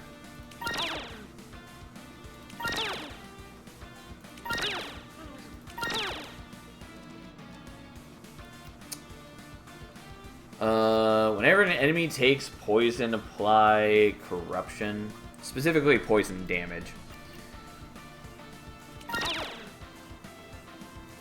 And Siphon Seed is already maxed. Obviously, we could like equip a second Siphon Seed, and maybe that's even better than just equipping a layered defense. Like, honestly...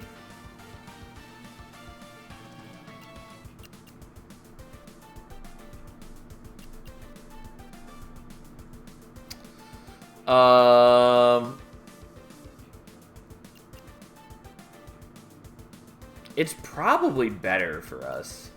I'm not going to worry about it right now, I don't think. But it is probably just the better choice. Oh,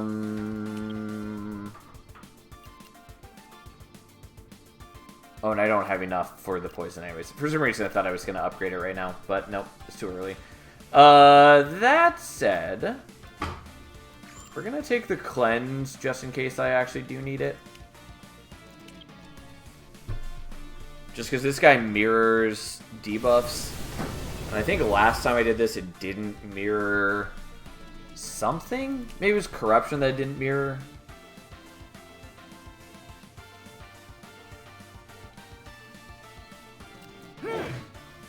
Yeah, that's my concern. I mean, I have to do this anyways, basically.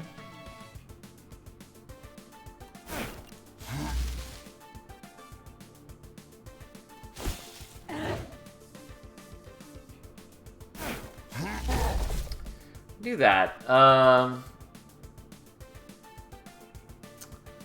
Although we are just taking a gamble here because I don't know. Also, that is not only the first time. Because whatever. It's fine. Whatever. Things happen. The problem is that we just apply an obscene amount of poison to ourselves.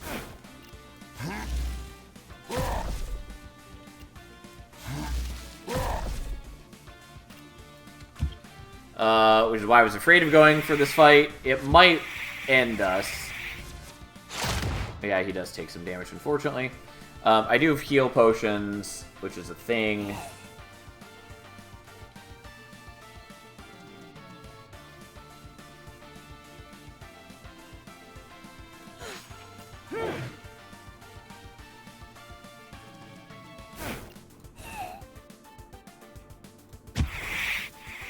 Do that. Yeah, unfortunately I still take a bunch of damage first. Not great.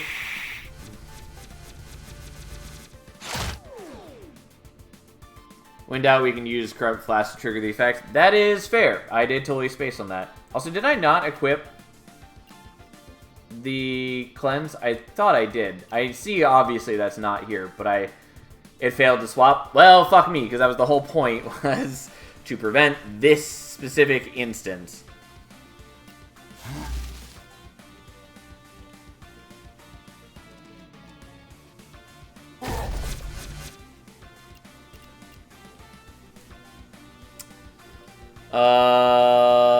Yeah, fuck it. We'll do that.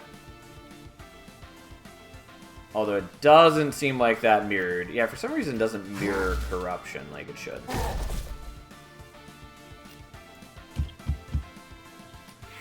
Well, this is a problem. This is why I was trying to take the cleanse.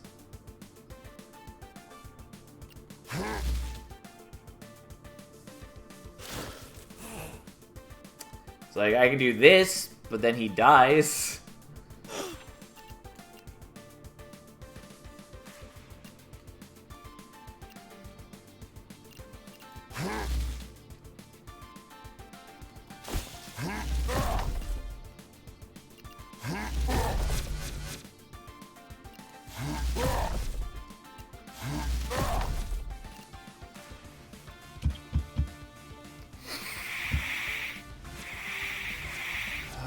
Okay, well, this fight has gotten a little out of control.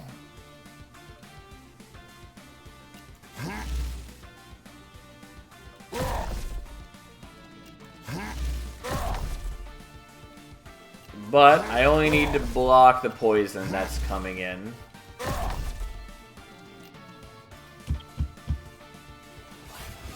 Okay, well, that was a dumb fight. Glad that my whole tech solution, you know, didn't end up working properly. My bad. Either way, we're alive. Fungal Blast! At the end of each turn, enemies take poison damage equal to 25% of their poison. Okay.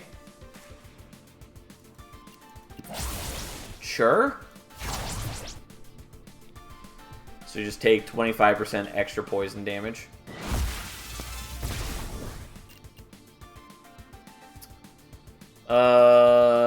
Okay.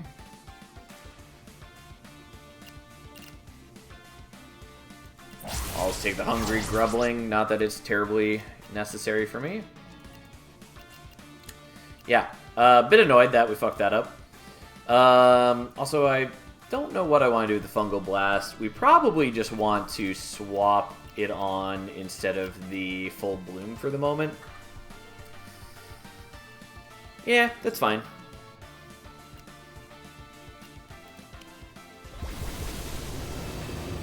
Especially if we can get it upgraded, obviously it's quite strong.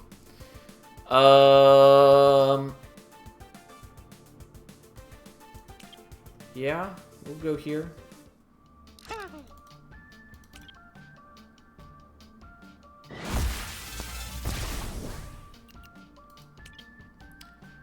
Yeah, so I just need the secret menu.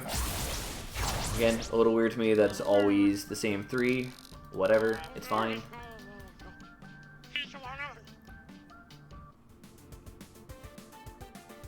And it's Volcanova, which should probably be okay. He says with trepidation.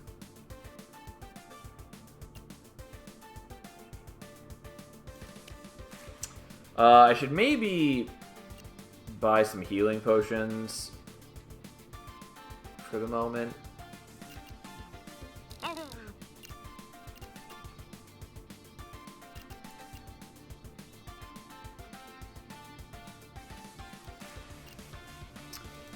I guess I'll buy that. I'm not like crazy thrilled by its level 3. But, fine. I remember a bad poison interaction between phases. that wasn't this boss, probably, for what you're thinking of. We are going to have the problem that poison is going to drop off between phases. The bigger issue, well, what you might have been thinking of, there's a couple of different things you might be thinking of. But what you might have been thinking of is that rage drops off for some undiscernible reason. But we're not doing rage this time. That was an issue last fight, or last run. The other thing you might be thinking of is that poison still triggers when the enemy dies, or bind triggers, which is what killed me last night on a different boss. Regardless, here we are.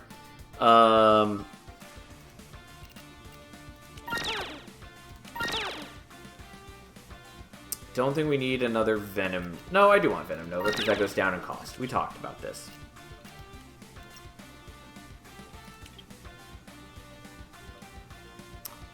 Okay, and I need a little bit more, so let's sell some things.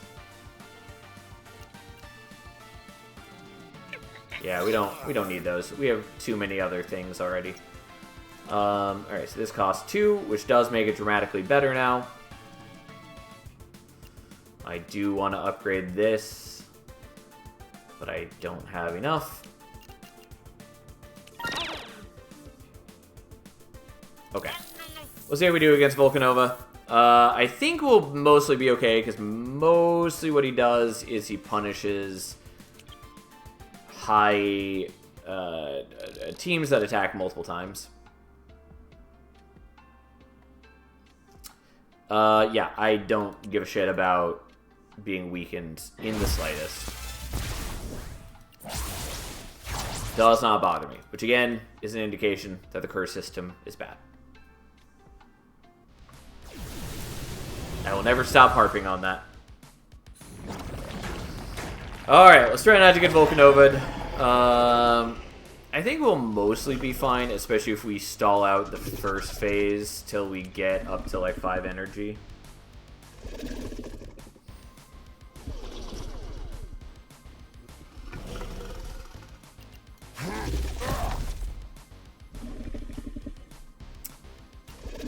That is just so much damage on turn 1.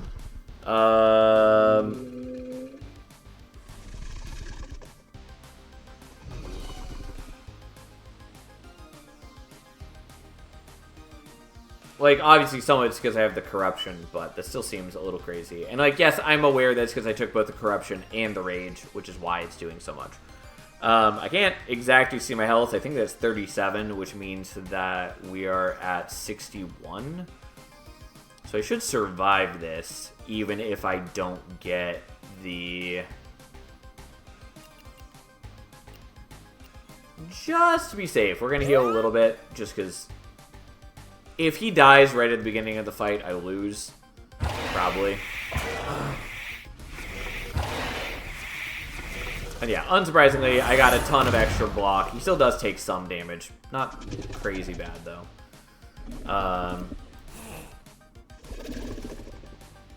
Alright, that already gains me more block than I need. And then we're going to get more block at the end of this. So we don't know who it goes on. Yep. It happens so many times that there's a pretty good chance it's going to hit whatever character I want the block on. It's not a guarantee, but it's a pretty good chance.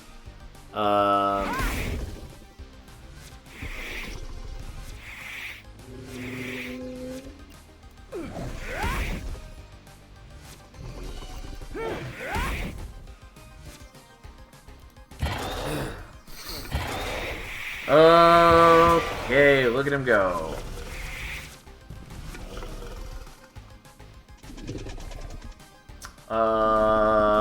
Right, and you're going to stun for a whole bunch.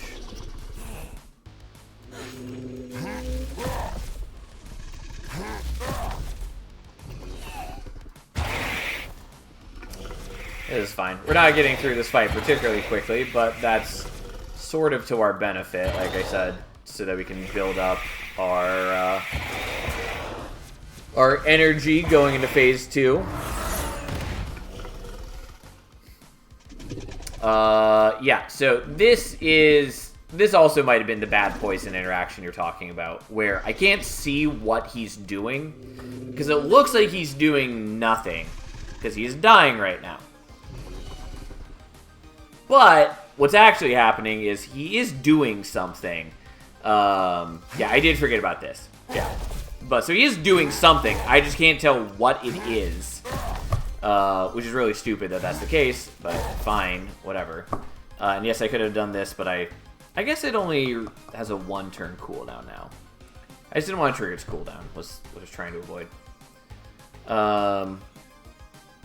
Also, why can I not do this? I didn't use this yet. Is it because it thinks that they're dying? It should still let me do that. Oh, she's stunned. That's why. I just can't see it because it's under my thing.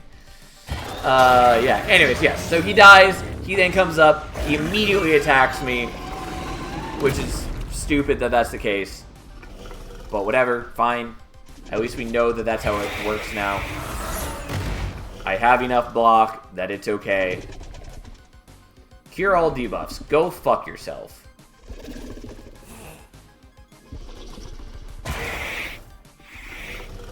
Well, we're at least going to give you as much as we can, I guess.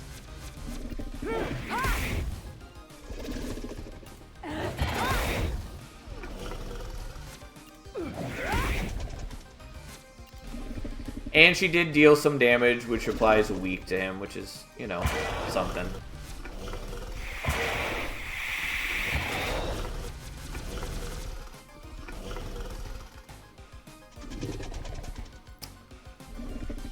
Okay.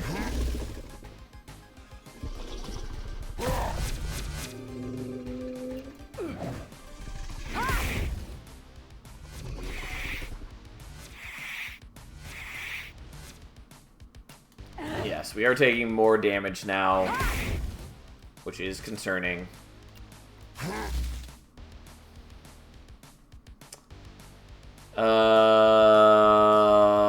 Okay, let's block you, and then we also are gonna get more block at the end of the turn. We just don't know where it goes.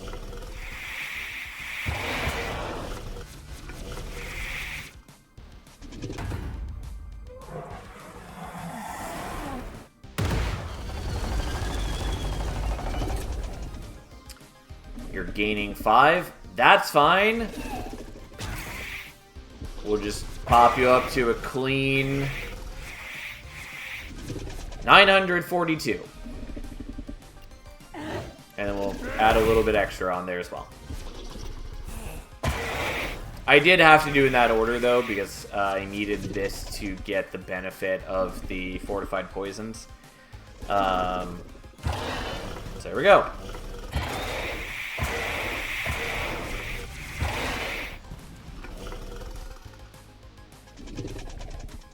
So I don't know if Fungal Blast is doing as much as I expected to. Anyways, he should be dead now, just to guarantee that I don't get tripped up by anything. We're gonna apply some shielding, just because I don't trust this game sometimes now. Even though it should be fine. I'm just paranoid and tired of losing to Volcanova for dumb reasons. Alright, he's dead. Yeah, that wasn't too bad. Obviously, I did take some damage, but it was much better for us. It is a little crazy to me that even with a team that is not centered around multi-hits, that he can pump out so much damage. And again, part of it's because I'm taking the start with Corruption and all that, kind of. The Corruption gets wiped for Phase 2, so that's not applicable to Phase 2. Anyways, whatever. We're gonna take Endless Strip.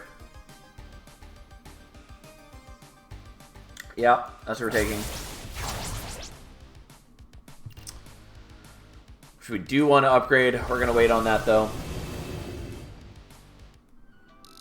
Woo!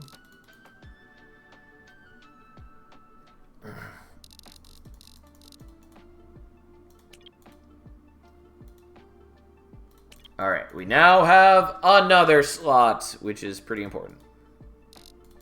Be relentless. Don't have to tell me twice. Alright, you shouldn't be too bad.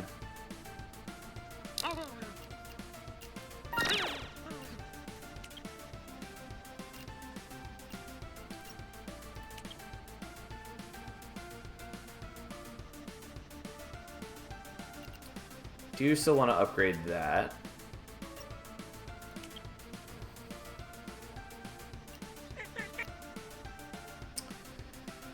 Okay. So I think we're going to, for the moment, we'll equip the... Oh, it has to be on a support character. That's why this is throwing me off. I knew that earlier, and then I forgot. Anyways, good to know that it was at least user error for why that wasn't working previously. Yeah. Anyways, aside from that,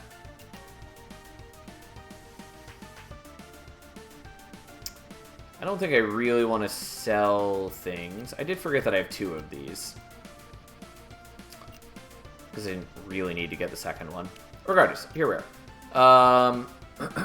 Do I want a second Siphon Seed?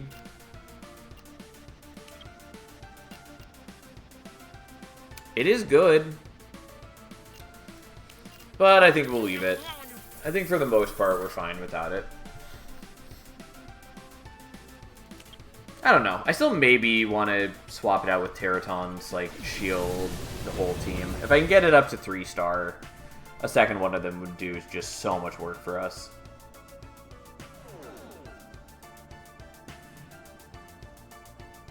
You're attacking for 19. Nope, shield's the wrong people, so you're just gonna get defended, I guess.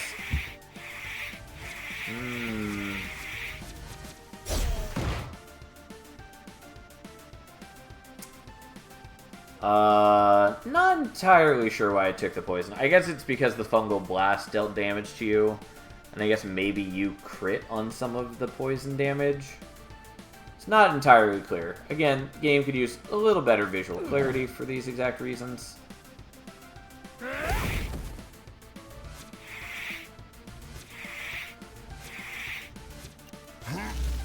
then we're gonna block there.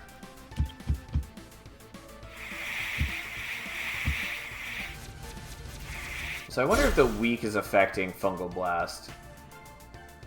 Because the way that I would read Fungal Blast is that the enemies are taking damage not from Teraton. But the fact that I am gaining poison seems to indicate that I am getting... that Teraton is the source of the damage.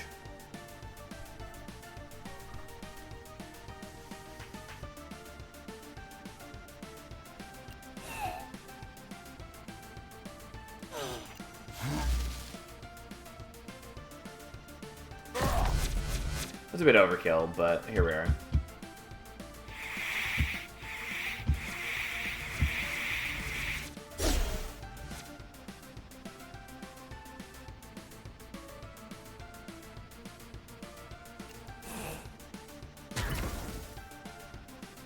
Alright, he's doing basically no damage.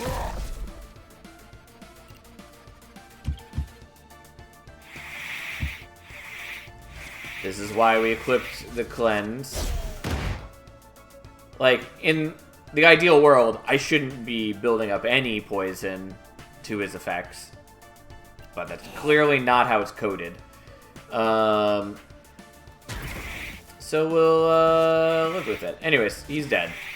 Because he just goes to an obscene amount of poison for some ungodly reason of math. But there we go.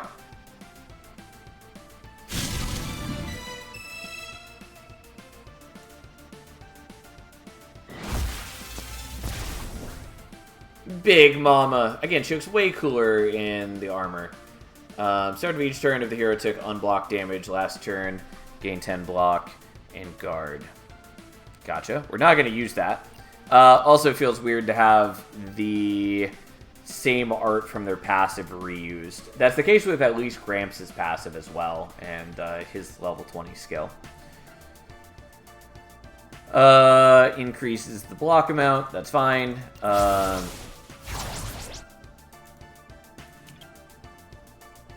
We're not going to be using it because it's absolutely worthless for us. Could be good, but is not.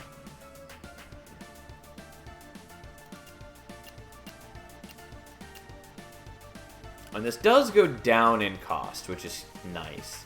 Not important right now. I don't care about Rage. We're just going to take a second cleanse. I'm probably not going to worry about upgrading it, but it's nice to have it as an option. Could also just equip another... No, it's unique. I knew there's a reason I wasn't doing that. What was I going to equip there? Oh, this was equipped over here, is what it was.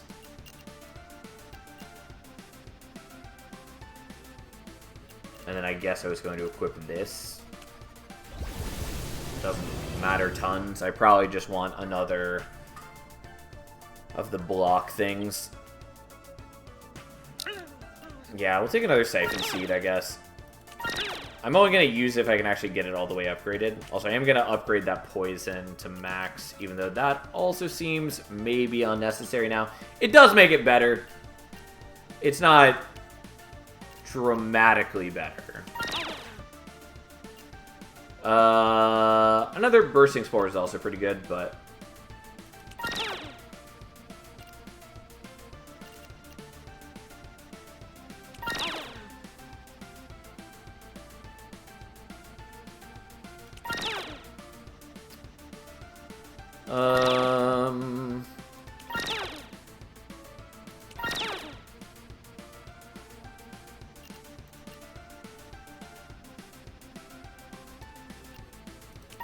Yeah, there's not really a good reason for me to keep rolling here, but I am. Here we are.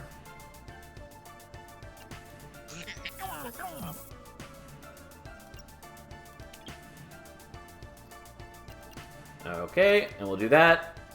Especially because the block from this is affected by the armor that Teraton gives us. Like, it's a lot. Also, if this is affected by weak, I am disappointed.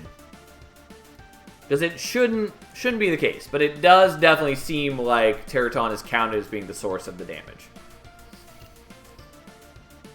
Which I can see how they arrived at that being coded that way. Definitely not how it should work, though. Regardless, here we are. I've spent a lot of gold. We will fight you. So what if you're going to mirror some of my block? I'm not too worried about it. We will eventually just way outclass you in poison.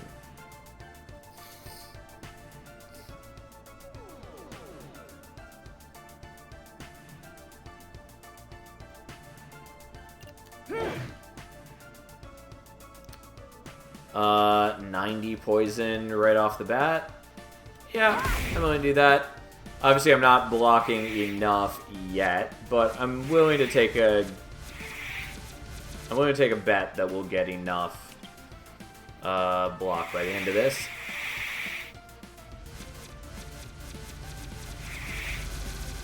Yeah, most of it didn't go on Meg Mama, but it doesn't really matter.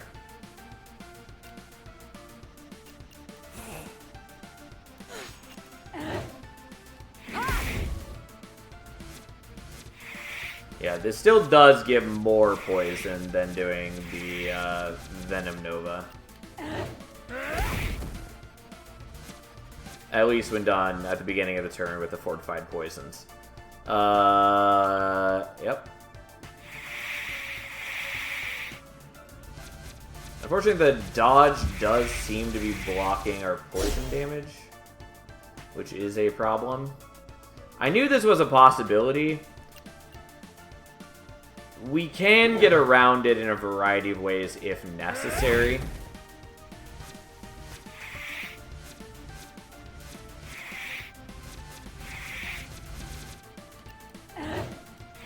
But also, like, we have the possibility to just crit. Also, I should have done the Venom Nova here instead. But I spaced out. It's fine.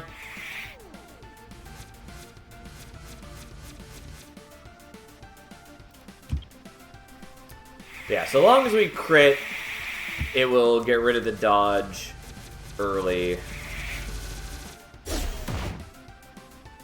And again, I have other options if need be.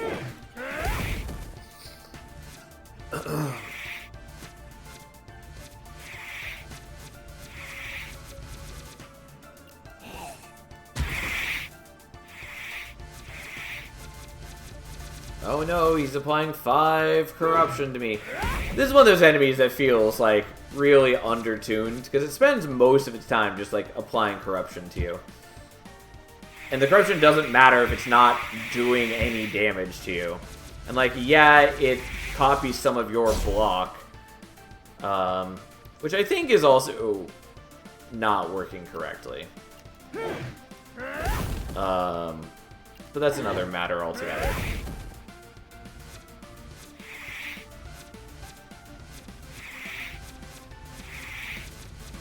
Because again, it did not gain 10% of all the block that I gained there. I think it is only gaining block off of active skills, which I think is, you know, fair overall, but if that's the case, it should say that. Like, this one's maybe even fine to be gaining block, just 10% of all of your block, not just active skills. But either way, it's not doing that.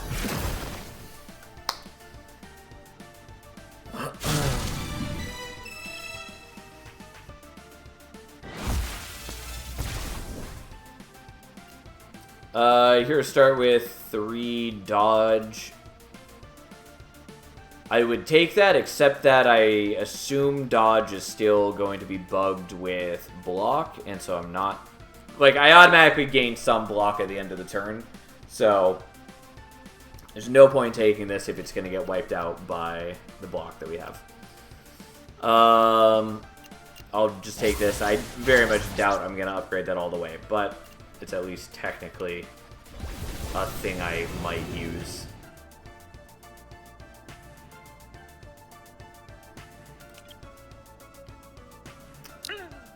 The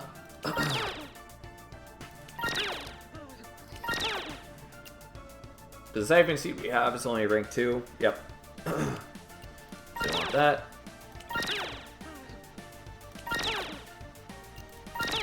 There we go.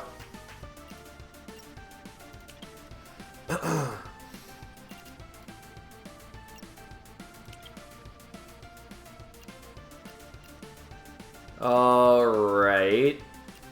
So I do really want another fortified poisons. I can sell a lot of the rest of my stuff.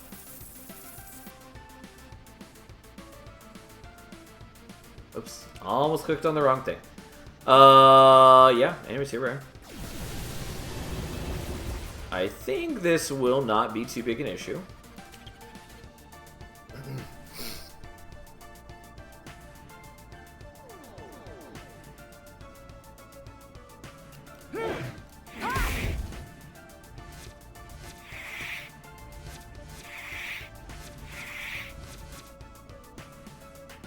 Yep, already blocking enough. They are applying poison to me. I'm not too worried about that. I also apply heaping gobs of poison to them.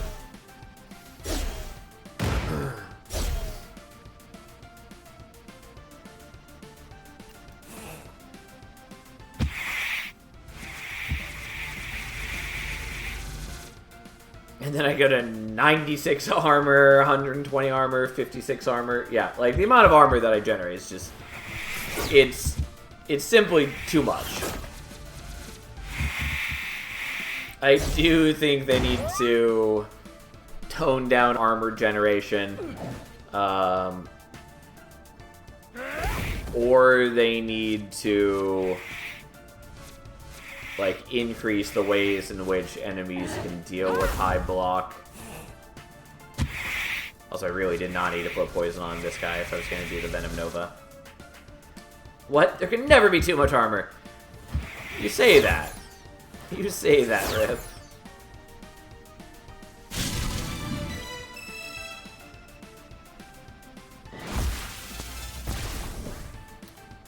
For a moment, I thought this was the Fortified Poisons that I wanted, which would have been nice.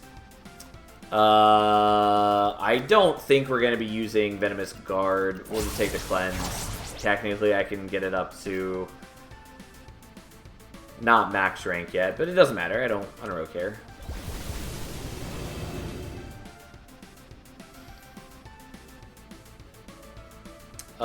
Don't care about the Librarian, so Potion Granny it is. I don't care about the Mega Heal Potion, even though maybe it's the right thing to do. I don't know. Don't care.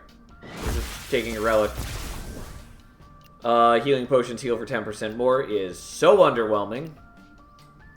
50% chance to gain a minor potion at the end of battle. Don't care. Reduces poison. Corruption applied to heroes by 25%. Sure. Fine. I don't think at this point there's many enemies that are going to apply poison. And not a lot that's going to apply any meaningful amount of corruption. This guy will fuck with us a little bit. And by a little bit, I mean he might kill me, but I think we'll be okay. Because he applies Melt, which ruins how much block we generate. And I gain a lot of block, but I apply it in small chunks.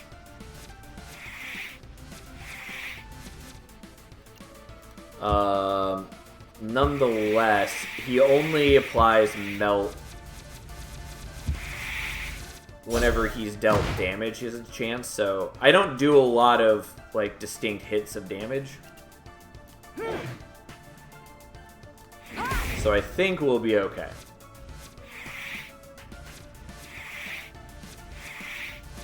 Also, the speed at which I generate poison is a lot.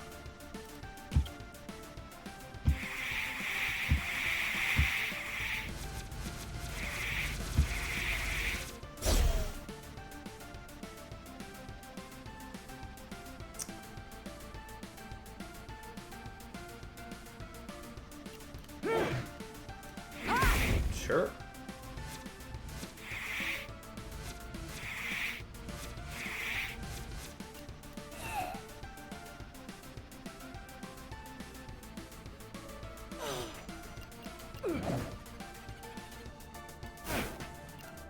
We'll just block there to make sure I'm getting enough block.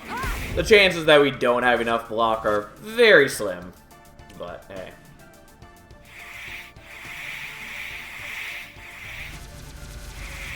I don't know that Fungal Blast is actually ever working. I keep, like, looking in the combat log and not seeing it there. Foolish Rooster brought evasion to a poison fight. Yeah. Also, remind me, what do you even do if I have 10 melt? If an enemy has 10 plus melts on them, consume it and deal 10 damage to all enemies. Gotcha.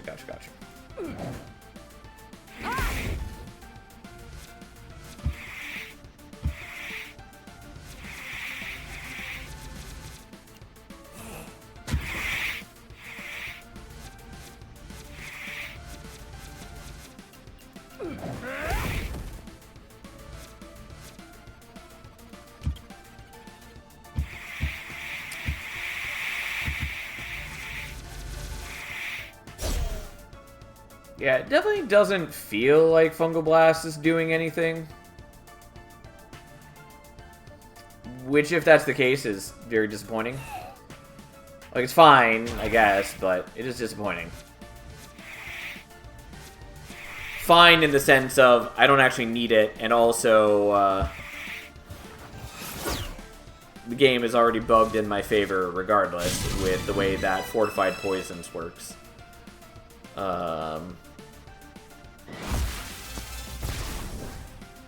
Noxious Barrier. Well, when any hero gains block, apply 4 poison to a random enemy.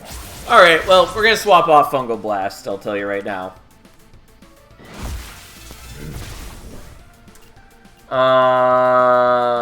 Fine. Decoy mouse, who cares?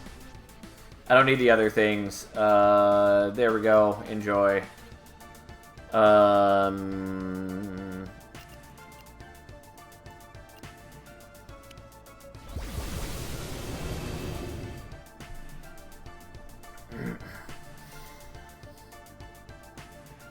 have a lot of gold.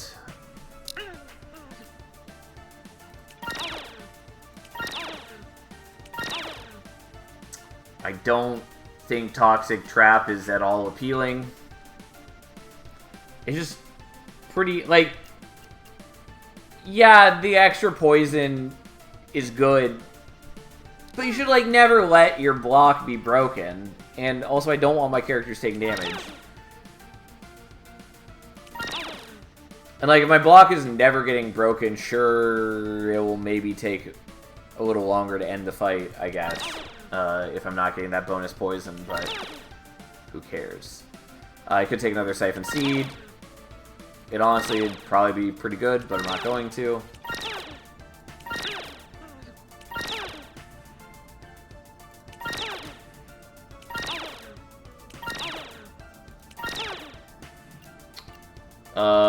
That's one that I already have at rank 2. Yeah, I don't think it's worth buying that. I don't think at this point we're really getting the epic skills up to max by naturally upgrading them. I don't know, whatever. Here we are.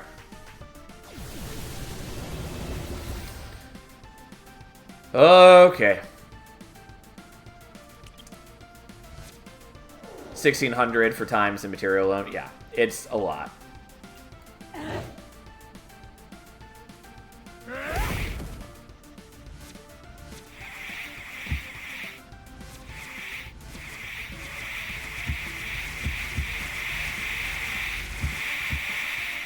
Well, that was from a single skill. And to be fair, it's a combination of many other abilities, but it's also quite a sound that I have to listen to every time now. Regardless, the point being is, we've won this fight already. In fact, I believe we've won every fight.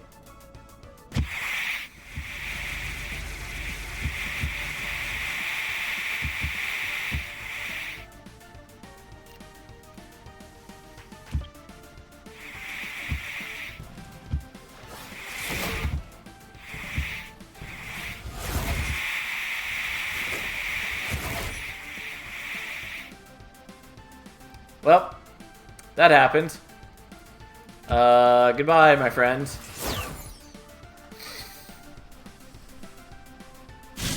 Ta-da! Broken build? Yeah, no joke. When you use consumable, apply block to heroes. Who gives a shit? Consumables are for chumps. Yep, we're just gonna go ahead and do this now. I am definitely gonna do that. It's very expensive. I spent 700 just doing that, but it's good. It was broken before. It's even more broken now. Again, I don't know why this doesn't say elite on it when I'm pretty sure you count as an elite. Unless I'm crazy, but I was pretty sure that this icon just means it's an elite. Yeah.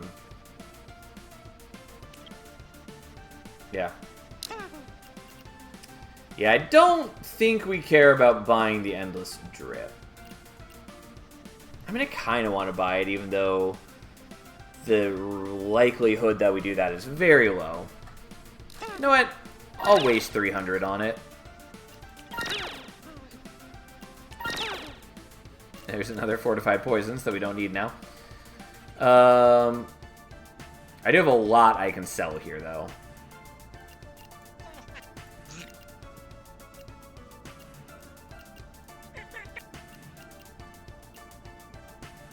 To also upgrade the full bloom, which is not a terrible decision.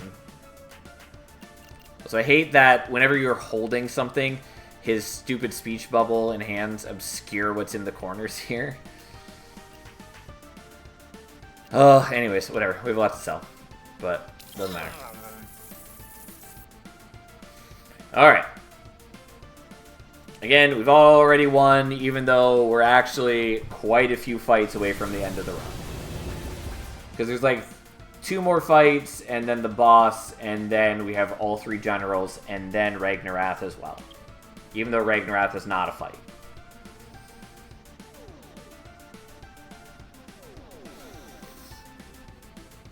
You're making this game look easy. I mean, I have lost a number of times, but I will say, I have just a 488 now. Jesus. I will say, this game is on the easier side of deck builders. For a multitude of reasons, that is the case. I will say, I do like that it's a deck builder that is built around having like heavy synergies and all that. I think that's very fun and cool. It's what I like about the game.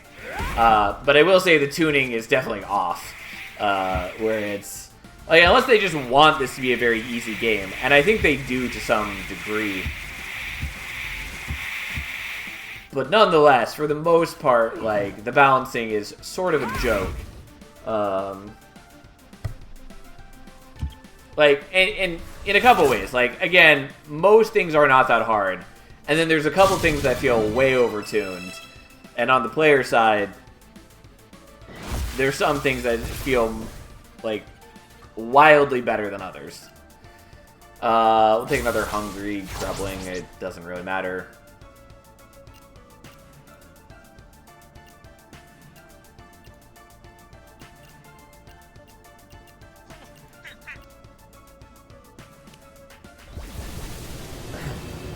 And then sometimes you're dead because Volcanova. Yeah, like, Volcanova is what I'm talking about, more or less, is one of the overtuned enemies.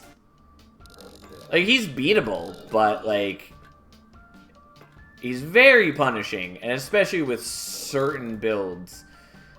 He's definitely way worse for certain builds than others. Which, again, I'm fine with the bosses being worse for one build over another. But A, again, you should be able to see what you're fighting ahead of time, so you have plenty of time to build around that expectation. And B, the degree to which Volcanova is worse for some builds than others, I think is too much. And even then, he's still bad for, like, builds that shouldn't be wildly affected by him. Anyways, so we can do this, or we can do this, or we can do this, which I think we just want to do the overdose. Especially because it's not just 0.5 extra, but it's 0.5 times, you know, like 4 or whatever, because it also is getting affected by the, not Endless Drip, whatever the other one is called, the thing that applies extra times to this.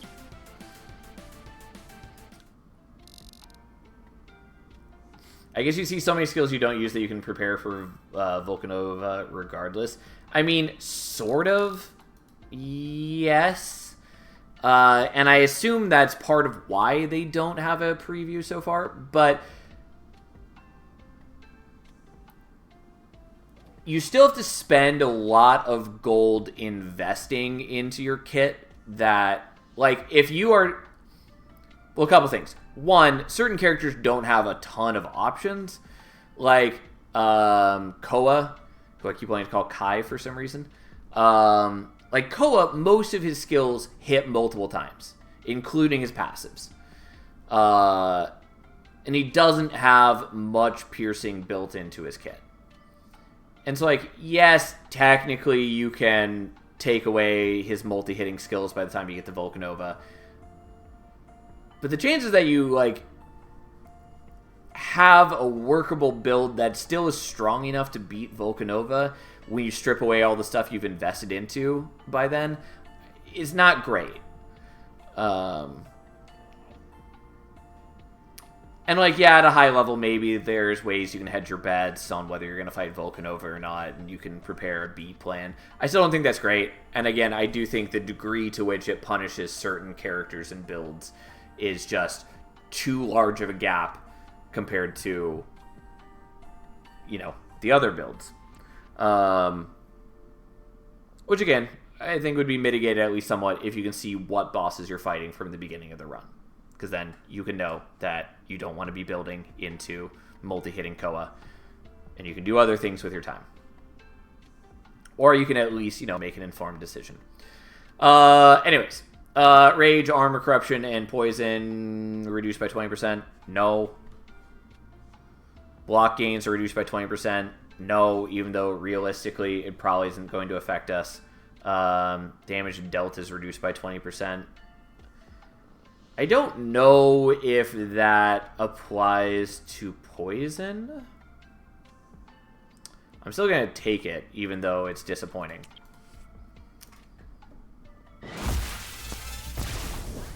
Ooh boy, new skill. Boy, do I love that it celebrates me getting debuffed. The curse system is dumb. This is my obligatory moment to mention it again. Alright. I wonder how many stacks you're going to get on the unwinnable fight. Me too.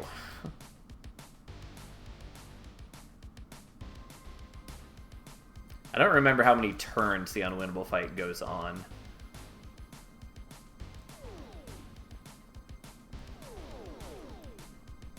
Cat, you are in the way, my darling. Okay, so, as a reminder, start of each turn, apply 5 bind to a random hero for each skill cast last turn. End of the turn, deal 10 damage to all heroes for each mana left unspent, which again, I think wasn't working properly. Either way, here we are.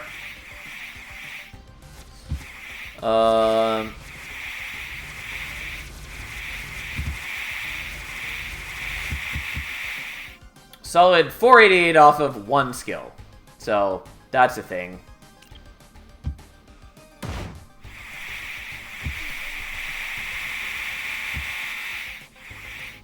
And we're up to 875 after turn 1. So, there we go. This is simply too much.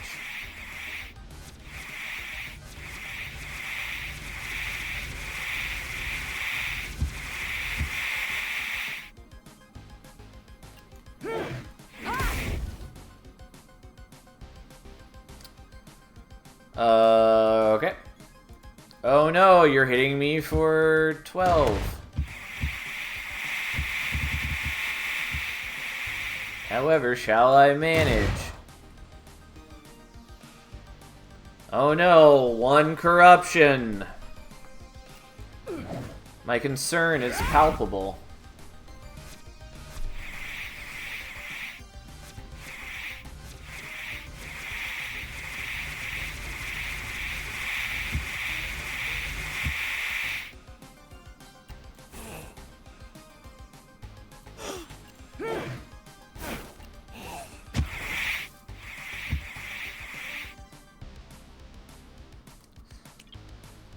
Alright, we take a tiny bit of damage from the bind. Who cares?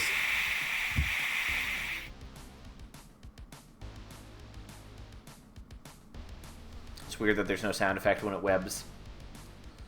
I wouldn't be surprised if that's something they add later, but it still feels a little weird.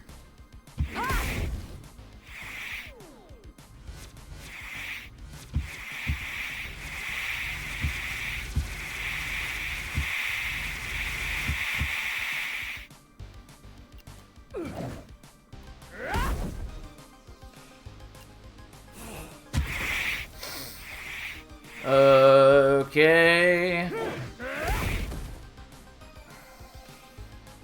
But this boss is a little weird, by the way, in that it... Well, I don't know. So, on the one hand, it's trying to encourage you to use, like, higher cost skills so that you are playing less skills per turn, so you're getting less bind. But also the bind rewards you for playing more skills in a turn because you remove 1 each time you cast a skill. Anyways, it's a little bit of a weird, kind of messy boss design. But it's fine. It's whatever. It's also dead, and is not going to concern me whatsoever. Hey, enjoy your overdose, which is going to 7,500, also killing you because it crits. Ta-da! That was a fight. I mean, our build is just unfairly good. We'll take the Endless Drip. Cat, you are in the way, my darling. I cannot see you. Okay. Well. Yeah, I would need a lot more to upgrade that.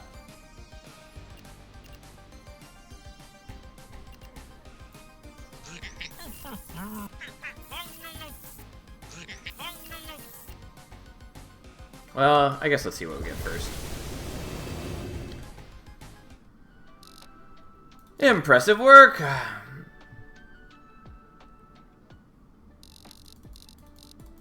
Okay, can't upgrade the hero slot, so we get a relic. What do we get?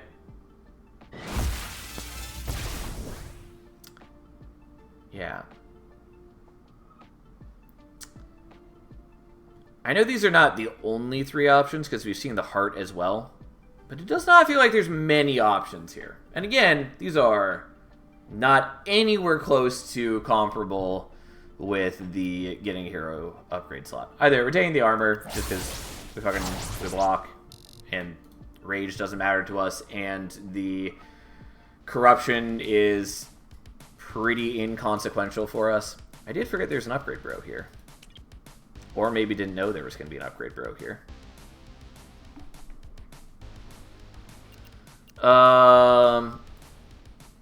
So we're probably doing the Noxious Barrier.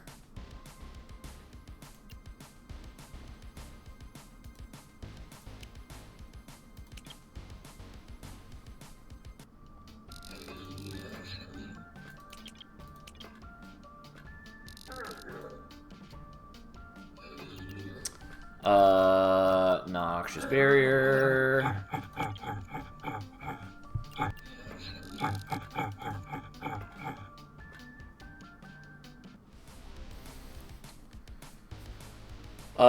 Sure, just give me some gold, I guess.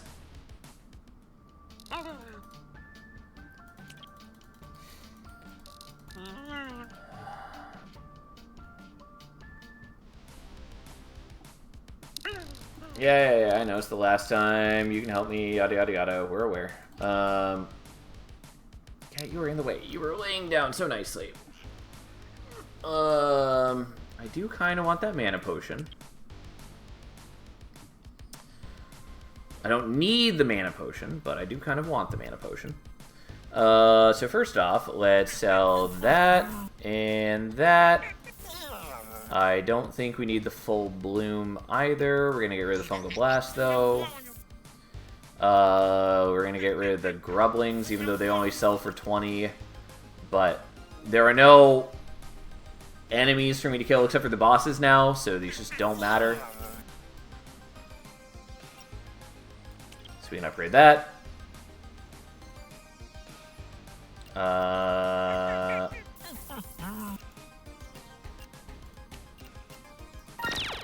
Give me that sweet, sweet thing.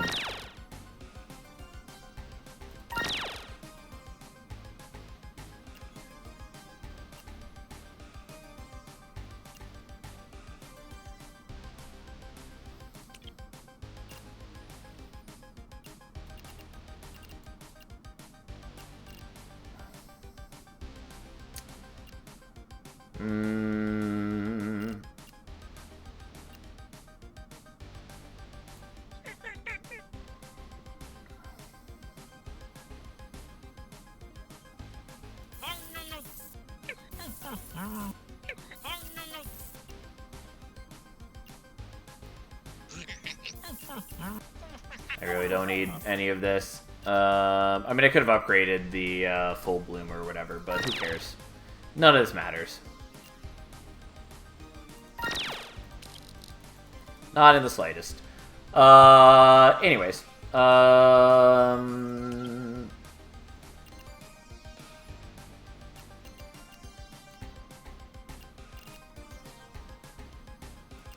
Actually, I guess we'll leave these on for now. I'll move all this just for my own enjoyment. Also, she might be a little annoying, but it's not really going to matter. We generate so much poison that the world will never be the same. She does have a cool visual design, I will say.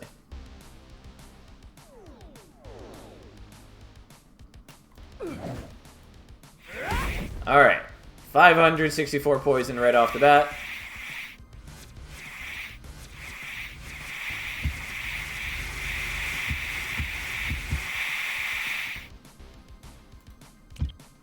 And I still don't know if her passive lasts between rounds.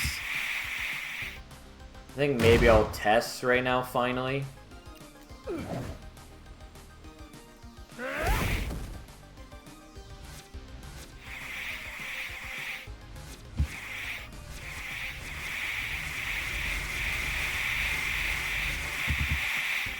Okay, yeah, so it looks like it doesn't last between rounds, which doesn't totally surprise me, but it doesn't say, and there's no, like, tracker. I am willing... Nah, I'll just not do it. She'd get stunned if I do it, which would then give her a bunch more corruption. I don't really care. It's not like we're in danger of losing this fight.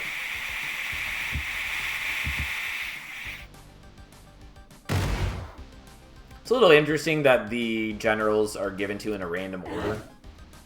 I don't think that's really necessary. But again, I don't really think you should need to fight all 3 generals every turn, or every run.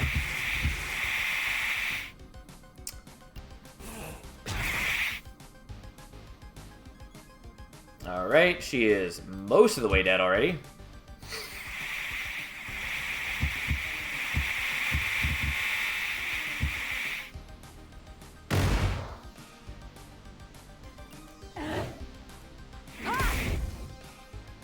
I should have refreshed. Well, that's fine.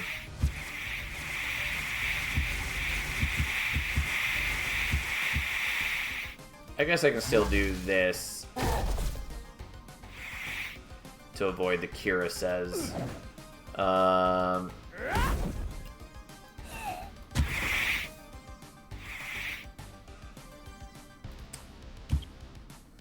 Unfortunately, now she's going to have a bunch of dodge, which I'm going to have to get through, which is a little annoying, but not a big deal.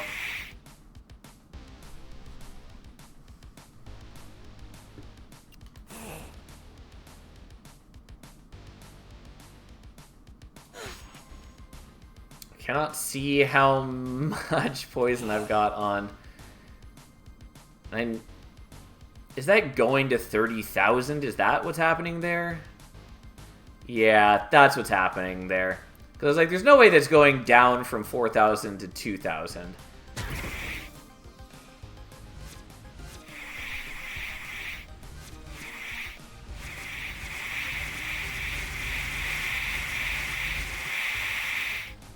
Okay, well, fine.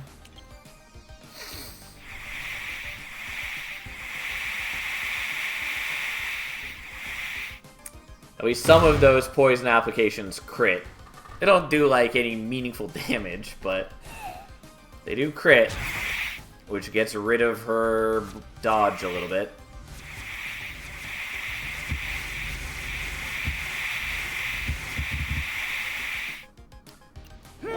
Don't mind me and my clean 31,000, which I could have done more if I had saved the full bloom for a different turn.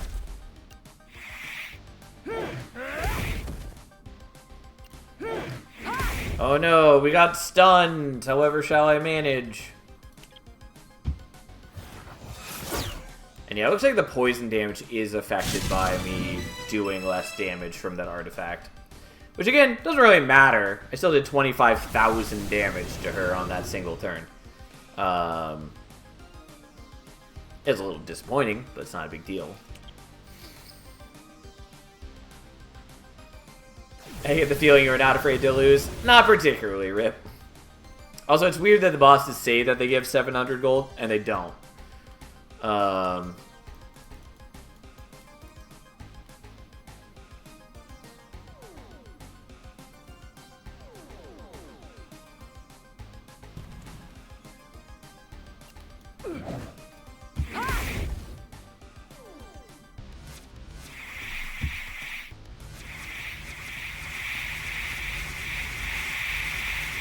Well, don't mind me as I hit 209 block on turn 1 and 532 poison.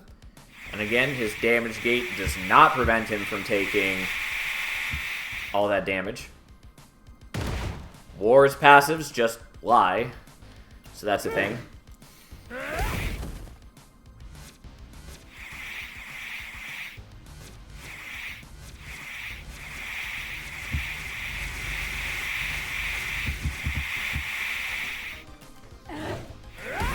War also has way less life than the other boss, which I understand is because he has the damage gates. But still, I still think they should just redesign this fight. Regardless, not that it really matters. Probably should have just skipped that so I don't have to watch all of this unfold, since he's already dead. Alright, and he takes 2,000 damage and he dies. He dies a horrible, miserable death. Oh. Are you sure you're poisoning them enough? You know what, Rip? I'm not sure that I am. Rallying Cry 5, Rage. I believe it doesn't normally say Rage on here when it has the symbol. Anyways, apply 5 Rage to all heroes. Heroes gain block equal to their Rage. Yeah. Steam's good, especially like a 2-cost 15 rage generating thing that also blocks. That's very good. Again, absolutely not applicable right here, but solid. Alright, just gotta fight the last one, which again, they lie. They don't give 700 gold.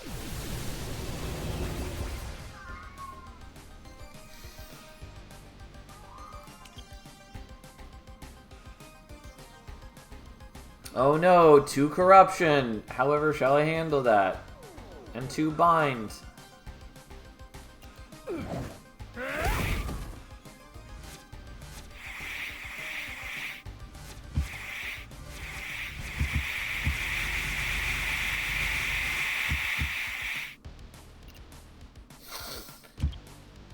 Did you just fight her, or was it a similar boss?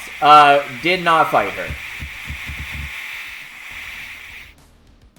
I fought the other 2 generals already, one of which being a purple spider lady, the other being War, who we just fought.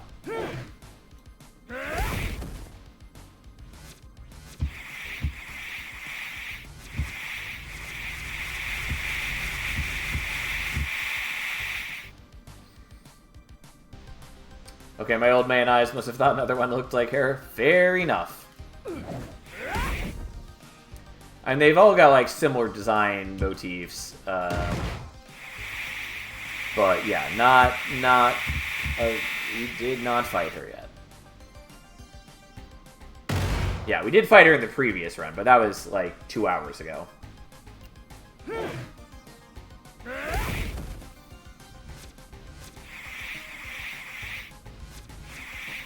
Still going, huh? The sun's almost up? To be fair, the sun won't be up until, like, 7 a.m. Or maybe, like, 6 a.m. So we got a little bit of time. It's not like I wouldn't be awake at that time anyways. But yes, we're almost done with the run. Yes, but I'm 2 hours ahead of you. Well, that's your fault, Giramoni.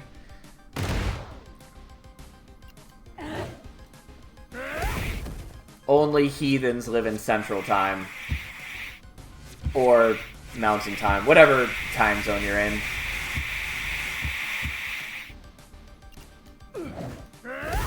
I got it right. To be fair, I don't know exactly where you are, but I was pretty sure 2 hours ahead is Central. Cat, you are in the way! I know you so desperately love standing in front of the screen, but that's just not how it's gonna be. Alright, well, she's already dead, but let's give her a nice exit.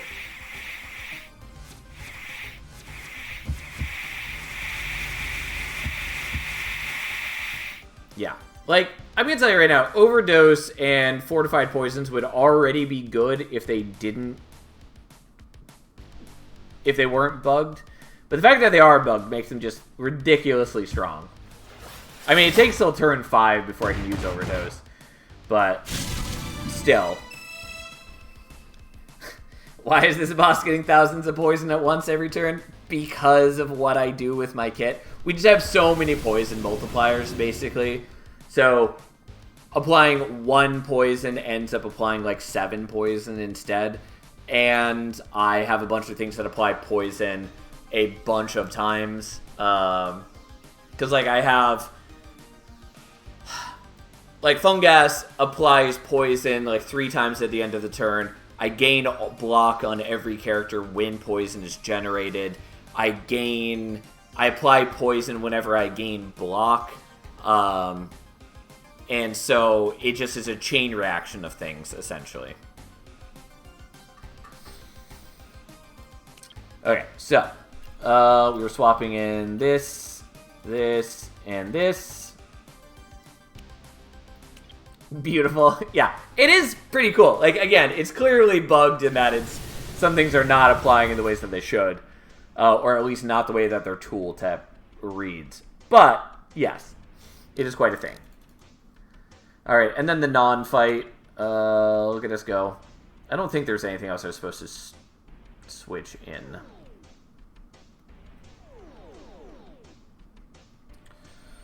Okay, so, first off, gain poison.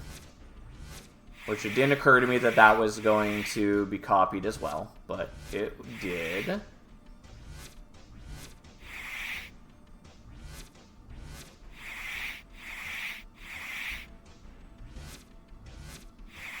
So this is going much more slowly than it normally does, and I'm just sitting here waiting as it very slowly ticks up to 400 some. Oh my god, just let me apply my poison so we can end this run.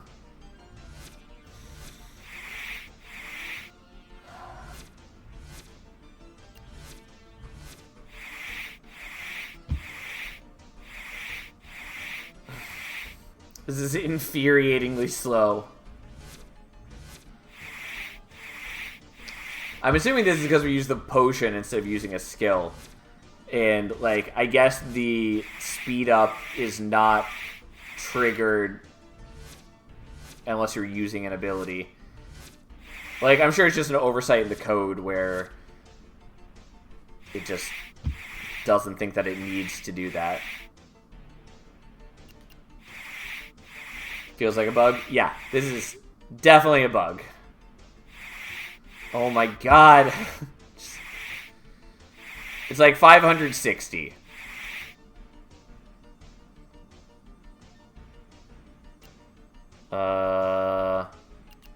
There we go. Okay. Fucking finally.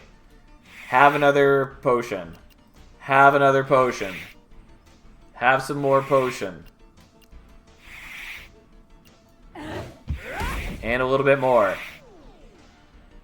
Okay. 621 poison right off the bat.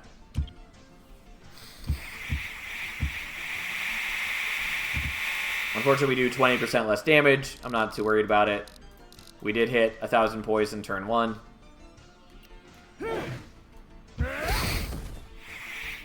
Okay, please speed up like normal. Okay, thank God.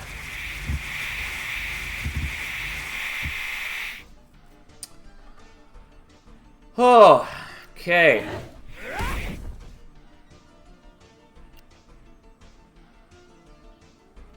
I don't know how many turns this fight goes on is the problem. I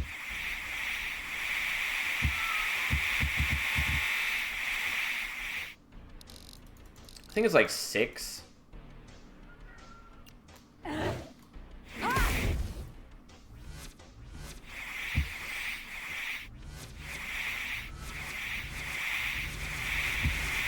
Again, there's no actual reason to do any of this. It's purely just wanting to see how much poison I can get on him with this build. Because this is not actually a fight. Okay.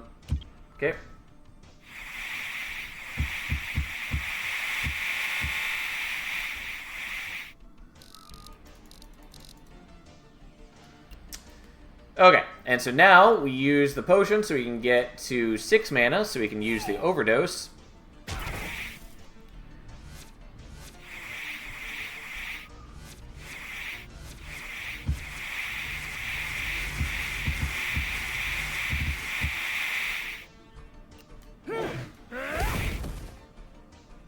And just in case this doesn't work, since it doesn't display the turn counter yet, we're going to wait.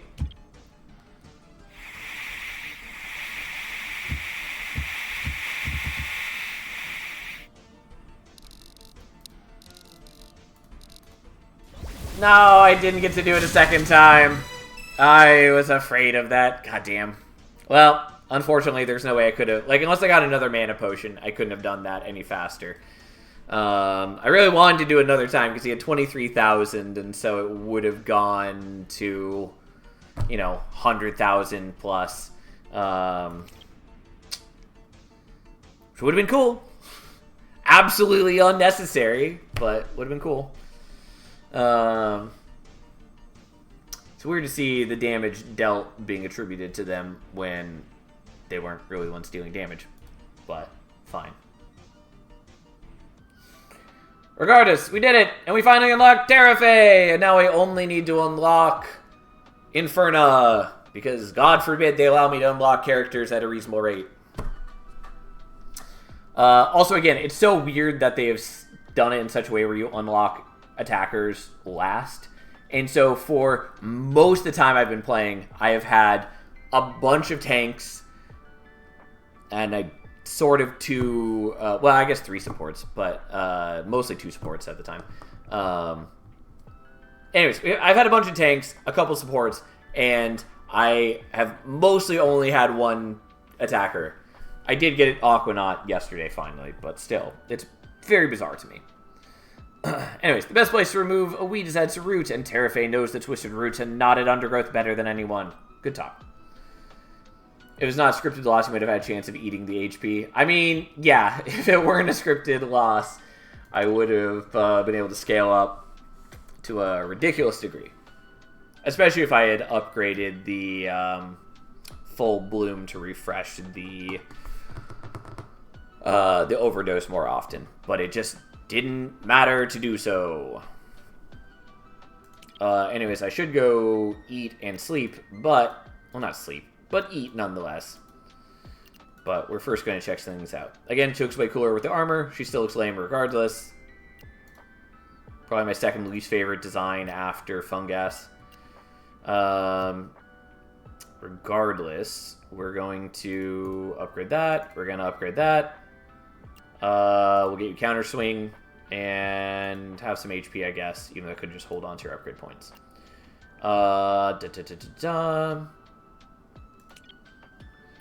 For you, Corrosive Challenge, which again is missaid as corrosive words right here, feels somewhat underwhelming.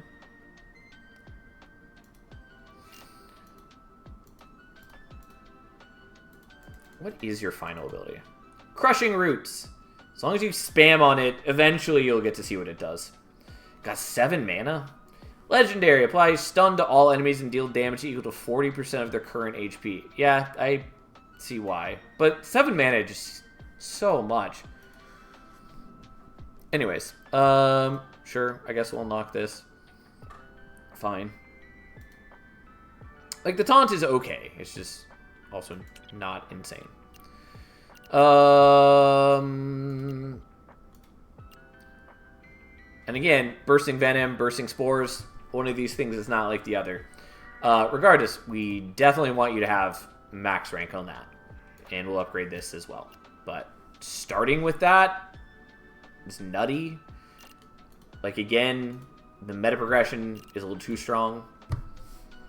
Fungal Blast seemed like it wasn't working. Don't know what the deal was there. Prolific Poison. Another bad picture. The end of each turn, apply poison to each enemy equal to 10% of their poison. Okay. Triple the poison on target enemy, then deal that much poison damage to all enemies. Gotcha. Again, feels maybe like overkill. Alright, so what is your whole deal, Terrafe? I know we looked at you briefly in the past. Deadly Toxins. Damage that Terrafe deals has 15% chance to be applied as poison instead. Okay. Oh, and you have Endless Assault, which we have used on Koa before. Interesting. Again, I would like to see less starter abilities be shared abilities.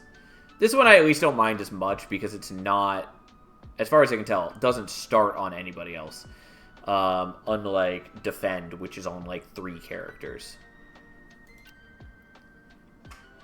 So I need to sneeze, and I cannot do so. Someone only wishes they could be this powerful. You're not wrong. Each hit from this hero has a 30% chance to apply poison. 50, 70, okay. Not the most compelling starting, but that's fine. Venom Splatter. Apply 5 poison to target enemy. If the target has 20 plus poison, apply an additional 5 to a random enemy. 5 piercing to target enemy for each 10 poison they have. 30% crit chance. I mean, that's cool. It's expensive, but I like the ability. Apply 2 poison to target enemy. 50% chance to crit. Okay. It's not insane. It's not bad, but it's not insane. 3 poison to a random enemy 4 times. That's fine. Yeah, Poisonous Blade, which we've already seen there. Corrupted Blade, which we saw in Fungas's kit, I think. X attack is underwhelming, but fine. Acid Rain equals Bouncing Flask. Yep, that it does. 1-2 punch. 5 damage, apply 5 poison to target enemy, 100% crit chance. Apply 1 poison to a random enemy 6 times, 50% crit chance. Okay. It's not insane, but there are things that, like, if you're playing that with Fungas, like his bursting spores that increases poison generated would work well for that. Oh, as well as some other things like the Endless Drip, I think it was called, which applies poison at the end of the turn based on how much poison you applied. Regardless, 10 poison, 30% crit chance if this skill crits refresh. That's cute. I kind of like her as a hybrid crit poison character. That's at least a different direction than her fellow poison people. Repetitive motion, 20 damage to target, enemy 2 times. If the target has a bunch of poison, refresh. That's cool. I like that. Every time I hear Endless Drip, I think of Name of the Wind. Why specifically? Although Name of the Wind, good book with a terrible main character. Also, maybe someday he'll put out book 3. First 8 times this hero deals a crit each turn, apply 1 block to all heroes. Again, the 1 block is pretty underwhelming, but A, I'm sure that goes up as it gets upgraded, and B, it's clearly designed to work with Teraton. One of the STDs in the universe is called Edema Drip. I do not remember this, but fair enough. Yeah, anyways, without, like, armor from Teraton, this feels pretty underwhelming. But with that, this can get out of hand pretty quick. When any enemy takes poison damage, they take an additional 10 piercing. I don't think that's terribly important. Like, it's clearly designed to work with her kit in that you're meant to be critting with your skills, and which will trigger the poison immediately, which means that this would then give you 10 extra damage every time you do that. With normal end of turn poison, 10 extra damage at the end of the turn is fucking worthless. But it's sort of interesting. Limitless. 10 damage to target enemy 50 times. What? I never read Name of the Wind because I read the blurb on the back of the book, the one written from close perspective, and it disgusted me. I have no clue what it says on the back of the book, so I'm really curious. Why did that disgust you? Apex Predator. First 10 hits dealt by this hero each turn gain 100% crit chance. That's kind of cool. Come on, get it off the screen. I don't need to be checking out every skill first, but I was just curious. Apply 1 poison to a random enemy 10 times, 100% crit chance. Yeah, fair enough. He's like super edgy and self-aggrandizing. I mean, yeah, that is kind of Quoth. I will say, it is a good book, and it has some very well-written prose. This guy sounds like a fucking jackass. Yeah, I mean, when I complain about Quoth as a character, that's largely why.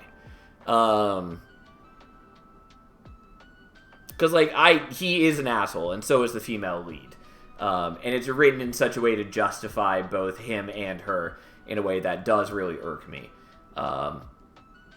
Especially when I then hear, like, fans idealize one or both of those characters. Really irks me. Nonetheless, it is a good book. There's a lot to like about it, but I very much dislike the way that it is written such that Quoth is always in the right, essentially, and never admits to failings. And again, basically has the narration affirm that Quoth is in the right and that he's just being unfairly persecuted even when he's clearly in the wrong. It's whatever. It's whatever. So a teenager. I mean, sort of, but yeah. Also, I just really dislike that Quoth is perfect at everything. He is the best that will ever be in every possible way. He is the best musician. He is the best fighter. He is the best magician, the best artificer, and the best sex god among other skills that he possesses. Yeah, that's cool as a character. Anyways. Yeah, like a teenager's edgy D&D character. Yeah, again, all that said, I think the book is still quite good despite these complaints, but Quoth does drive me a little crazy as a character. But yes, as a general statement, I am not a fan of characters that are perfect at everything they do. And there are a lot of books in the fantasy genre that get recommended that are like that, and I do not have any interest in reading them, though they appeal to other people. Anyways, rambling about fantasy books and this game aside, it's time to go do other things, like eat some goddamn food. So, we're stopping there for the night. We're probably playing more tomorrow. We'll try to unlock Inferna. Game is fun, even though it does have a number of, like, balancing problems and, like, bugs and things. But, like, despite how many things I've complained about, still having a great time with this game. Like, the bones of the game are very fun and cool. I just want them to iron out a number of the issues. But, yeah. Anyways, thanks for hanging out. I gotta go. Have a nice night, everyone. We'll be back tomorrow.